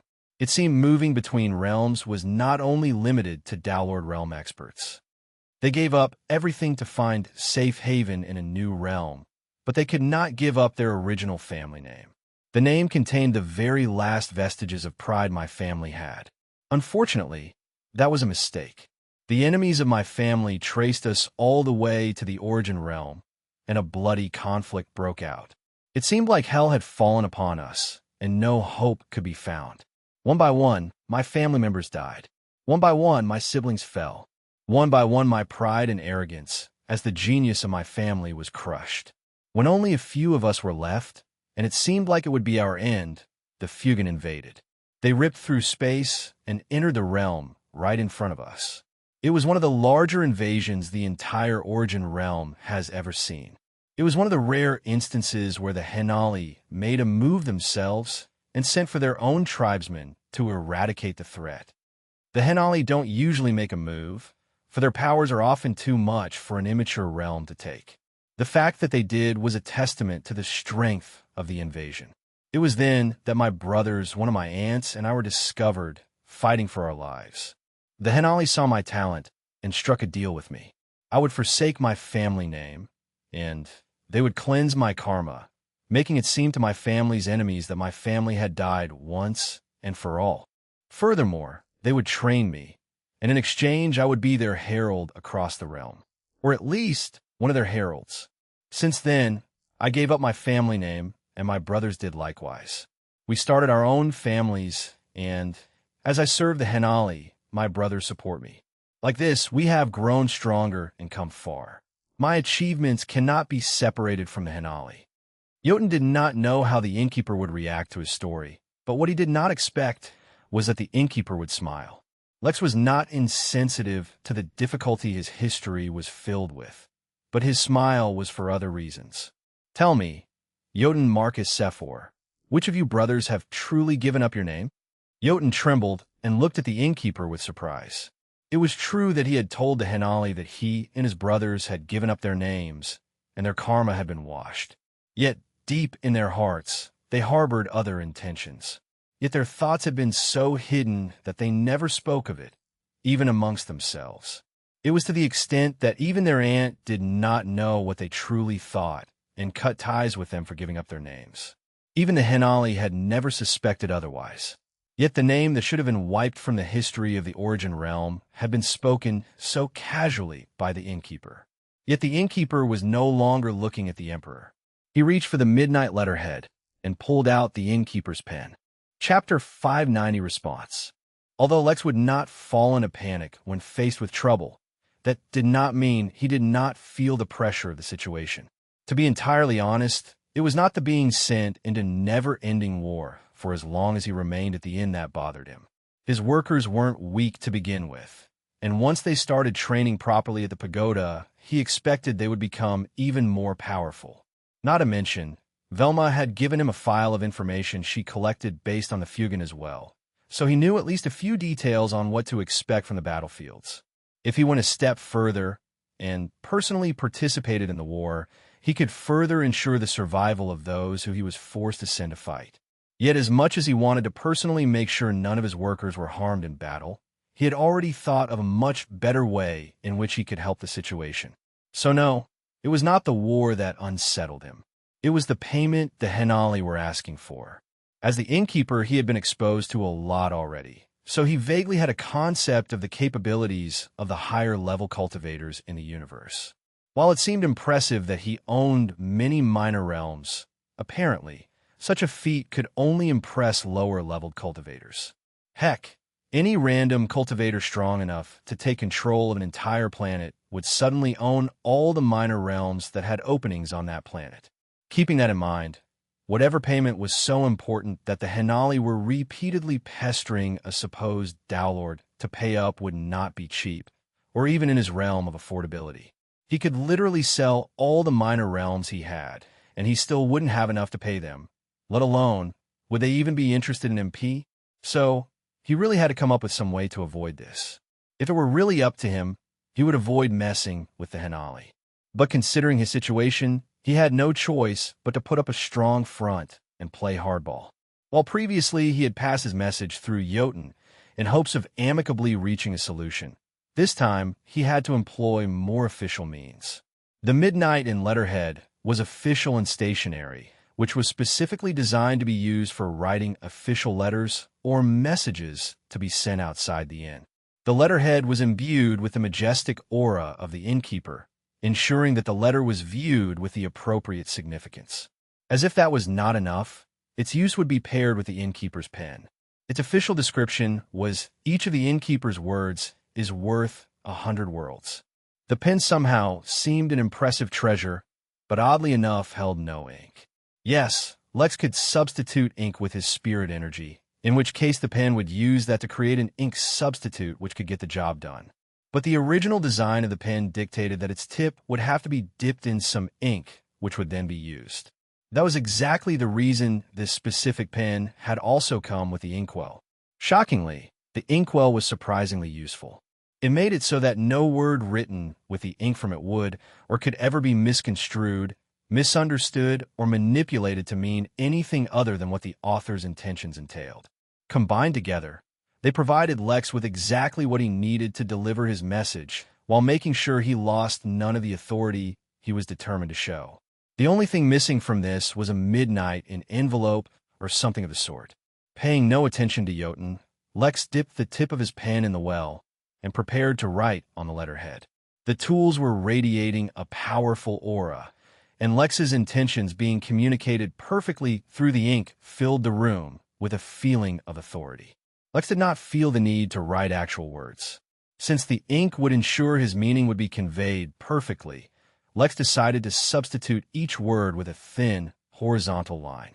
Each line would be just as thin and equal in length regardless of the word they represented, making the letter look like someone had printed a page full of dashes. This would avoid him having to use any words or characters which might link him to Earth. Despite his recent efforts to begin distancing himself from humans, The warning from his intuition was not fading. His efforts were too irrelevant when compared to the damage he had already done. Due to his strained state of mind, Lex had to switch from a flow state to the overdrive state, while also pushing his intuition to its maximum limits. He absolutely could not afford to make a single mistake in communicating what he wanted. When he felt he was ready, he finally put pen to paper and began writing. Mr. Klaus, due to the competent and forthwith actions of your herald, Jotun Marcus, I received your letter regarding the required war efforts and the alleged payment which the Henali feel they are entitled to at the earliest.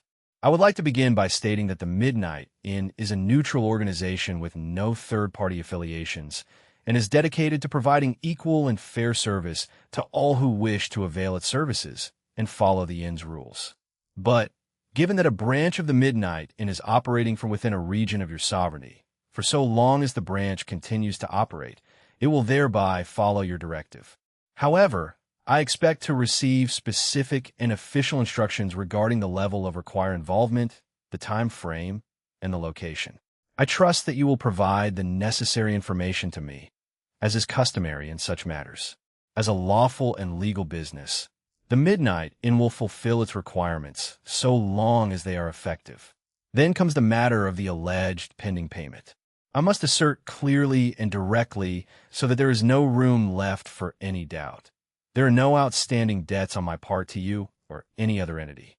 Your claim for the payment is based on the assumption that I, the innkeeper, am a foreigner in the origin realm, but at the same time, you yourself cannot find any evidence of my entry into the realm. Your claim for a pending payment is unsubstantiated. If you wish to claim any payment from me, I insist that you provide sufficient proof of any services availed or agreement reached. Should you be able to muster up legitimate evidence supporting your claim, I suggest you bring it forth promptly. Once I have reviewed the evidence and discovered that it is legitimate and your claim is accurate, I will address the matter timely and fulfill any financial obligation I have accordingly. I would like to add that the Midnight Inn is always open to serving its guests without discrimination. So in the event you choose to host your event at our venue, you will find the event to be a great success. Finally, I would like to request that unless your claims are sound and you have sufficient evidence, you limit any future communication to matters pertaining to the inn or its services only.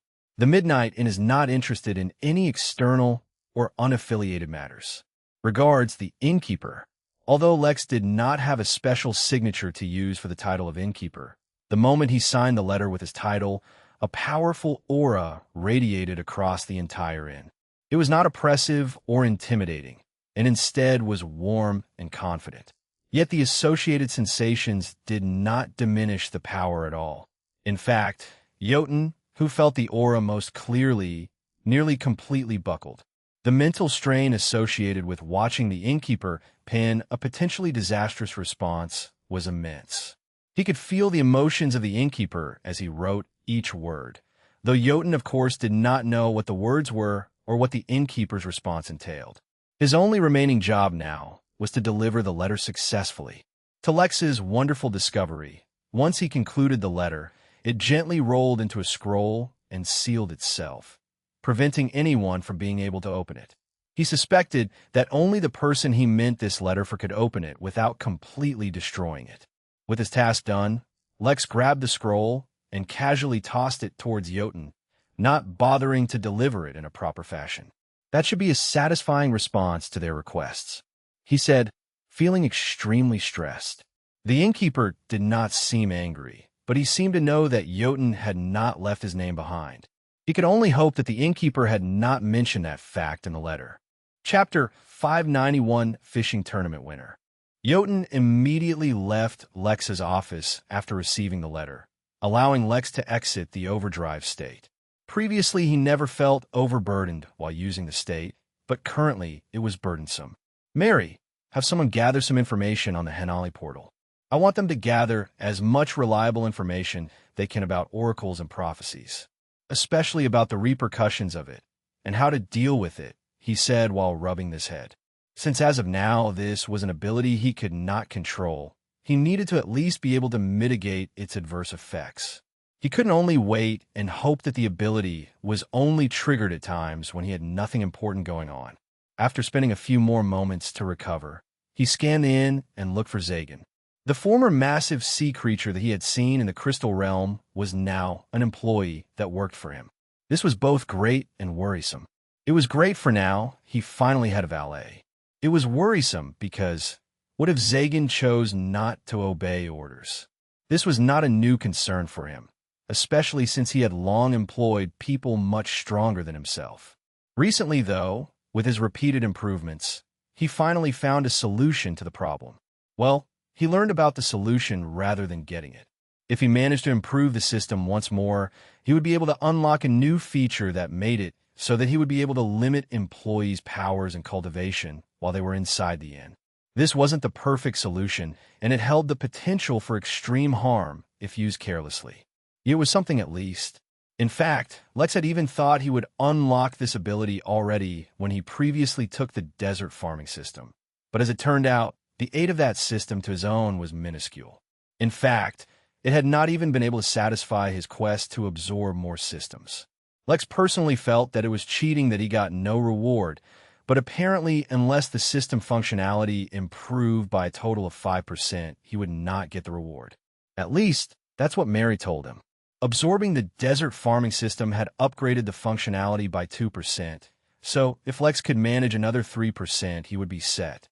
Until that happened, Lex would have to use other ways to keep Zagan in line. For now, the creature was seated in one of the farthest, most secluded corners of the inn while it underwent its invisible tribulation. Apparently, Zagan could take on a human shape, but as soon as the tribulation started, he returned to his normal shape. Speaking of massive creatures like Zagan, as well as systems, Ming Jie, the owner of the reincarnated as a mountain system, was still inside the inn. The reason why Lex never paid much attention to him was because he had fallen asleep. As far as Lex could guess, his sleep cycle had been seriously messed up due to his new status as a mountain. He could only guess when he would wake up. At least he had been kind enough to pay for his stay using various gems and ores which his body was apparently producing. It was an incredibly creepy thought, but as much trouble as Zagan might bring, Lex was also looking forward to his tribulation completing. Although it was sooner than he wanted, Lex had decided it was time to return to the Crystal Realm. He would complete the quest he had gotten so long ago and exit the Origin Realm. That way, he would finally no longer be under pressure from the Henali to pay up or participate in their war. Zagan, who had lived in the Crystal Realm for so long, would no doubt be extremely useful and could provide him with crucial information. Lex was actually a little sad that Zagan was breaking through so quickly.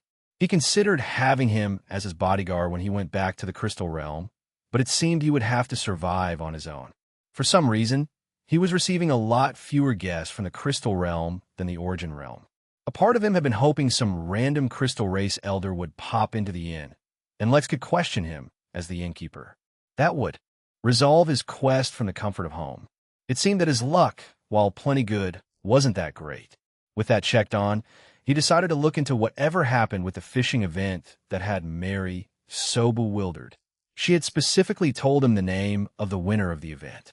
It was a snake-like beast from Nibiru, which had won the competition, and its name was Garland. Apparently, the competition was tough between Garland and one of the spirit inhabitants of the inn. The spirit inhabitant had pulled out the remains of a massive beast, which literally no one at the inn had ever seen before, while Garland pulled out a shining orb which soon disappeared. Since everyone had to rely on the Midnight Inn to decide, they had to take it on their word that Garland's treasure was more valuable, but no one had any idea what it was. At least the remains had some tangible value, even if not based on their incredibly sturdy material, then at least academically. Yet the orb, whatever it was, had quickly disappeared. When Lex scanned the snake, which was partying with some other beasts, he saw something he was all too familiar with. Name, and percent error percent and age, and percent error percent and sex, and percent error percent and cultivation details, and percent error percent and species, and percent error percent and midnight in prestige level. Remarks, perhaps you should consider getting a snakeskin pelt. He asked, surprised. even in his weary state, could not bar him from expressing his astonishment. "No," she replied in a grave voice. Chapter 592, Manager Destroyer. Lex, who was a powerful cultivator and was firmly seated on his chair, tripped and fell to the ground when he heard that. Someone pulled a system out of the well? How was that even possible? Why hadn't he tried to use it yet? Why had he even made the fishing well public? He should have hidden it and kept it for himself.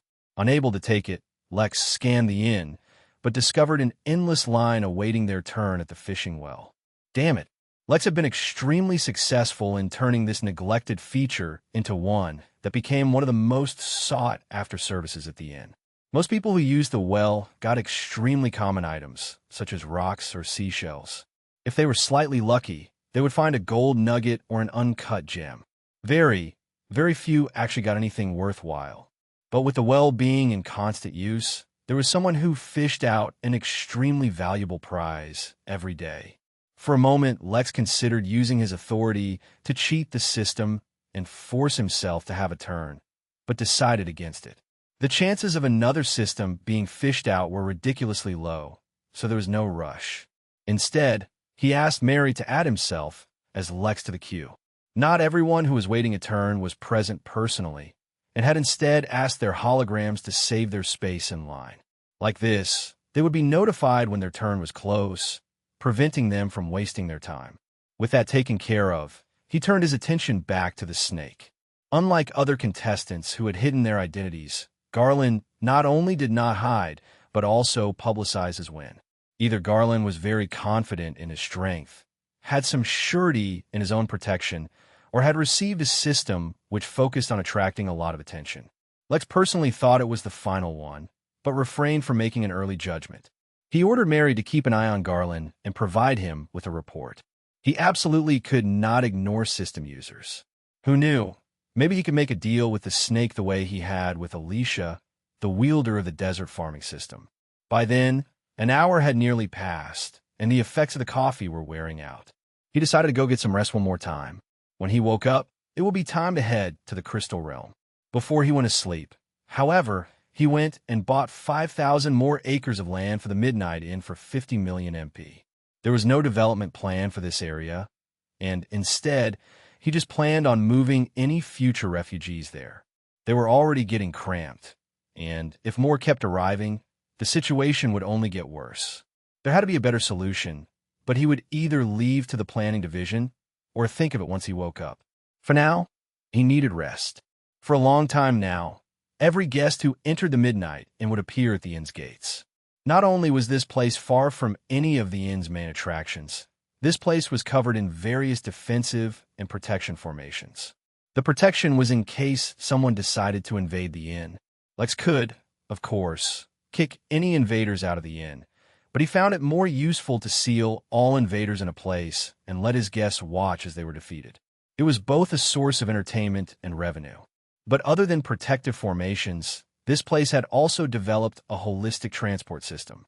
A large yet beautiful transit station had been built which had terminals not only for the midnight train and golf carts, but various air and water-based transport systems as well.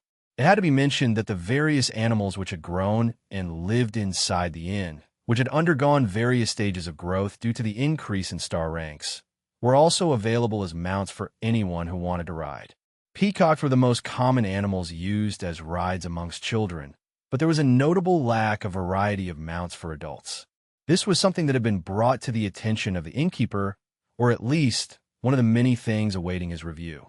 Unfortunately, this was one instance where Lex had not gotten to an issue in time, or really, not even an issue, but a simple oversight. But what did that matter? Hollered a woman at the staff of the transit station. She was a mature woman, though she did not seem like she was burdened by the disabilities brought about by age. Her blonde hair with thin brown streaks was styled in a bob cut, framing her scowling face perfectly to magnify her arrogance.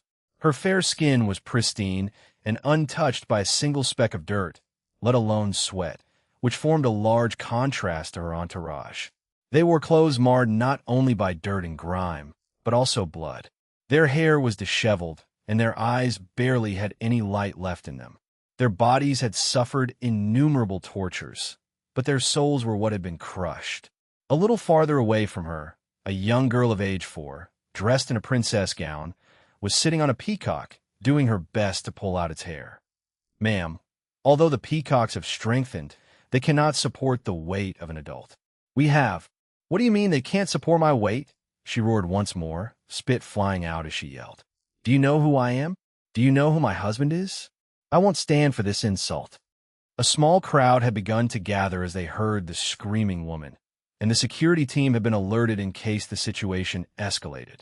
Eventually, upon the woman's insistence, a manager was eventually called over. "My name is Karen," the woman said in her most delicate voice as she looked at the rather handsome manager who had stepped out. But while the manager was confused and began to listen to the complaint, her followers trembled when they heard her soft voice.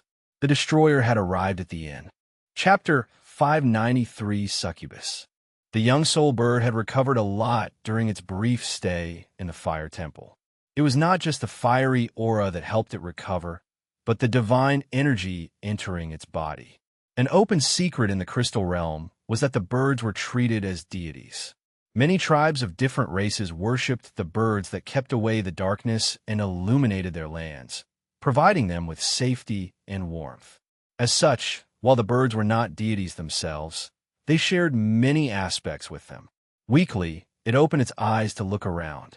But before it could get a sense for its surroundings, its eyes focused on a single, massive leg. It raised its neck to get a better look and saw that the leg was attached to a massive turtle with a single horn poking out of its forehead. "Oh dear," the turtle said warmly. Belle, despite her instincts, controlled herself from reaping havoc so as to not attract any extra attention. She moved as fast as possible while maintaining stealth, and in only a few hours, reached her old home in London. It was abandoned, but it did not matter, for she was there to check on a few hidden spirit tech within the building. She entered into a tiny, hidden compartment under the building that could only be safely opened by entering the correct password. Any attempt at forced entry would destroy everything inside. The compartment was barely large enough to hold a single person and contained a couple of devices that were continuously operating. Addressing the major security flaw these devices presented was one of the major reasons she was willing to come back to Earth. This was something she needed to handle personally and could not even delegate to her clone that had previously existed here. She opened up the device that looked like a massive copier/printer used in corporate offices and dismantled it until she reached its core, where 4 drops of blood were held, each in its own container. These were drops of blood collected from her and her siblings at birth, and could be used for various purposes. With her and her siblings, they served as spiritual anchors for their clones. When she and her siblings were taken off this planet, they obviously had no cultivation to speak of. Since they could not create clones themselves, her mother had used some very advanced techniques to produce the clones herself, and used these drops of blood to connect the clones to them. They had other uses as well. For example, the one Belle was about to use. She took the drop of blood that represented Lex and used a spiritual technique to look for him. But there was no response. Now that she had personally confirmed that her stupid brother was no longer on the planet, she could only wish him the best and hope that he led a safe life. When Belle took over the William family, they could safely look for him and arrange his return. Until then, it was best he stayed away. Then Belle looked at the drop of blood that represented Moon, her youngest sibling. There was untold fury in her eyes when she looked at that drop of blood, but she let none of that fury leak out. One day, she would make everyone who wronged them pay. She took all the drops of blood and stored them, then destroyed all devices. Once she extracted the hidden prisoners on Earth, it was unlikely she would return to this planet ever again. Unlike Lex, she had no sentimentality towards any specific planet. When the origin realm was so vast, and there was so much to do and explore, why should she constrain herself to a single planet? Moore was one of the many workers that Lex had arranged for the inn during its many expansions. He had unlocked the Regalia Bloom bloodline early, which affected his appearance, making him more handsome.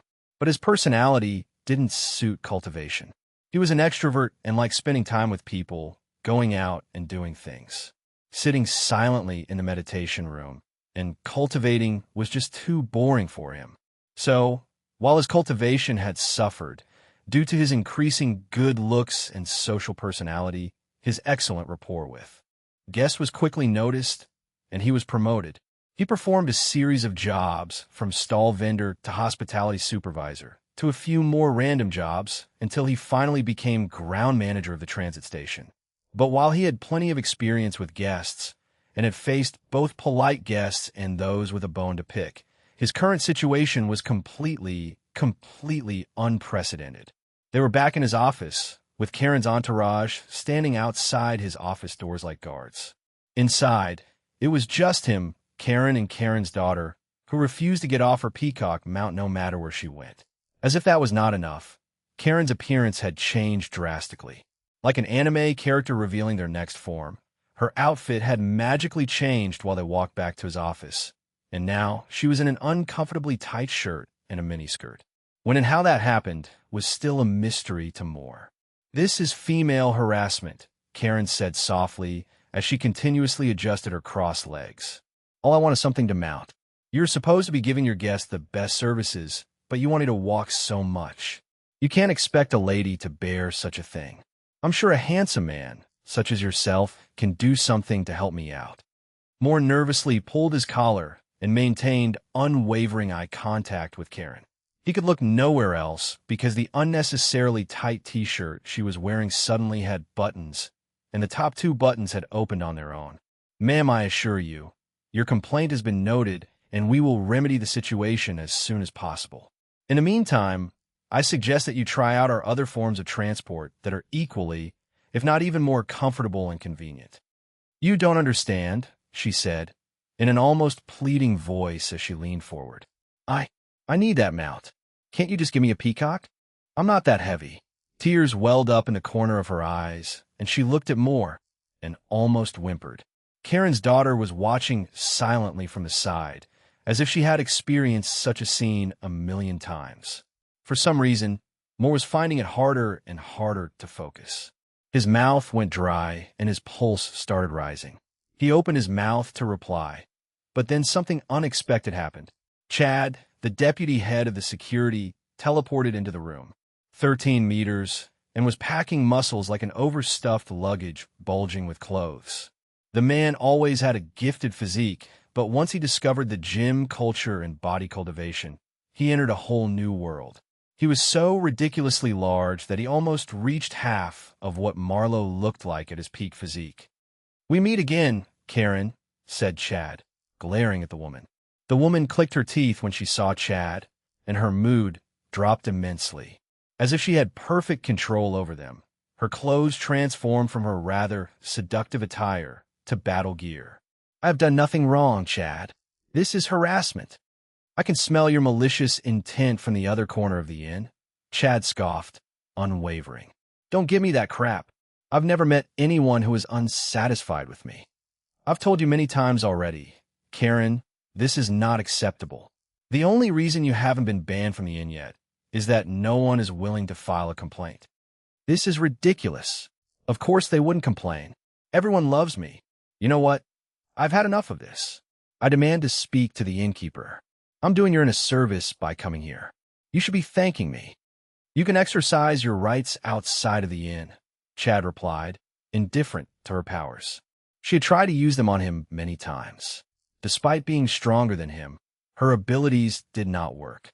How could he ever be attracted to someone who doesn't lift? "This is not over. I want to schedule a meeting with the innkeeper." Karen snorted, then disappeared from within the inn. When she reappeared, she found herself in a room full of other devils. Asked one of the devils impatiently. "No, they were able to detect me as soon as I used my ability," stated Karen. The others in the room started noting down what she said and started updating their database. They were coming up with possible ways to fool the inn. "Do not be concerned. We will get to them eventually," said another devil with an air of confidence. Karen only nodded at him and said nothing, despite her frustration at being used so blatantly. He was the strongest of them, and so they could not really argue. After all, no matter what anyone outside believed, Rocket Fellow was not an easy fellow to cross. Chapter 594. Back to the tavern. This time, when Lex woke up, he was feeling much better.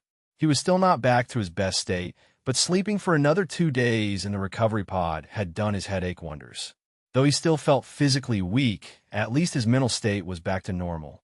It was not the best condition for his return to the Crystal Realm, but he couldn't afford to delay any longer. He didn't know when and how the Henali would respond to his letter. The best-case scenario would be for him to already have his own realm before his deployment orders even came. That way, he wouldn't have to go to war at all. Probably. The way for him to get his own realm was to complete the quest he got in the Crystal Realm, which required him to discover the anomaly in the realm. There were no hints as to what the anomaly was, but Lex had long suspected that the Craven had something to do with it. Actually, it had all but been confirmed that the Craven played some sort of role in the anomaly. But considering the fact that the anomaly, whatever it was, caused Lex to be pulled from the Origin Realm to the Crystal One, he did not see clearly what the Craven could have to do with it. Additionally, he had learnt that the various nations were in fact not putting all their strength in defending against the Craven invasion. In fact, Lex had reason to believe that they were actively allowing the lands to fall to them. This was a conclusion he came to after talking with Aegis, the crown prince of the Hum Nation. Unfortunately, Aegis, due to his own unusual life, had little to no knowledge of the inner workings and plans behind whatever was happening. But that was fine. All he had to do was learn more secrets, and then make his way to a city called Valesco, where an old member of the Crystal race was waiting for him. For every secret Lex had managed to discover, he would share another one. Of course, he also had another route, which was the Noel family back in Babylon, the town where he had built the Midnight Tavern, considering that Babylon was in their territory, and that Lex had managed to build a good relationship. Lex expected he could make some use of them. If nothing else, he could go around the realm and search for old ruins or minor realms which contained secrets of what actually happened. The old man from the Crystal race already told him that all such information had been wiped clean, and he would need to find some old ruins with as of yet untouched records to learn the truth. With his new and improved intuition, he firmly believed it would be much easier for him to find them. He did not need to rely on luck to bump into them. But before he did that, Lex needed to make some preparations. His gear was naturally already taken care of, but he had requested some additional supplies at the Infinity Emporium, which might be helpful. Lex originally wanted to get his hands on teleportation talismans and items which would allow him to traverse large areas quickly. Unfortunately, while such items were available, teleportation talismans weren't really accurate or easy to direct. The longest-range teleportation talisman he got his hands on could teleport him 100,000 miles, 161,000 kilometers, in a straight line. But which direction that straight line was something he could not control. He also got his hands on some extremely potent medication which would boost the body's recovery. He got his hands on massive and powerful illumination devices, which could be used if he ever encountered a situation where the soul birds went away. He had already received the fancy contact lenses, so he didn't need to procure those. Instead, he got a lot of gear for Fenrir. He planned on using the pup as a mount while he traversed that land, and keep the dog as company. Not only would it be good to have someone with him, the pup would continue to gain experience, not to mention the fact that it had some useful abilities. Its stealth capabilities were beyond what Lex could achieve, and over long distances, the pup could move faster than Lex. It only made sense to take him along. As unusual as it might seem to see a pup wearing armor running around, the Crystal Realm was a dangerous place, and Lex didn't want the pup left unprotected. It had a few augmentation features as well that could heighten Fenrir's senses when activated. There was also a backpack for it, which would stick close to its body and not bounce around regardless of how it moved. Lex left that mostly empty, but put a few talismans inside. Although such preparation might seem lackluster, as Lex barely addressed other needs, such as travel equipment or emergency food supplies, it was enough. Mostly because this time, his connection to the inn hadn't been compromised. He could travel to and from the realm to the inn at any time, so if he ever needed anything he could come back and get it then. With his preparations done, Lex mentally went over the situation at the Midnight Tavern. The workers and residents there never felt Lex's absence, for he had been using his remote presence for a few hours every day to check in. Big Ben was as popular as ever with the locals, which served more to deter trouble than actually using any intimidation.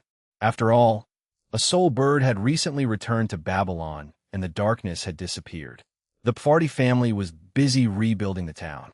It was too important strategically to abandon the location, so there was no other choice.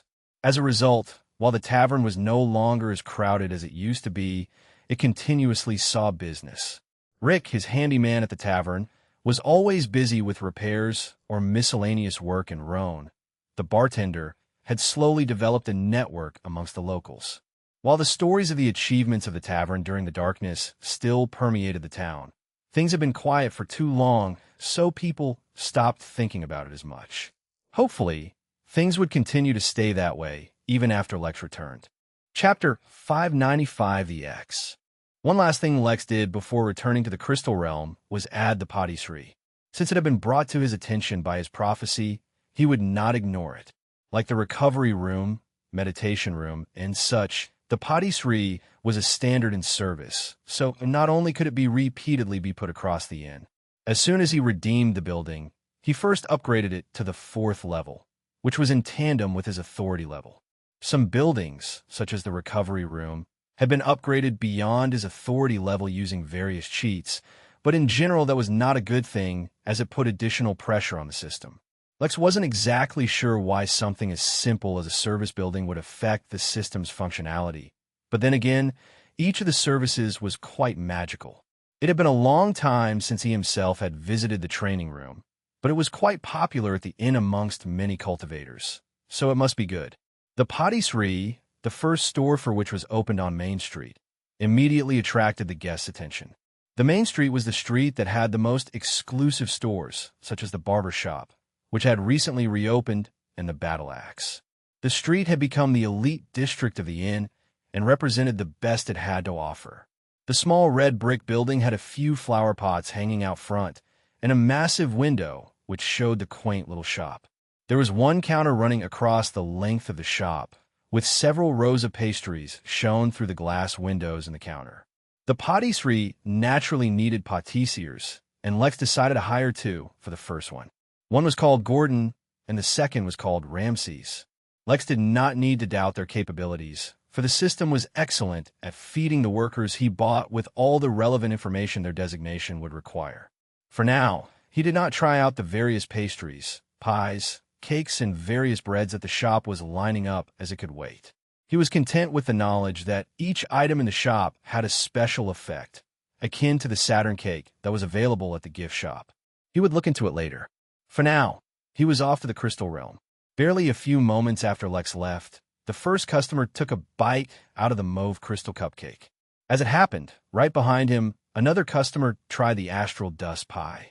The 2 customers, a young human adult who was weary from the difficulties of life, and a freshly graduated devil on her first outing from Garvitz, the realm of the devils, locked eyes. A million emotions were communicated through the look, and they both fell in love. To be specific, they fell in love with the desserts they were eating, but found each other modestly attractive. The man asked, looking at her pie, "Only if you give me a bite of yours," the devil replied, her eyes locked on the man's cupcake. A new bond was formed, the bond of gluttony. Lex took in a deep breath once he reappeared, and the smell of wood filled his lungs. He looked around and found himself in the hidden basement under the main hall counter. It had been a long time since he had been back here, while at the same time it seemed too soon. After spending a year trapped here, he was in no rush to come back, yet fate worked out in different ways. But there was no need to fret. He had come back much stronger, not to mention that this time he was not cut off from the system. In fact, now that he thought about it, he was actually quite excited to be back here. With his new and improved intuition, Lex suddenly felt an urge to go treasure hunting. He had found some incredibly valuable prizes here, such as the blue crystal essence, which pushed Lex to the peak of the Foundation realm, while also recharging his system, and the divine essence stone. Now that his senses were much keener, he couldn't wait to see what he would find. In fact, his intuition was already acting up, letting him know that countless valuable treasures were hidden in his vicinity. Unfortunately, they were all the property of the Noel family. He would need to travel outside their territory before he could start digging up treasures. Fenrir's stealth would play an integral role in his treasure hunting schemes. Lex climbed the ladder to exit the hidden basement and was welcomed to the scene of a bustling tavern room. There was a flutist on the small stage, accompanied by an enthusiastic dancer, both putting on a performance. Over 24 men and women were eating and drinking, while Naki, Nami, and Nanny the triplets took rounds between the kitchen and the guests, constantly making sure everyone was catered to. Big Ben stood by the door, an intimidating grimace on his face. Unfortunately, the grimace did not work as he was friends with almost everyone in the tavern, so they knew him well. Betty, Big Ben's now wife, was sitting in the tavern as well, a small bump developing in her belly. The couple was already expecting a child. A familiar face, Vardy, was loudly sharing a story with some people sitting across from him. Lex could not help but smile.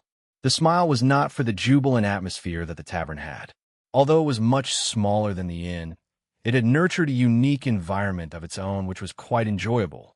No, he smiled because his luck never failed to keep his life interesting, all after a single wish for some more excitement. 5, 4, 3, 2. He counted down as he looked at the front door, which slammed open the moment he counted to 0.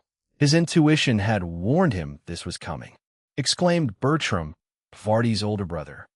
Chapter 596, Poor Vardy. Lex was honestly not even bothered.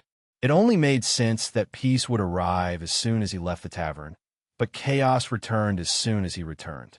All was right with the world. His smile did not reduce even as he looked at Bertram. The man was Vardy's brother and was an Earth immortal. Vardy's father was also an Earth immortal. The fact that a family which ruled an entire region and had 2 Earth immortals was so afraid of the family that had arrived could only mean that they were much stronger. Vardy, however, did not react the way his brother expected. He was still completely relaxed. In fact, he was now taking even longer with his food, as if to make sure he would stay long enough to run into them. Bertram asked, with a tinge of defeat in his voice. Vardy asked with a grin. There was a moment of silence where the two simply exchanged stares until Vardy finally admitted defeat. Okay, fine. I'm relaxing at the Midnight Tavern. What can they do to me here? And if things really get out of hand, I'll head to the Midnight Inn. It's not about that, and you know it, Bertram couldn't help but say, but then promptly realized how publicly they were speaking. He shifted the conversation to his spirit sense. Lex didn't say much, and only silently decided to wait for a while to ensure no problems occurred. He was not really afraid even of Earth immortals inside the Midnight Tavern. When he had established this place, he had access to a much higher authority than he actually had with the system. As a result, a number of incredibly powerful formations protected it. For example, there was the formation which let him control the space inside the inn. He could closely control the space around his guests' bodies and trap them where they stood. This power was useful against even Earth immortals, probably. This would have been a moment where having Zagan as a bodyguard would have been useful, but he was not completely defenseless without it. Vardy exclaimed, eliciting cheers from the various onlookers. The flutist picked up the tempo, and the dance became faster. Bertram felt completely defeated and found himself a spot on the bar as Roan started to pour out drinks. Lex couldn't help but ask as he poured himself a drink too. Since Vardy was paying, there was no reason he couldn't treat himself. To be honest, I was not in favor of Vardy being kicked out of the family, Bertram said as he chugged a drink of his own. Bertram wanted to say something, but he just didn't have the energy. Cheer up, it's not the end of the world, said Lex as he patted Bertram. The man, however, was in no mood to talk. Instead of focusing on him, Lex made his way to the roof to get a good view of Babylon. The old town had been all but destroyed, yet in only a few months one would not be able to tell. Other than the fact that all the buildings in sight looked brand new, it looked as if Babylon was an old port town that had existed for a long time. The port was much larger now than it was previously, and the walls around the town looked much more impressive. There were many more guards than before, and patrols were more common. There was a massive tower in the center of town with a glowing light in the middle, like a lighthouse, meant for land instead of the sea. Though there was a flock of soul birds in the sky, illuminating the land, so the lighthouse was useless, but it was kept lit nonetheless. In the distance, at the very opposite end of town, Lex could see a newly built mansion. He guessed that was the local residence for the Noel family, whenever they stayed in town. His sharp senses picked up an unusually thick crowd, moving slowly from the docks towards the mansion. He guessed that Pfardy's so-called ex-in-laws were in that crowd. While their presence presented a huge problem for the Noel family, for Lex it was an opportunity. As much as he wanted to roam around the Crystal Realm in search of treasure and opportunity, he was in a time crunch. He needed to learn whatever secrets were being held about the Craven as soon as possible.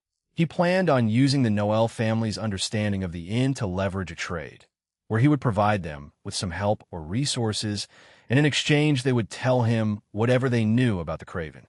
He seriously doubted that simply learning the secret about the Craven would complete his quest. A realm seed was a remarkable treasure, and it should not be so easy to get.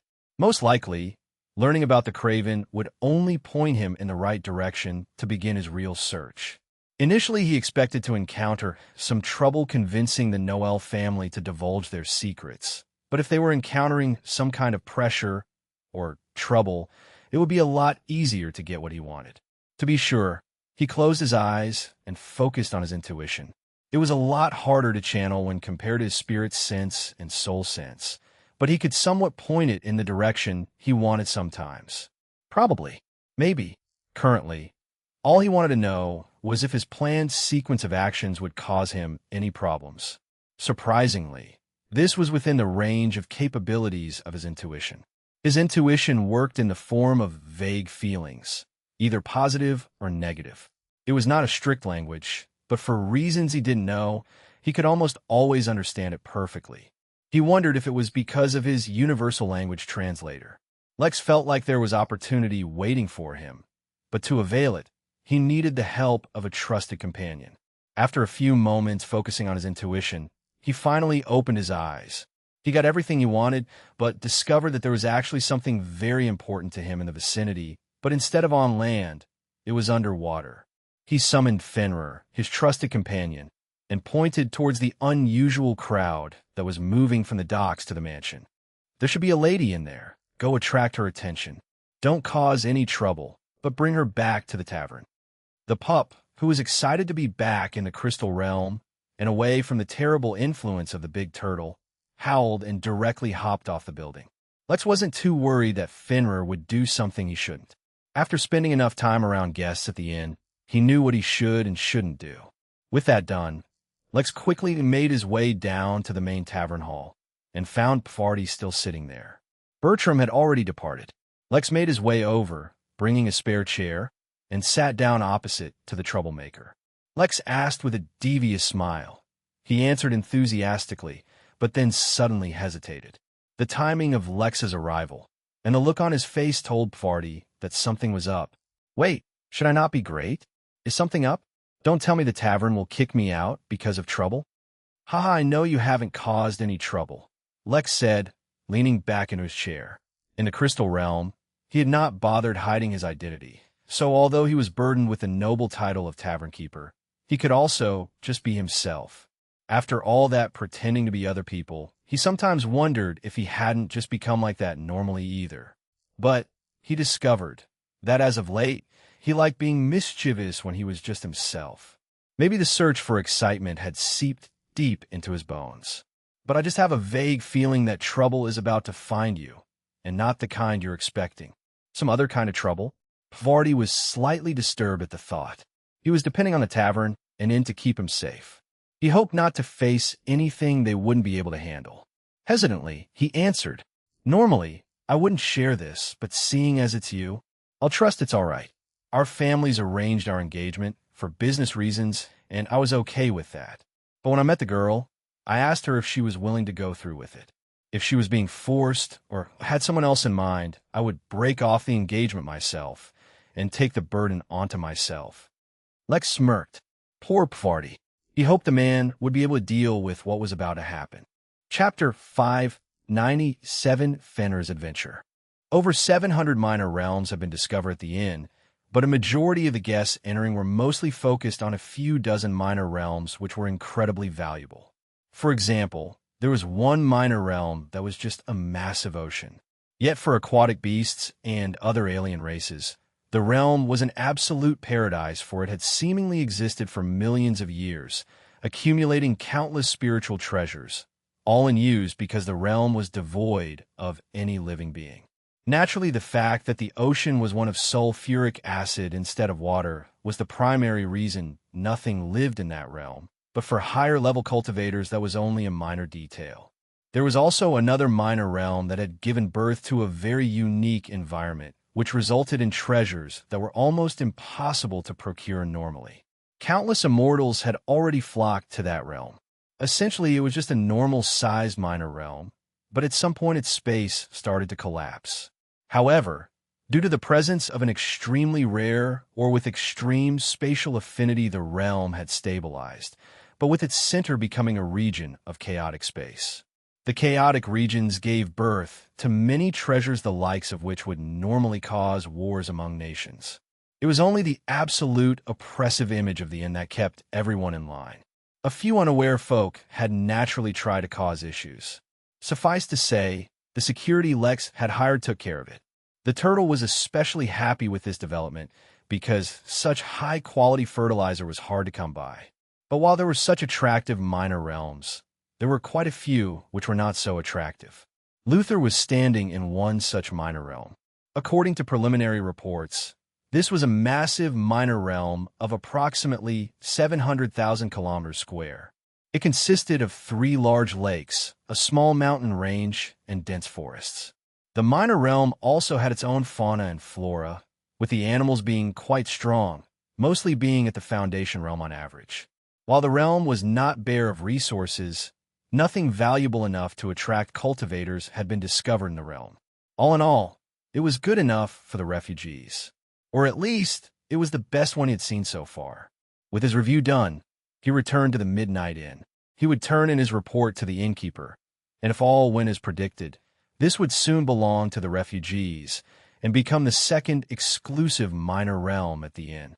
Little Fenrir hid itself perfectly on top of a roof of a building near the road where the target would cross.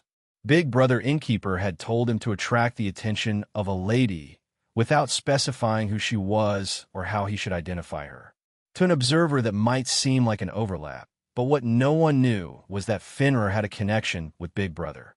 That connection made it so that no words were even needed to communicate, as they could understand one another's thoughts perfectly. By speaking, they were merely fulfilling a formality. So, although he had only been told to attract the attention of a lady, he in fact knew well enough that he was looking for a relatively young and important human lady who should be the center of attention. Soon enough, he saw a line of carriages being pulled by massive feathered lizards. There were guards completely surrounding the carriage, though, ironically, the guards were weaker than the very guests they were supposed to be protecting. Fenrir did not have a firm grasp of cultivation levels, and instead only knew things such as which foes smelled dangerous and which did not. Strictly speaking, Fenrir's sense of smell was not the same as what Lex knew. He was not just smelling the various particles in the air, but the energy frequencies in the atmosphere. Of course, the pup had no idea about the intricacies of what he was doing, but not only could he smell power levels, he could smell intentions, opportunities, traps, colors, spirits, and much more. Moreover, while its brain processed the images which he saw with its eyes, it would add shades to reflect the various elements its nose picked up. So, very much like in a video game, he could see colored footsteps in the ground if he wanted to follow someone, or saw enemies colored in a tinge of red, while friendly forces were green. Currently, it could see a particular carriage tinged with a blue shade, reflecting that the carriage was the one it was looking for. Not bothering to wonder how or why it knew what it did, the pup shrunk its size down and leaped off the building. With its body shrunk down to the size of an adult's palm, Fenrir had no trouble avoiding being sighted. A tiny interference field around its body ensured that no spirit sense was able to detect it either. The only trouble it encountered was that, with tiny legs, it had to run a lot more to reach its destination. After all, it could not make rapid movements lest it was spotted. With crowds of people lining the streets to view the passing carriages, Fenrir's pilgrimage to the destination was fraught with obstacles, yet it eventually made it. It climbed the carriage as discreetly as possible, which is to say many in the crowd saw a tiny pup hanging from the carriage door, but were just too caught up in how cute the sight was to react. There was no window, so the pup gnawed a small hole through which it crawled through. Within the carriage were seated two women, one tinged on blue indicating she was the target, and another in orange indicating danger. Although Fenrir had avoided detection so far, the moment it entered the carriage, the two women locked onto the pup. It froze for a moment where it sensed danger, but the feeling quickly passed. The ladies had clearly determined that the pup wasn't a danger. Asked the lady with the blue tinge. Fenrir stuck out its tongue and used one of its bloodline abilities to make it look more appealing and less threatening. At the same time, Fenrir gave the woman in the orange glow a wary look. He would remember that she had threatened him. Big Brother Innkeeper had recently taught it the importance of revenge, and he would be sure to mark down this important foe. "How interesting," said the woman with the orange glow. "Instead of cowering due to my aura, it is feeling antagonized." Fenrir ignored the orange lady's comments, and instead made its way to the blue lady. With a tiny wagging tail, its minuscule tongue hanging out and its bloodline activated, the lady was unable to resist him and reached out to grab him. Immediately, Fenrir began licking the target, tickling her in the process and making her giggle. At first, Fenrir did nothing else, for it could sense that both the girls were wary of it. Yet after a couple of minutes of playing, their concentration wavered for a moment. Fenrir did not wait, nor did it try to delay the situation to develop its trust. One moment it was playing, the second moment the blue lady's necklace had been removed and was hanging from its mouth. Faster than the two ladies could anticipate, Fenrir had reappeared inside the small hole it had made in the door. But before leaving, Fenrir did not forget to turn around and give the orange lady a gloating look. Then the pup winked at the blue lady and jumped out the carriage. It did not bother to check if it was being pursued, and instead immediately grew its size and began running. In the carriage, the blue lady was sitting shocked by what happened. Her mouth hung open. She asked with a hint of excitement in her voice, "Let's follow it. No, let's chase it." Fadem immediately her aura erupted, which was quickly followed by 13 other intimidating auras. Yet Fenrir was not alarmed, even as it sensed danger. Big Brother Innkeeper would not have trusted it if it didn't have any abilities. Immediately the pup turned invisible, and all traces of it were lost. The two ladies, as well as 11 intimidating-looking men, appeared where the pup's aura had disappeared and began scanning the area. Surprisingly, they could not locate it. Just as they were beginning to grow shocked that a small pup could evade their search, a small bark was heard from deeper within the town. Fenrir did not forget to taunt the orange-tinged lady. Chapter 598, New Novel. When the group heard the pup's barking, they immediately moved to the area they heard it from. Yet the pup was nowhere in sight when they appeared. Perhaps if anyone else were taunting them like this, the group would have been more upset, or possibly even completely enraged.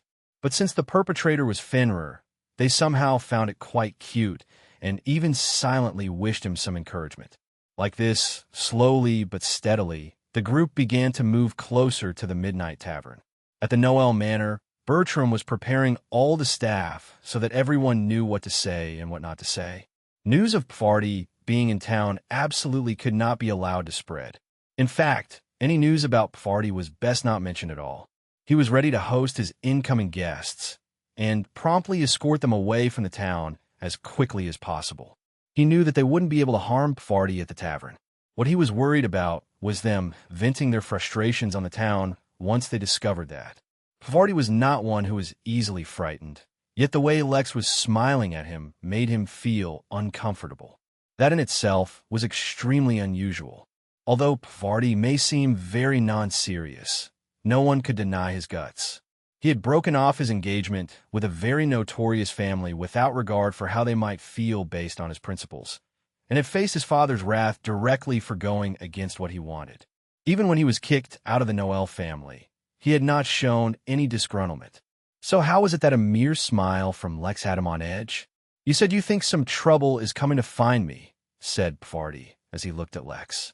"What kind of trouble are you referring to? Is it from my ex? If anyone dares to act inappropriately within the tavern premises, they will not be allowed to do as they please, of that I can assure you. But have you considered the situation where someone can cause you issues without breaking any of the tavern's rules?" This time, Pfardy was genuinely confused. What kind of threat could someone pose if they were not trying to beat him up? Surely they wouldn't kill him over a broken engagement? But even if it were that, the tavern would intervene. So then what was it? Lex did not say more, and instead gave him a supporting pat on the back before he began talking to the other guests in the tavern. Although his projection had often appeared at the tavern, he didn't pay much attention to it besides just keeping it running. Now that he was back for however brief a time, he should look into what the locals thought of the tavern. After all, it would take Finner some time to attract the opportunity, he meant attract the lady towards the tavern. But Finner's return did not take long at all. The pup, which had maintained its small size for stealth purposes, arrived at the tavern only 5 minutes later, a rather opulent necklace hanging around its tiny neck. A bob of his head and a wink was all Lex needed to do before Finner hopped up on Pfardy's table and just laid down on it. The little pup let out a low woof before yawning and falling asleep right on the table. Pfardy, who was especially sensitive to everything due to Lex's warning, eyed the pup warily. As if its arrival was not suspicious enough, it actually wore a necklace filled with valuable jewels. "Wait a minute," he murmured as the necklace suddenly sparked a memory. He had seen it before, around the neck of that woman. The doors to the tavern slammed open, attracting everyone's attention. Lex did not appreciate the way his property was being treated, but considering that he was the one who attracted these people here, he let it slide. For now, over a dozen people walked in, with 2 ladies leading the way. The lady who had been tinged in blue, at least to Finner, suddenly locked eyes with Pfardy, stunning both of them. Although Pfardy already knew they were coming, and might even arrive at the tavern to find him, he was still taken aback at the visage that was gracing him. So caught up in the moment was he that he did not even notice as Finner suddenly shifted from the table to sleeping on his shoulder. Now, no one would believe Finner had no relation to Pfardy. The room fell silent as everyone focused on the lady and Pfardy staring at one another, an invisible tension filling the air. It was not the tension of being caught in between a dangerous situation, but rather it was the tension built by the flutist who had immediately read the room. As for the crowd, they were completely enraptured by the possibility of some drama. Not to mention, drama involving the extremely popular party and an enchanting maiden surrounded by burly guards. The lady's sight changed subtly from the stunned lad to the pup sleeping on its shoulder. "So you're the miscreant daring enough to steal from little Jasmine. It seems you're developing a knack for messing with our family," said the lady with the orange tinge. Pfardy looked at the pup sleeping on his shoulder and immediately understood something, yet he did not even try to deny his involvement. Instead, he rubbed Finner's back, as if approving of its actions. "My life's been just too good lately," he said, revealing a charming smile. "Maybe I can do something about that," said one of the surrounding men aggressively, but the Miss Jasmine stopped him. With a soft smile, she slowly approached Pfardy. Just as she reached him and was about to speak, the sound of a shattering dish attracted everyone's attention. Nanny, one of the triplets, was silently mouthing the word sorry, too focused and distracted by the excitement. She had walked with a tray full of dishes into the counter. "TCH, I wasn't kicked out, I left out on my own," he asked, maintaining his cool.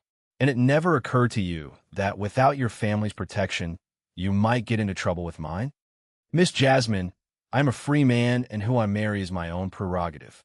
11 auras immediately erupted in the hall, and Jasmine's brother were staring daggers at while emotions started to build up in Jasmine's eyes. Pfardy hit it well, but he was feeling extremely nervous. If only he could have seen the anticipation in Lex's eyes. He could feel his opportunity coming. Finally, Jasmine couldn't hold it in any longer and slapped the table. "See, Mother, I told you. He's a real man. He forsook his entire family and risked the threat of provoking Pops just to honor my wish not to get married. I've decided." For some odd reasons, Jasmine's announcement further aggravated her brothers, whose aura became even more fearsome. Vardy was thoroughly startled and finally lost his composure while the flutist immediately transitioned into a celebratory tune. Looking at the scene, Lex couldn't help but recall a novel he read. In the novel, the main character was forced to get married to the daughter of a gangster who had 9 brothers who were also all gangsters. In the novel, the daughter had fallen in love with the main character due to a misunderstanding. The entire novel just revolved around the hilarious situations the main character found himself in due to various misunderstandings, until eventually the book ended with the main character becoming the gangster boss. In Lex's eyes, Vardy and the main character were beginning to overlap. Miss Jasmine, I think you're jumping to conclusions." "Oh, come now, Vardy. After you told me you'd reject the wedding and take the blame if I said so, I suddenly felt like testing you. I haven't seen many men with the guts to reject my father to his face. I can still recall the moment when you boldly rejected the engagement, suffering all the fallout on your own. I thought you'd buckle under the pressure and reveal I asked you to do so, but who knew you'd keep the secret to the end, even going as far as being removed from your family. Only true love can make a man so bold, I know it. And I feel it too, Vardy. I love you, I know it. Oh, I can't wait." Chapter 599, Marital Status. Vardy's mouth hung open as he was too dumbstruck by what was happening. This woman had overturned his entire life just as a test. It was not easy for him to do the honorable thing, though low-key he was not so interested in getting married anyway. His lack of interest in marriage was not the important thing here. Although he acted carefree, he had undertaken a lot of stress during this entire time. There was honestly a short time where he thought his father might actually end up killing him just to appease Jasmine's family. But during all this, he felt a certain self-satisfaction knowing that although his life was thoroughly messed up, he had done something admirable. Now, though, he was being informed that the admirable thing he had done was nothing more than the whim of a spoiled girl. Well, he had already lost everything he had to lose. He absolutely could not get married to her. Vardy opened his mouth to speak, but a sudden loud clap in the room attracted everyone's attention. "What lovely news!" Lex exclaimed with a broad smile. "The next round is on the house." The crowd in the room cheered, and the triplets immediately began to serve everyone drinks. In the momentary distraction all the activity caused, Lex used his spirit sense to communicate with Vardy. "The young lady you are about to reject for the second time has brought 11 Earth immortal bodyguards." Vardy paused and immediately recalled that Lex had warned him that he was about to encounter some trouble that the tavern could not help him avoid. Indeed, this was a dilemma. If Jasmine or her family reacted poorly, then he would be stuck living here until he ran out of money. He flashed Lex a grateful look before turning to look at Jasmine. Although he could not understand what was going through her head pulling a stunt like this, he was clear on the fact that her family still did not think positively of him. He could use that to his advantage.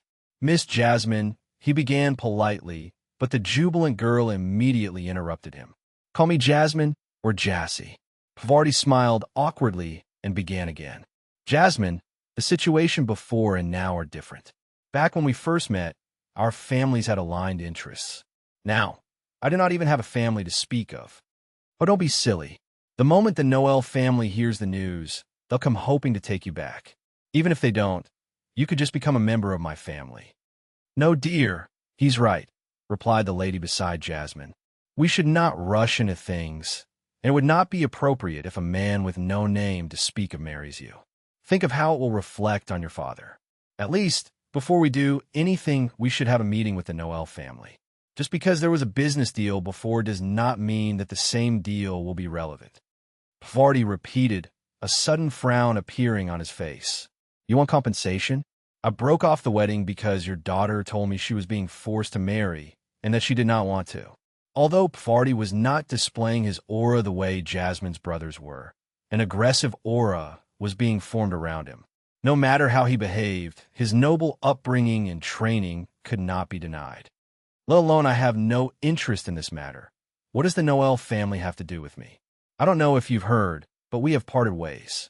So if you want to use dash, Jasmine was only getting more and more excited as Pavarti spoke, but her brothers were not the same. His tone was too impolite when addressing their mother, so one of the many brothers made a move. Unfortunately for him, Lex was also not one to tolerate impropriety.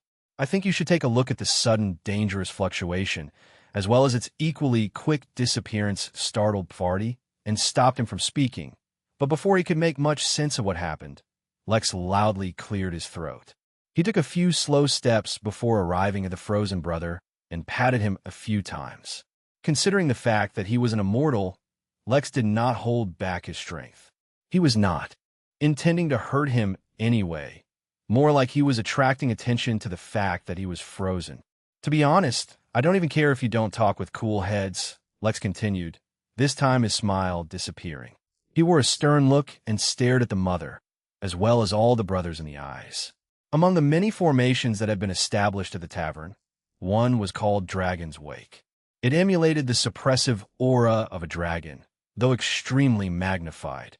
The formation served only as a deterrent, as it could do nothing other than display that aura, and that too for a brief period of time. Lex had used it back then to scare Zagan away, which spoke of how effective it really was. Now, for a brief moment, he used it again and focused it only on Pavarti and the people confronting him. Poor Pavarti, who had been a victim in this entire situation, was suddenly frozen stiff and his mind went blank. Lex had not weakened the formation since he was targeting an entire group of immortals, but those with a weaker cultivation were unable to handle it.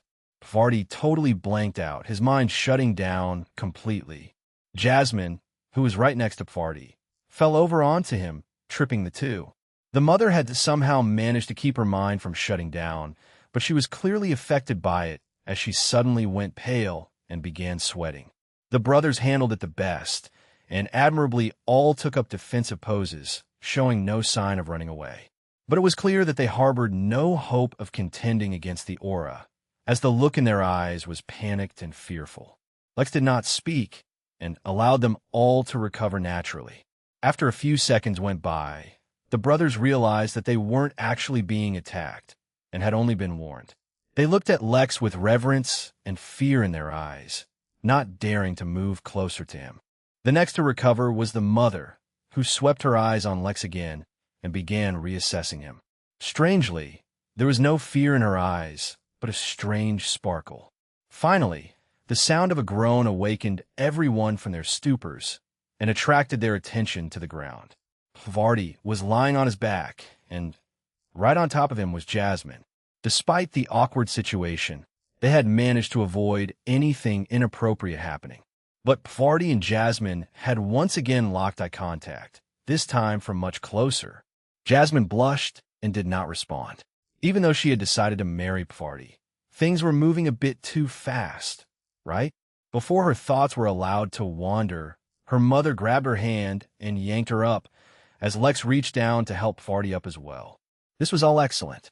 So long as all the parties stayed at odds with one another, it would be extremely easy for Lex to get what he wanted.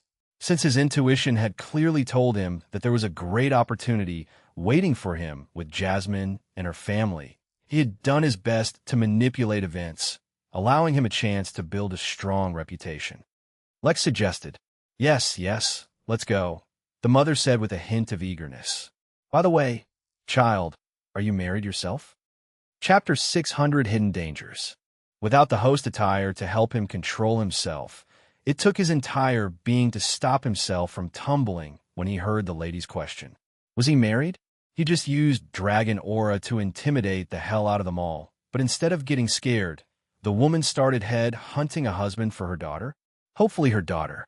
Regardless of her intentions, Lex only replied with a smile and said nothing. He was not about to fall into this trap. If he engaged in this conversation, he was done for. Whether he accepted or denied it, he would have entered her web.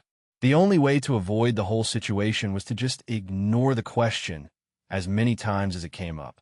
For if it had been mentioned once, he had a feeling it would be brought up again. He led them into the private room and asked the triplets to bring them some food as they all sat down. Lex looked over the various brothers and admired the fact that all of them were Earth immortals. Either whatever family they were from were incredibly talented or had immense discipline and knowledge on cultivation. Regardless of whatever arrogance or strange marital practices they may have, they deserved respect. Moreover, coming from a family with such an impressive resume, Jasmine's potential was also probably incredible. Of course, Lex did not really care much for her or anyone else's potential right now. Instead, what he wanted was information on the Craven. Everyone took a seat, but said nothing as the triplets set down some snacks as well as several drinks. Although Lex did not hope to be able to intoxicate immortals, he had them bring out some of the better selection they had. Once they were done and left the room, Lex finally sat down. Vardy and Jasmine sat next to one another, with Jasmine's focus fixed solely on him. Whether Vardy was uncomfortable with the situation or not, he did not let it show. Instead, he eagerly began sipping his drink.